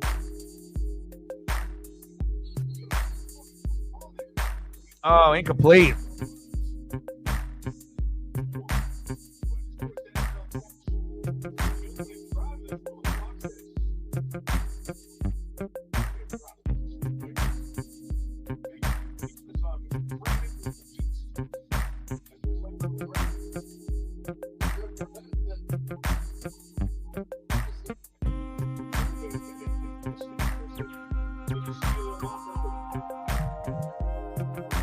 Second down and 10, shotgun set, little halfback draw. Dowdle.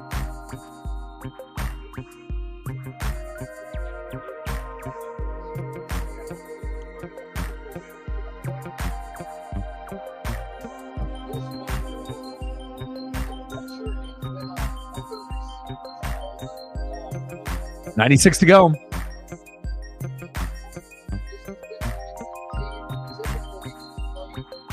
Third down and 7. Trips right. Shotgun set. Blitz coming. Dak steps up. Into the pocket. Falls down.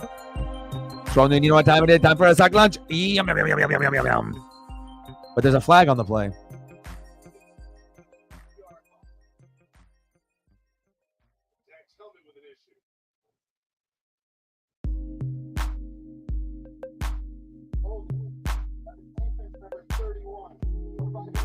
Holding on, number 31.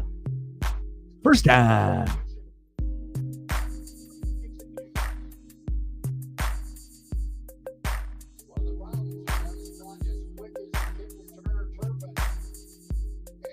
They got to be able to be more creative to get Turpin the ball. It's like when you got a guy like a D'Anthony Thomas or a Tyreek type of player that's kind of wiry and they're fast. It's like you can't just be so vanilla with the playbook, especially if they're one of your best athletes besides CD. Be creative and find ways to get them the ball rather than just running a post or a slant or a 5-yard out route. Like that's where you can really tell like when, who's a good OC and who fucking isn't, It's like you're doing the player a disservice as a coach if you're not being more creative, but not everyone is smart, Some of these guys that have these jobs are kind of stupid.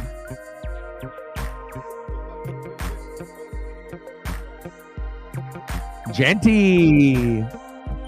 He's fun. He should win the Heisman, even though a quarterback more than likely will, but, give it to him. Yeah, especially if he keeps up at the pace that he is. I mean, he's got bigger numbers than like any of the Heisman guys like Henry or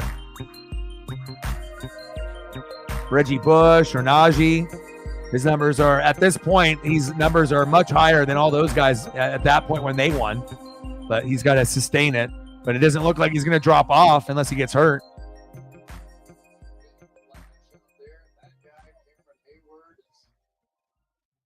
End of the third quarter, 10-6 Steelers. I need another field goal by Aubrey. But I do need the Cowboys to get in the end zone at some point, too.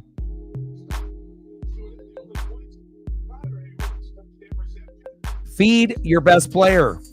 I mean, they tell you that in basketball, too, right? Like when you're playing like on a team or you're watching, right? Like when you are on like a bad slump and you're down by 10, what do? You call timeout and then you try to get the ball to your best player because he's either going to, go for it or he'll end up making the proper pass to set someone up to score because you trust that player. You get the ball in the hands of the best player and then you know that their decision-making will be better than anyone else on the field or the court or the ice or whatever, right? They need a coach upgrade.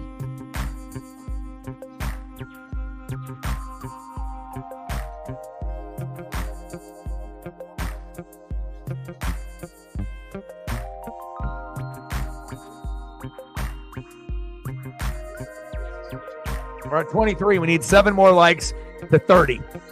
Now we're at 24. 6 more to 30.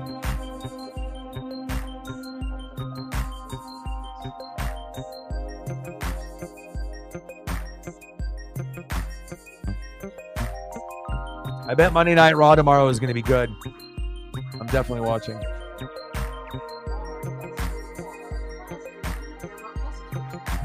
And then we got Chiefs and Saints tomorrow. Should be a slugfest. I don't know. It might be like this. Unfortunately, I mean, if this is the type of football, I mean, I like defense, but I don't like it, where, we have a 10-6 game. Like, I want to be able to have a game where the offense gets to do their thing, special teams and defense gets to do their thing, but we have enough points where it's not this low. Like, you can still have a complete game and be in the 20s and be, like, super entertained. But 10-6? Oh, yeah. SmackDown's going to be interesting, too.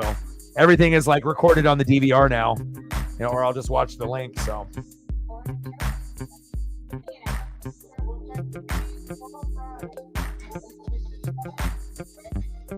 Tell him, Adam. I wish that show was still going. If Workaholics ended up coming back to Comedy Central, that would be, like, the best thing on planet Earth. I went back and watched like the very first episode, like the whole run, like about 3 months ago. Incredible. It's definitely good vibes if you haven't watched it in a while or at all.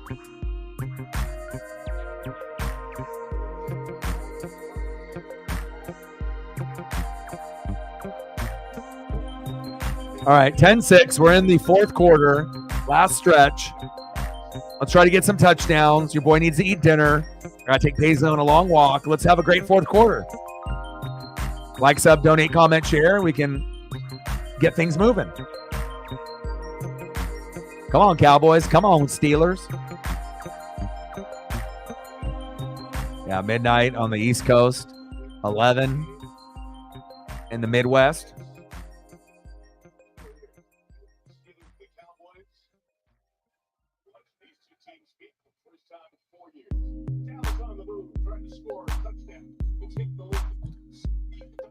Ooh, big tackle. Damn, Wilson. Wilson's flying around, man. Mr. Wilson. Man, Dennis the Menace, I missed that. Damn it, Wilson. Look at him. Great form tackle right there. I see you, Peyton. NC State did you well. Dak steps up in the pocket. Going deep. Got a man. Touchdown, Cowboys. That's how you do it. You ask for a touchdown, you get a touchdown. Funny how that works with the ESP, right? Sports gods are like, you know what? Right now is time. You've waited long enough. You're right. You're about to do a 5-hour stream. Let's make it a little bit better for everyone in the room, including you, oh, Doggy Dog. Thank you. That's exactly what we needed, finally, right? That would have been great if we would have got that in like the first quarter, but better late than never. Cowboys on pace to get to 20. Steelers somewhere between 17 and 20. And extra point is up and good.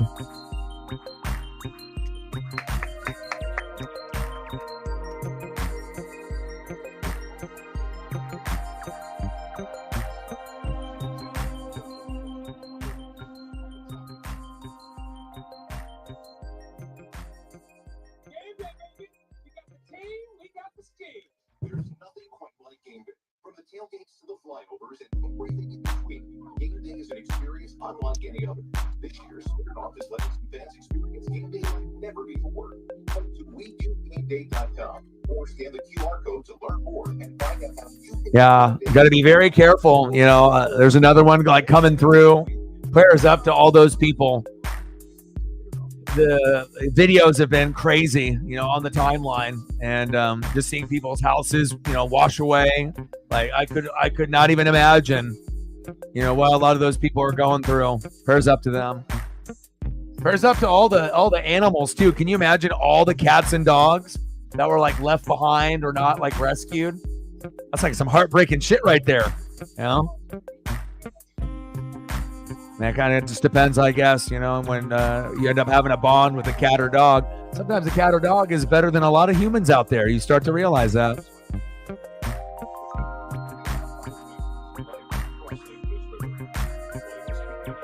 I gotta look at tomorrow's schedule here.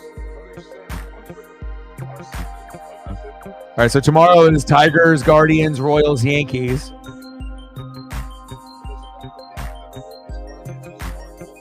Scooball is pitching tomorrow, so they should win. You would think.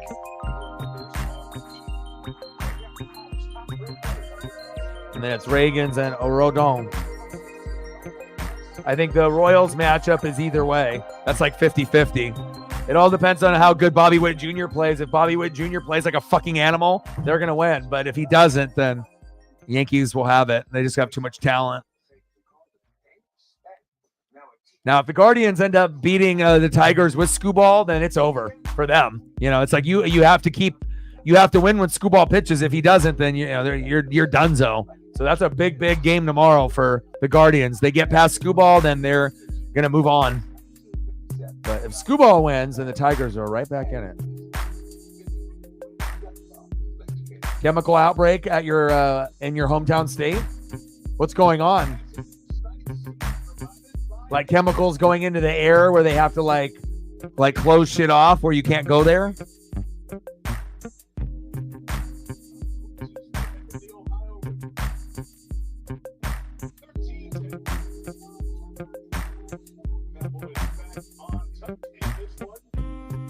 All right, we finally got a touchdown. Thank you, sports gods. You know, I know you're always listening. Sometimes we just got to talk about it. It's like I think all the fans in the world, you know, have the same idea. You know, hey, it'd be cool if we get a touchdown, especially if we're actually, you know, sticking this out and watching this. Western Pennsylvania, George Bland, Johnny Unitas, Joe Namath, Joe Montana, Dan Marino, Jim Kelly. Look at that. Mike Ditka, Marvin Lewis, Bill Cowher, Mike McCarthy, Chuck Knox, Marty Schottenheimer. That's a great Pennsylvania tradition. Fields, hands off. Najee. Pittsburgh would be much better if they had Jalen Warren, because Najee getting every touch is not working. They need that change of pace back to get them that big burst to get the momentum shifted. He said, it's in the air. What color is it? Is it something crazy like orange smoke that's like invading your area? Or like, is it like some crazy color? Or is it something that you can't see, but they just say that it's out there? Fields. George Pickens blanketed. Fields is like, damn, I wish I had some touch on that throw.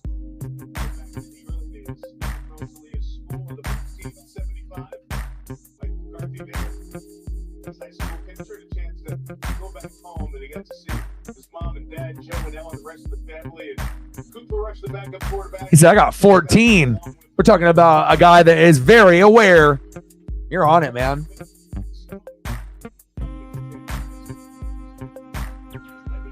I'm trying to sustain the best life that I can. Shotgun set. Blitz coming. Fields. I don't know what that was. That wasn't a fumble, but...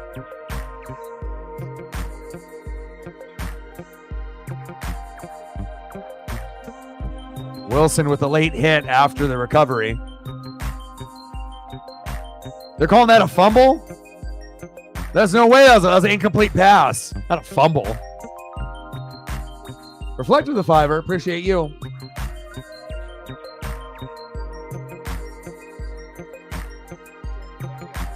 Stacks on stacks, racks on racks, little cactus check. Bang, bang. $5 holla. Thank you. Appreciate it. Every dollar helps.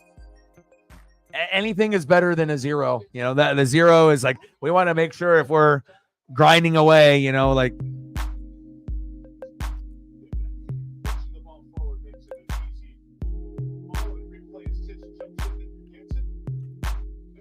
But we want to be entertained, right?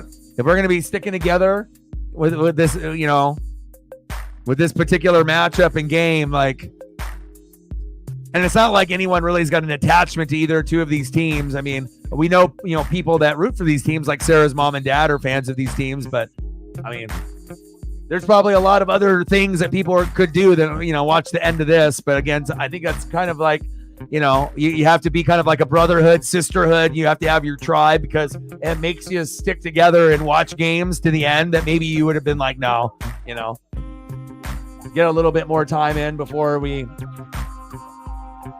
end the stream and end the night. I mean, I still got to eat dinner and go for a long walk. So my night is not going to be over. I'll still be up for another 5-6 hours. So, and then we'll end up doing the Chiefs and Saints. Could be a slugfest like this, but hopefully we get more scoring than this.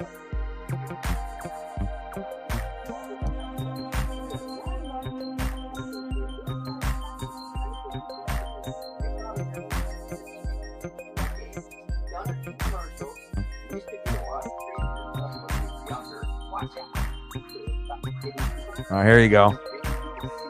Matt's like, show him. This is Matt's new Hawaiian luxury bathroom set.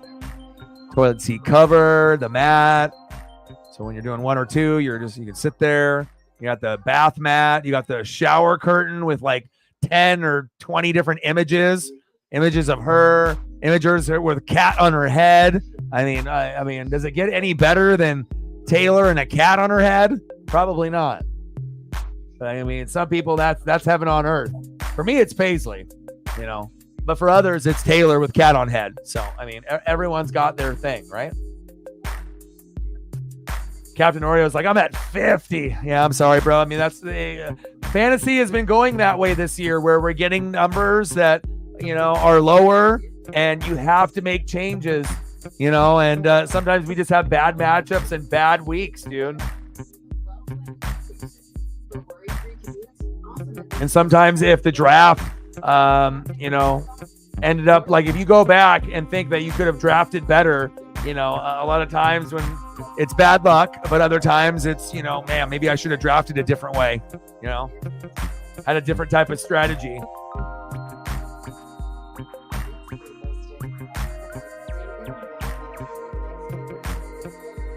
Because sometimes what you see on your fantasy team name recognition wise, it looks good.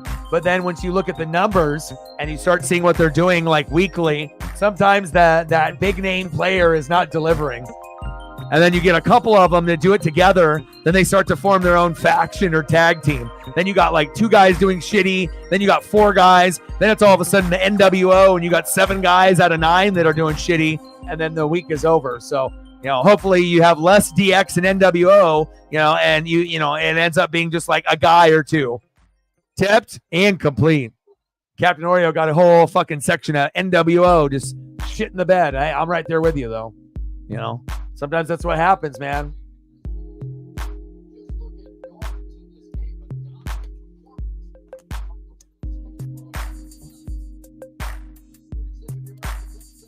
Yeah, Shep trying to keep his spot at the top with Reflect.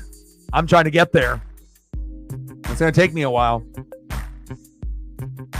Your boy might set the record. 300 moves. But I'm getting there, damn it. I'm already at 65 at week 5, but we only do 14 weeks, so maybe 100 to 200. Blow my shit up. Blow it up. Blow it up. Blow it up. Find the right combo. Blow it up.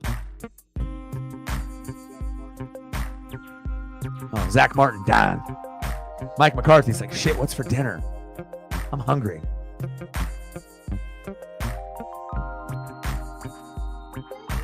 Yeah, they beat each other up. They're fighting.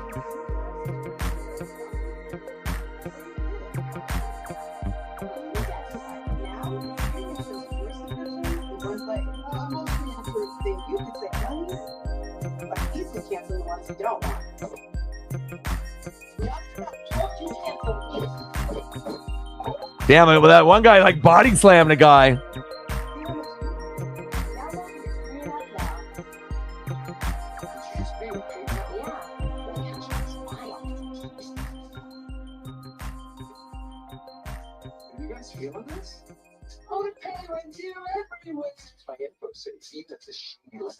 I love this Will Ferrell commercial.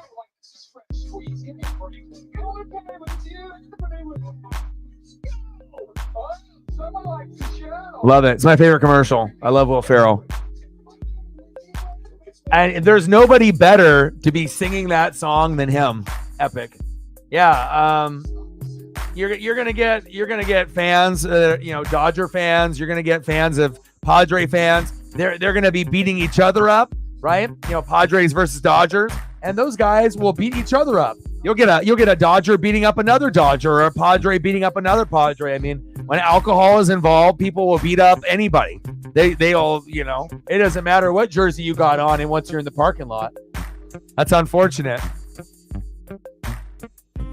That's how those certain people end up dead or had brain damage and shit, There's no one there to rescue them. There's just a bunch of people walking by and recording on their phones instead of stepping in and helping save someone's life.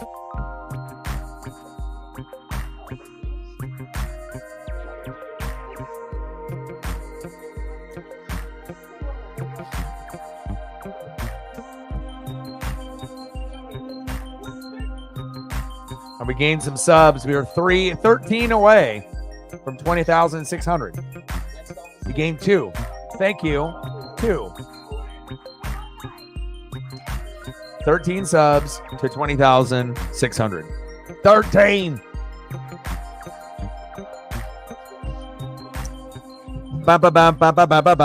Next Sunday, Cincinnati Bengals playing the dog shit New York Giants, but you get to see Malik Neighbors, hopefully from concussion protocol. Joe Burrow, the Tiger King. Joey Burr versus Daniel Jones. Not the most exciting matchup, but if Burrow and Chase and Higgins play like they did today, and we get to see Neighbors go off, that could be halfway decent. Dowdle, first down, Cowboys.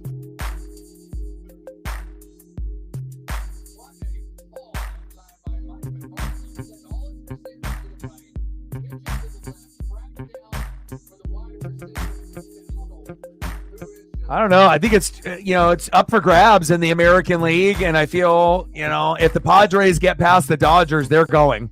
You know, the Mets and the fucking Phillies are no match for the Padres. Like, I feel like whoever matched up against the Padres was kind of fucked. Like, even though I think the Dodgers overall, you know, they have a very good team, but their pitching is kind of weak and they have injuries. And if you're not 100% hot and healthy, just because you have Shohei Ohtani doesn't mean you're advancing. Like, it may help you advance, but, you know, again, they got Luis Ariz, the best hitter, Machado, Tatis, Bogarts. You know, even their 9-hole hitter Higgy is fucking hitting home runs, and you know their defense and pitching has been good. They've been doing triple plays. They've been doing things they haven't done in 50 to 100 years. It kind of feels like a team of destiny. Like, if the Padres beat the Dodgers, they're going to the World Series. Now, I don't know if they would win it all, but I wouldn't count them out. That's for damn sure. They're the hottest team in baseball right now, the Padres. And they got one of the best records since the All-Star break, so... Couple Cowboys, couple Steelers throwing some bows and punches, just like the Bears and Panthers in the end zone after that Roshan touchdown. Multiple people ejected.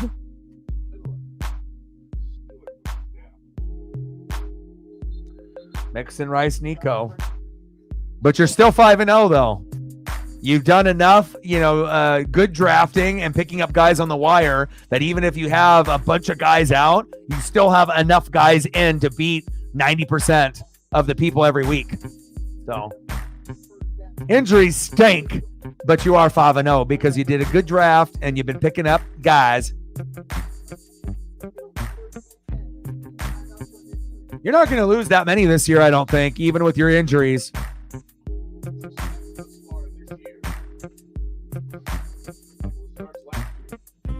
I mean, teams at the top, you know, it's only looking like a couple losses, you know, 1-3. But who knows? I mean, maybe you go undefeated.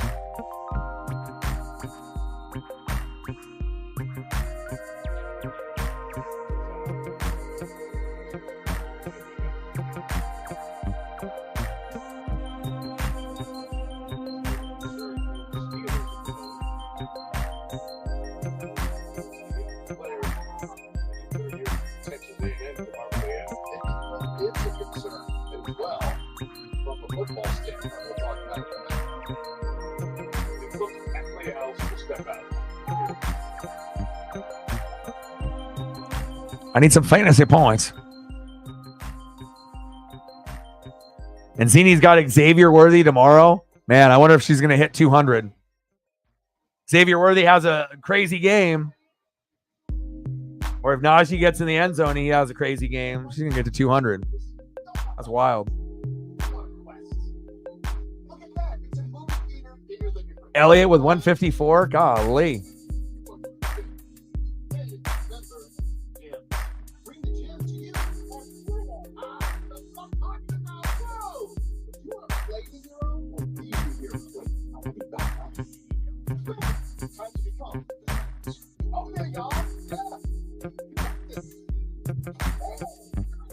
Who are you facing next week, Zini? Yeah, but it all depends on her players if they hit. You know, it's like if Burrow and Chase have a monster game, then she wins. But if they don't, then, you know, you'll have to see what the rest of her lineup does. You know, she's had a couple struggling weeks. I talked to her this morning, you know, and I was just like, man, fantasy, you know, because I was up at 6:30 watching that Jets and Vikings, and she's got the Vikings D. And I was like, man, that was a great pickup. You know, anytime you can end up getting 10 to 24 points out of your defense, you know, and like who would have thought like Vikings defense, I mean, got like 18 points. That's huge, man.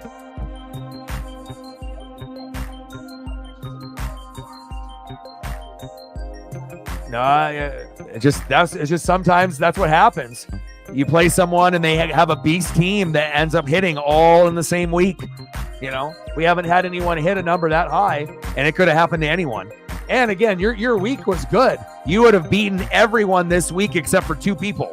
So it's not like you had a bad week. It's like you had an awesome week. It's just like you ran into the monster like I did last week. I had a decent week last week. I would have beaten everyone, you know, 8, 9 other people. And the only person I would have lost to was Shep. Who did I play last week? Shep. So, you know, sometimes it's just goddamn bad luck once you end up having a good game and you go against the person that's the best that week. Regardless of what their record is in the regular season, you know, you can get someone's best, and you just got to hope it's not against you, you know, that often.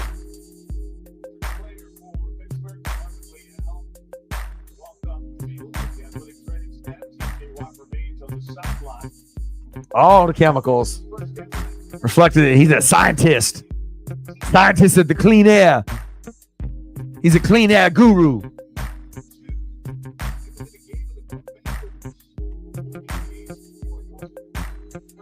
Dak going deep. Got a man.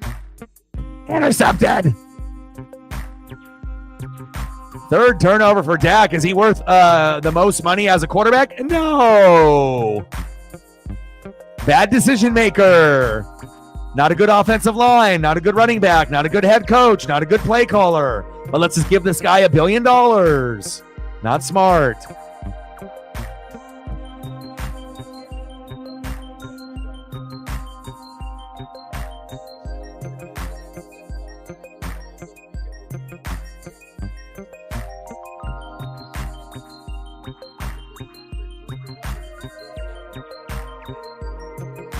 That's a good deal. Only 70?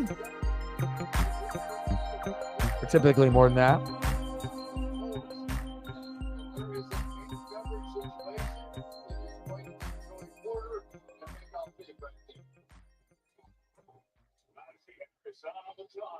Najee, don't fumble.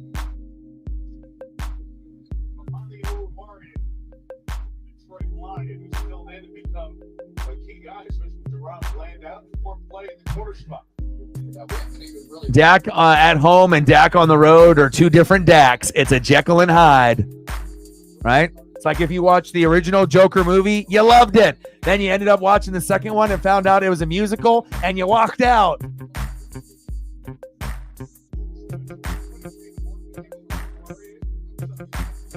Like Lady Gaga, has got a lot of talent, for what she does. But anytime you end up having a Batman movie, you can't make it a musical. Like, musicals are going to only be for a certain group of people, and a majority of people don't like them. It's just like they prefer not to hear people sing and like dance around. It's just not ideal. If people want to do that, they can do that on TikTok or somewhere else. But, they definitely made a big mistake with that one. Shouldn't have made it a musical. Should have made it dark, just like the original Joker movie, which was good. Justin Fields, first down. Joker 2, the Batman little spinoff, where we had the dark one, where you ended up seeing the Joker and it was like very dark and it was like a good movie. Then they ended up doing the sequel, like Lady Gaga, and then she ends up like singing, and then he sings, and then they sing some more, and then they sing a little bit more. Oh yeah, I just saved you fucking $20, bro. Unless you love musicals. If you love musicals, then you'll probably love that. I haven't seen it, but that's just what other people are saying. So, and I'm on that boat as like I would prefer not to watch something musical related. I mean, anytime they would do it in one of my favorite shows, it was a little cringy.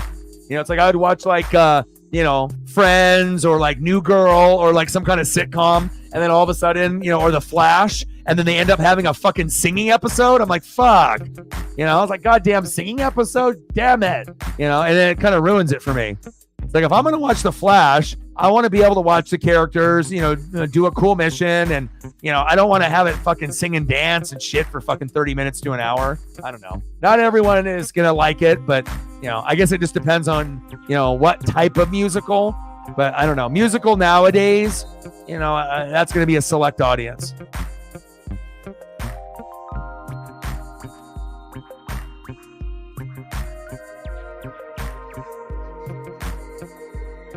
Casa Bonita, Casa Bonita.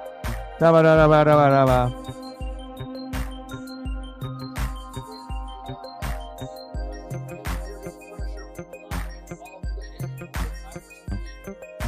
Tyrus Wheat off the edge.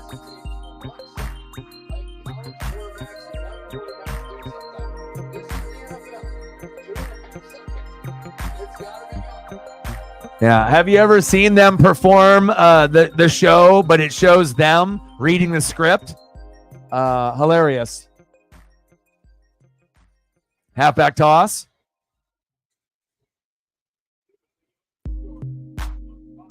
Paramount Plus. when they do the Asian accent, it's better than most like Asians. And I'm Asian saying that. It's incredible. It's so on point and hilarious. Like, you know, it's like some people want to take it as like, you know, making fun, you know, of a certain race and whatnot. But again, a lot of the stuff that they bring up, whether it's white, black, Asian, or Mexican, you know, it ends up being kind of those stereotypes that, you know, more than likely there's some truth to, you know, and they push the boundaries, but their voices are very funny and on point. 4th down and 1. I'll probably have to check it out. Paramount Plus.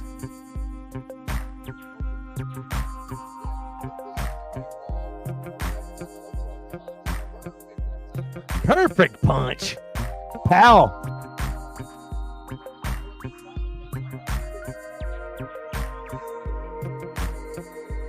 Fourth down and 1. I like teams that jump on the defensive line to like deflect the passes, and guys that punch the football out. We need more Charles Peanut Tillmans.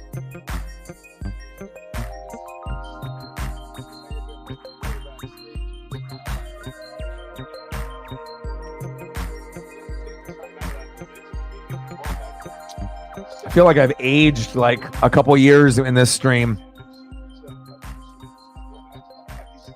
This rain delay. 4 hours and 19 minutes and 37 seconds and counting. What they practice for. Mike Tomlin practices these guys on Friday harder than a lot of teams practice on Wednesday and Thursday. And what they do is they practice a lot of these situations right here. When the tough Chris Collinsworth, golly.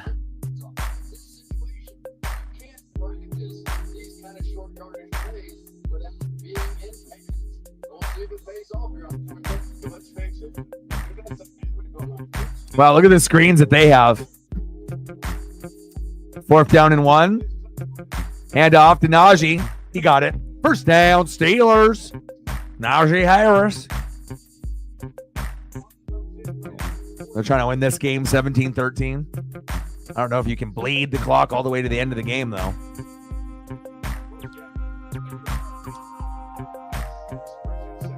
Yeah. I mean, they go after everyone. Skinny people, overweight people, you know, every type of religious background, race background, like anything that you could make fun of someone in anywhere in the world, they're on it, you know.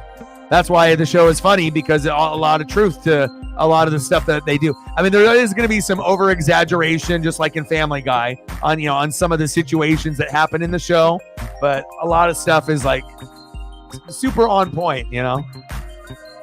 I'm just waiting for the King of the Hill reboot to come back, but some of the cast died, so that's like going to be a little bit different, but that's what I'm waiting for. 13-10, Cowboys. Can we get some touchdowns, please?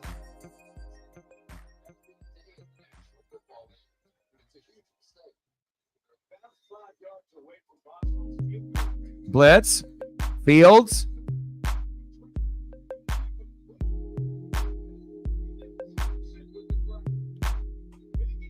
George Pickens is like a waste in this offense. It's like Garrett Wilson and Aaron Rodgers. It's like you got this amazing athletic talent that's just being wasted every week. Like it could be so much better, you know. Offensive line needs to be much better. I mean, I guess it's better than Kenny Pickett, but this ain't no Ben Roethlisberger. Man in motion, trips right, 3rd down and 1. Fields, he's like, I'm going to fucking run it myself. Oh, wide open. There you go. There we go, George. Look at him right there.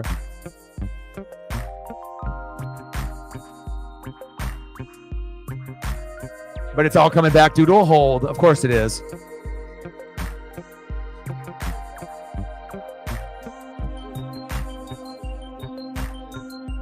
The Lizzo, yeah. $5 holla. $5 hara. Dara hara. Bang bang. Appreciate you.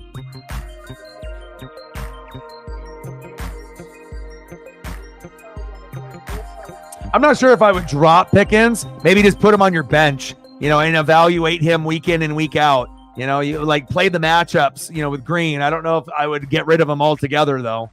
And that's just me being, a friend and just being honest instead of being like, yeah, drop him. And then I pick him up and then I start torching the league with that player, But that's a player that he does have the ability to stay on your roster, like Garrett Wilson. It's just that you're not going to get the consistency that you want based off the name recognition. And it stinks when you end up getting a player that that can get you 15, 20, 30, 40, but then you have to take the 0 to 5 games in between. And that's really hard to do when you have a record that could be better. Trust me, I know. Najee. Reflect with the $5 holla. Thank you so much. And do not drop.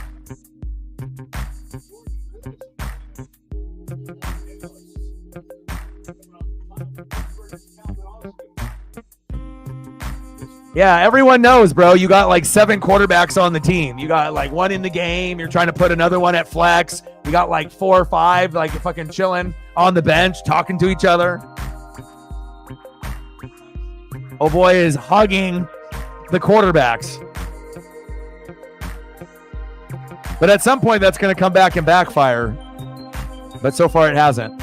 Little shovel pass. Touchdown, Steelers. Touchdown, Pittsburgh. Fryer move.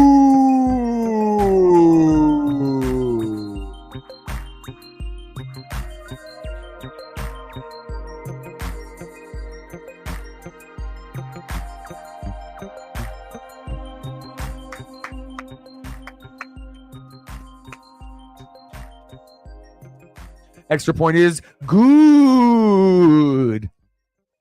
Oh, God. 5 minutes to go. Please. I'm so hungry. This is ridiculous. Paisley's like, what the hell is this, Dad?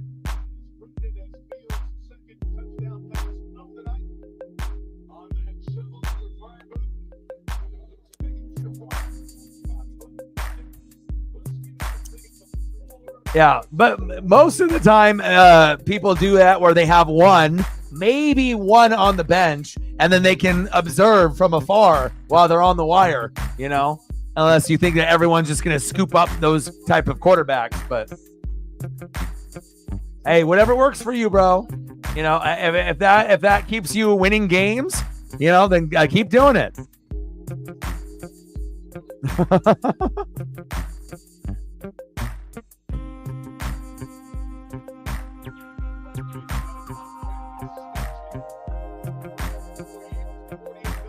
4 quarterbacks, 5 quarterbacks, 6 quarterbacks, 7 quarterbacks, 8 quarterbacks. I got all the quarterbacks.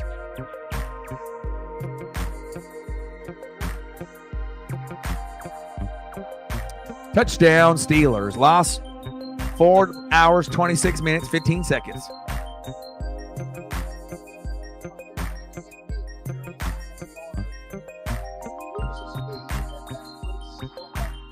There's a limit, though. I don't know. I have to look at the rules to see how many quarterbacks you can have. But I think 4 or 5 is the max. Somewhere in there. So whatever the max is, Shep will definitely have it.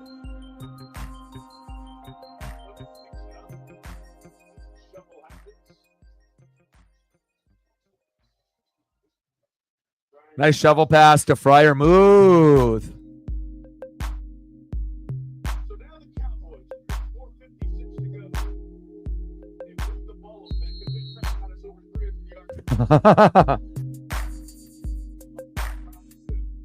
With this ball.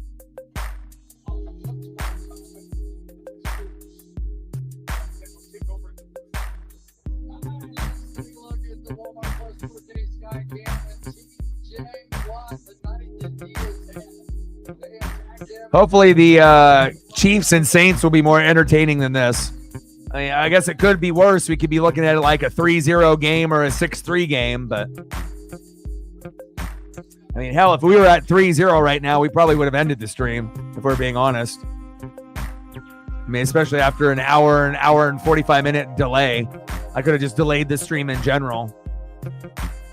It's like sitting in a chair for hours and hours. I mean, if you're playing video games or whatever, I guess it just depends on if you have a comfortable chair.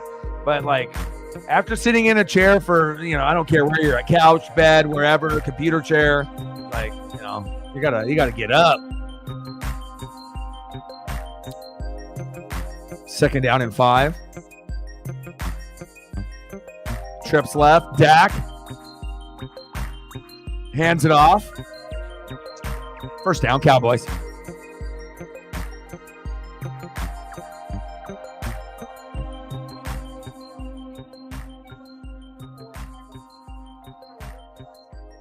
Yeah, I mean, especially if you're going to go through, like, you know, you have your main, and then you're just trying to make sure, like, who's the best backup, and then you evaluate for a couple weeks. I mean, hell, if you can do that and you're still winning, and then you can figure out, okay, this is the best second option, you know, then you can go that route. So,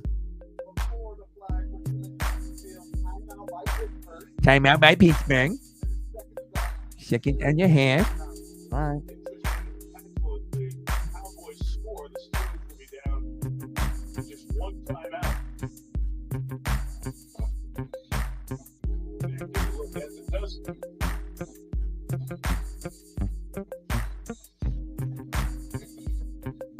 Get hurt. It's so easy. Who's in? Who's in the sun? Who's going to be whatever. But this is the chance for the Dallas Cowboys, Dak Prescott, and you would think CD Lamb, but really no catches for him since the first quarter of this game. Get the ball to CD Lamb, you dummies.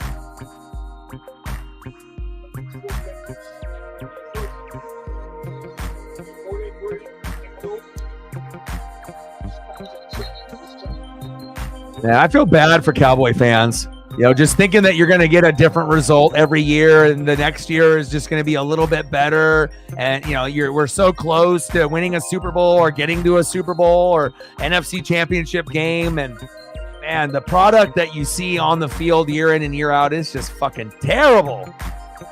You know, it's like, I get it. You got the money and you got cool uniforms and cool colors and you got the Cowboy cheerleaders, but fucking A, man, being a fan of this team would be rough.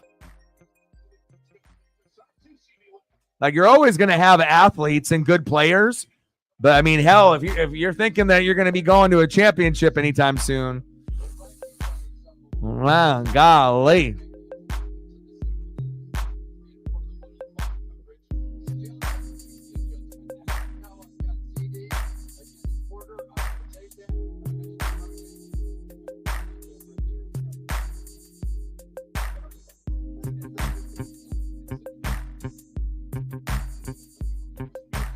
Yeah, I know.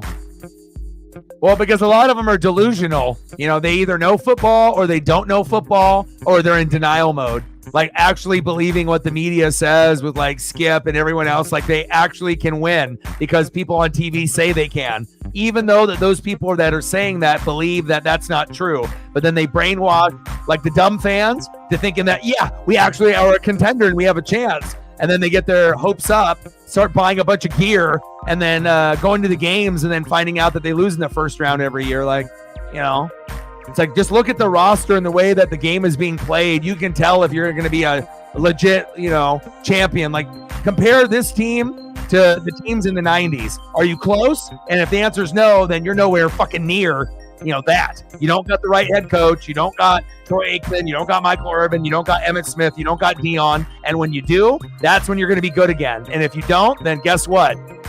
Disappointment every year.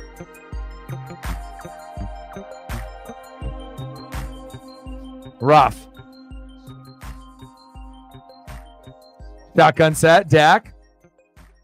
Dowdle.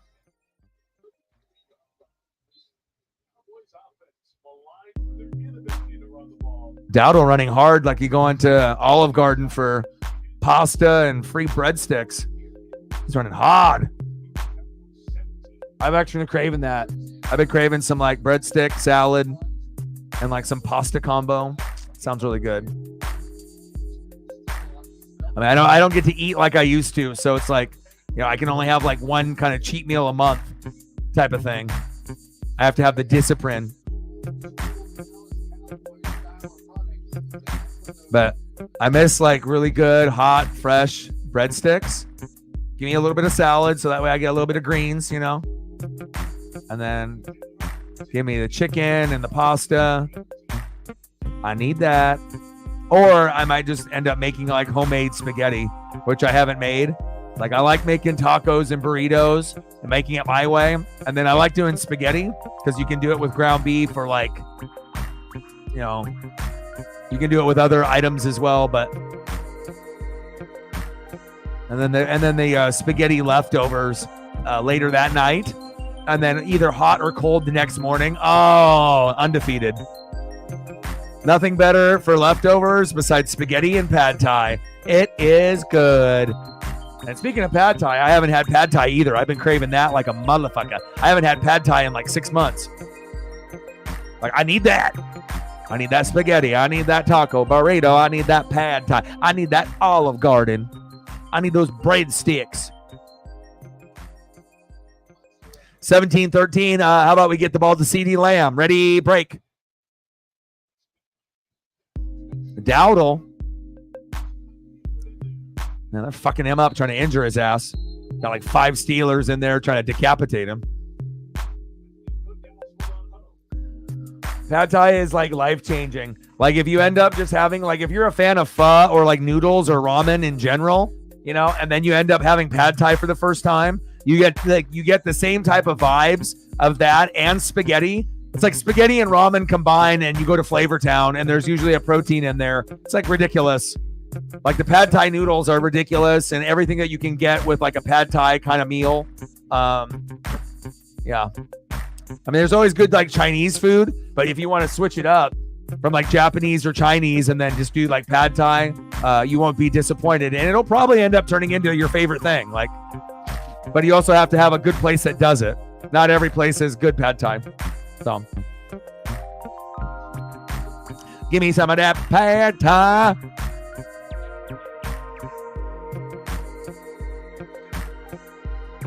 Third and 9. Oh, good stiff arm Ferguson. First down, Cowboys. Less than a minute to go. They're trying to win the game, 2017.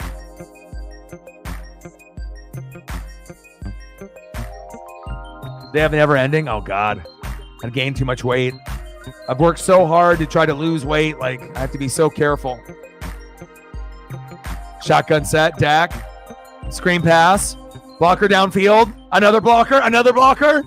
Oh, my. Uh-oh. Cowboys might win. Uh-oh. Uh-oh. SpaghettiOs. Pad Thai is undefeated.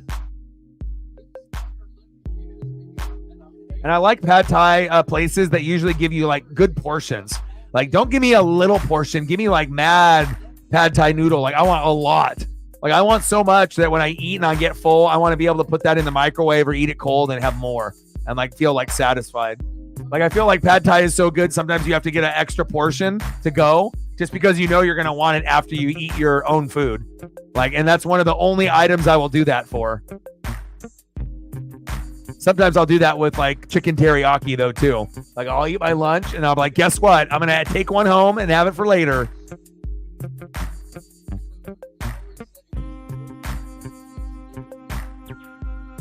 Late night Pad Thai or chicken teriyaki. Oh, man. And then you're just watching your favorite TV show or movie while you're eating it. Oh. It's like, who needs friends? You just need a pet and a Pad Thai. First and goal.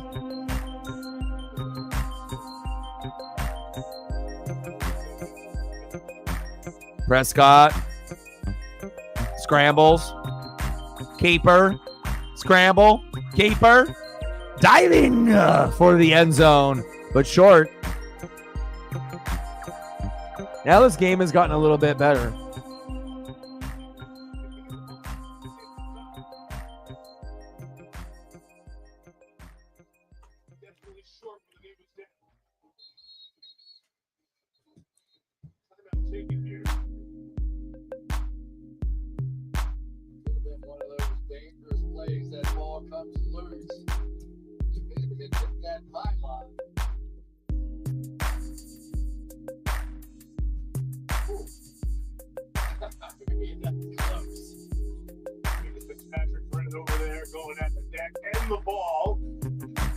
Prescott was thinking about extending it. Browns needed to move the goal line.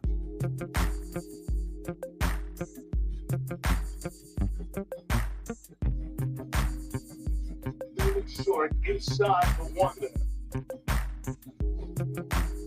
What they did to checking that. This game is going so long, bro. I'm like 5 years older. Just a full good play, stopping and checking all of the above. Oh, they open the balls in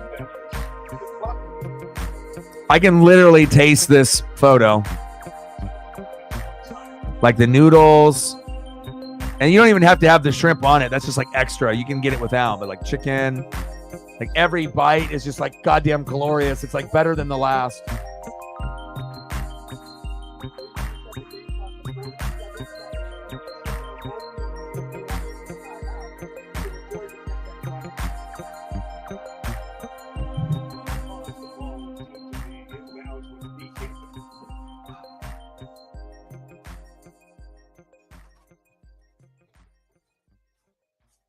checking it. Cowboys have come into the huddle and lined up. It's on Huntley and Bransky to target if he wants. Run the game clock in 37 seconds. Neither team has chosen to take a timeout to avoid the run out. The game clock will start on high signal. So Tomlin's going to keep his one time. Huntley's letting Prescott know exactly that before start when he signals also.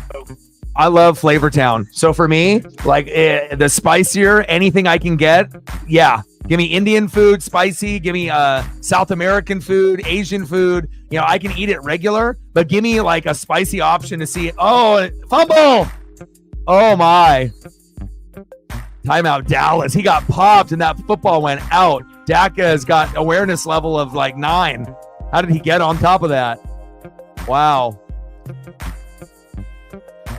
That could have been the game right there. No, but I do like, Flavortown. I like being able to, I like to feel alive, so it's like, you feel that like tingling on your head and then you sweat a little bit and it's like, you might have to drink a little bit more water or juice or whatever, that you're drinking with it. But, it's like, you feel like you're getting your money's worth out of it as long as you're not in too much pain from it. Everyone, I guess, is different. And then obviously some people might have to have like some Tums or, certain things with that, but I got this as a gift. Yeah. It's Bucko Bruce, but with Tom Brady's face. It's like one of the only rare items of Tom Brady that I own on the Buccaneers. That, and I have a Foco Super Bowl bauble that's worth like probably about 100, but that's in the box and it's never been out of the box. Dak.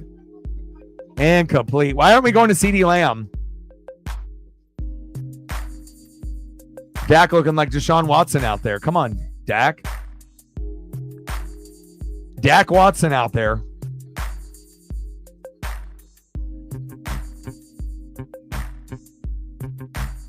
Yeah, and I like those too.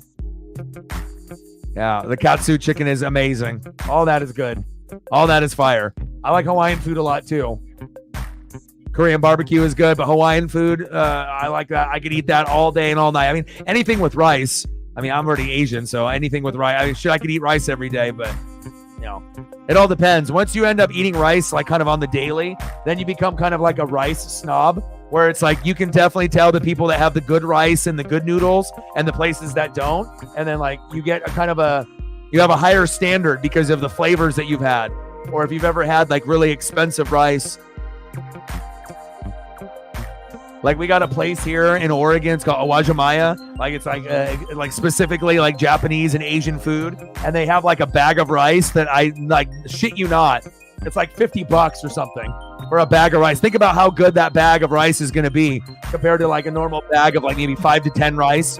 $5-10, and you're buying rice that's like used in restaurants. It's like $50, $100 rice, bro. You can tell the big difference in it. I know I can. 4th and goal.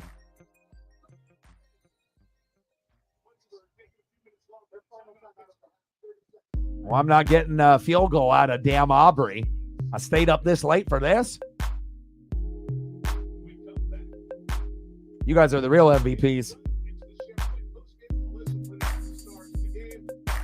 That's very good. The chicken and tikka masala.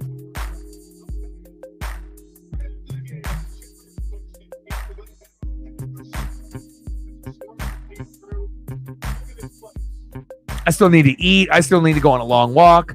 But these are the memories that we make with the goats, you know, where others are asleep. Touchdown, Cowboys! Oh, my. The Pittsburgh Steelers.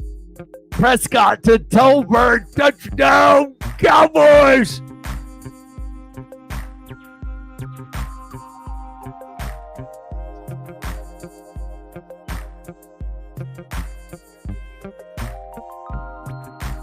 Dak Prescott. He's like, I am worth all that money. See? Mike McCarthy's like, yes, my job is saved. Thank you, Dak. Tomlin's like, fuck. 20 seconds. Jerry's like, yes, I need a massage. I need to call Robert Kraft.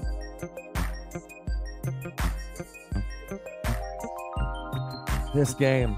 Well, at least we got some TDs at the end. We asked for TDs and we got them. TDs. We ask for TDs and we get TDs.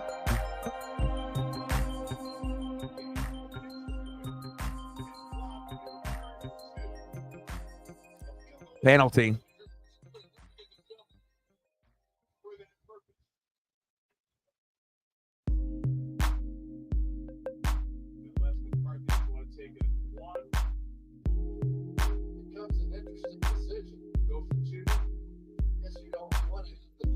I'm at 8 points. I need. I want to get to 9. Damn it!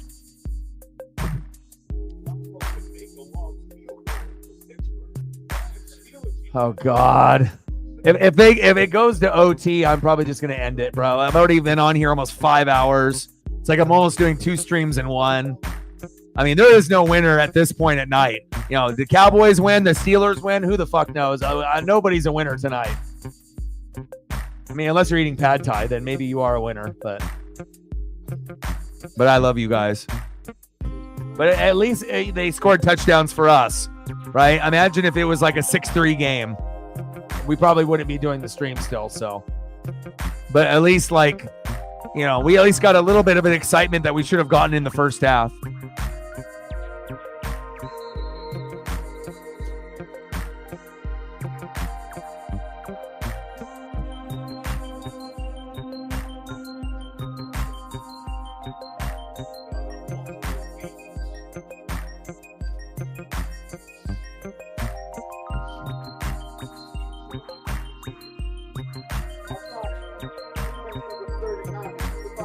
This game is lasting so long, I'm actually drinking air out of my water bottle because I ran out of water a long time ago. Come on.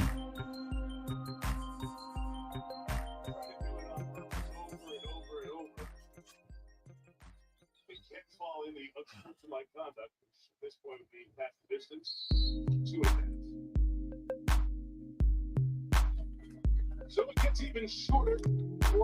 9 points, baby.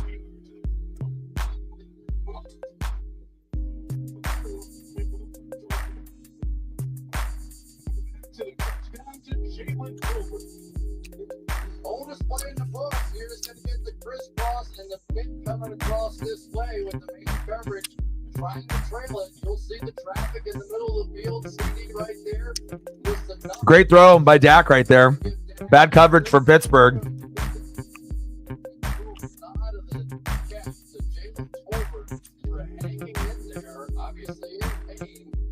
Clears back underneath. Dak puts it right on the money, and that was not an easy catch. You can see Elliott trying to strip that thing out of there, but You definitely could have lost this week. You would have lost to me last week. Only 109. Again, you know, there's going to be people that have weeks under 100 and whatnot, and then it makes you realize when you score, you know, 100 to 105 or 110 or 120, 125. Like, you know, sometimes that will be enough for a win, but sometimes it won't.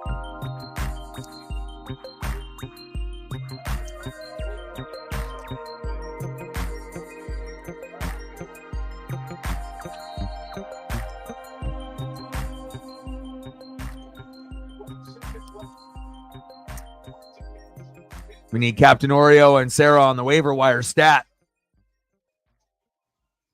All right.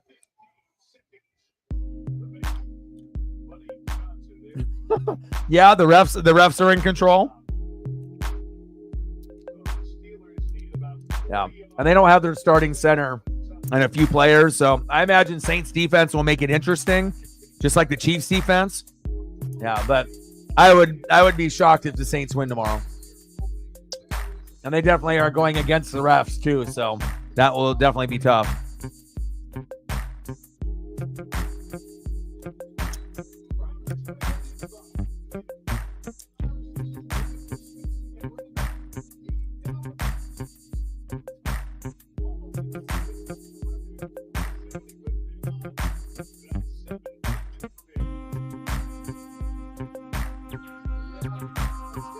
What happened to my hands?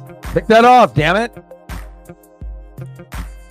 It's not KC better win tomorrow. They will win tomorrow. The only way that the Saints will win is if they're blowing them out and if the refs start calling things for Mahomes and PIs and whatnot, that they're so far ahead that they can't manipulate the game. Like if they're up by 17 or 20, then they'll be able to hang on. But if it's like 14 or less, you already know they're going to get involved somehow.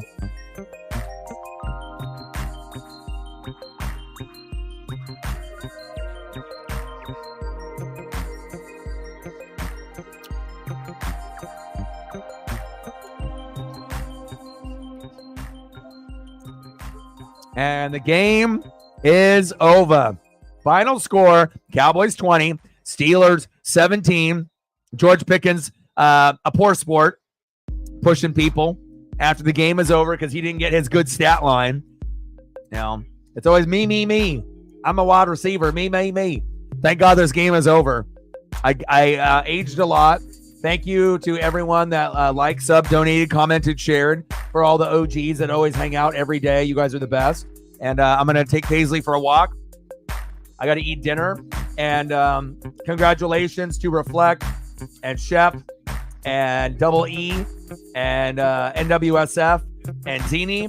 And for the rest, next week is another week to prove yourself. I had to go 3 weeks of losing before I got a win. So, if I can do it, you can do it too. And it definitely is a very competitive, fantasy league. So shout out to Reflect, Shep, Captain, Matt, Sarah, and everybody else. Love you. Appreciate you. And hopefully this will not happen tomorrow. It'll be a little bit more high scoring, but we'll find out. But I appreciate every single one of y'all. And I got one question for you. Who talk sports like us? The boy Ryan, Northwest Sports Fanatics. And I'm out. Gang, gang. We damn boys. 20. Steelers 17. Gang.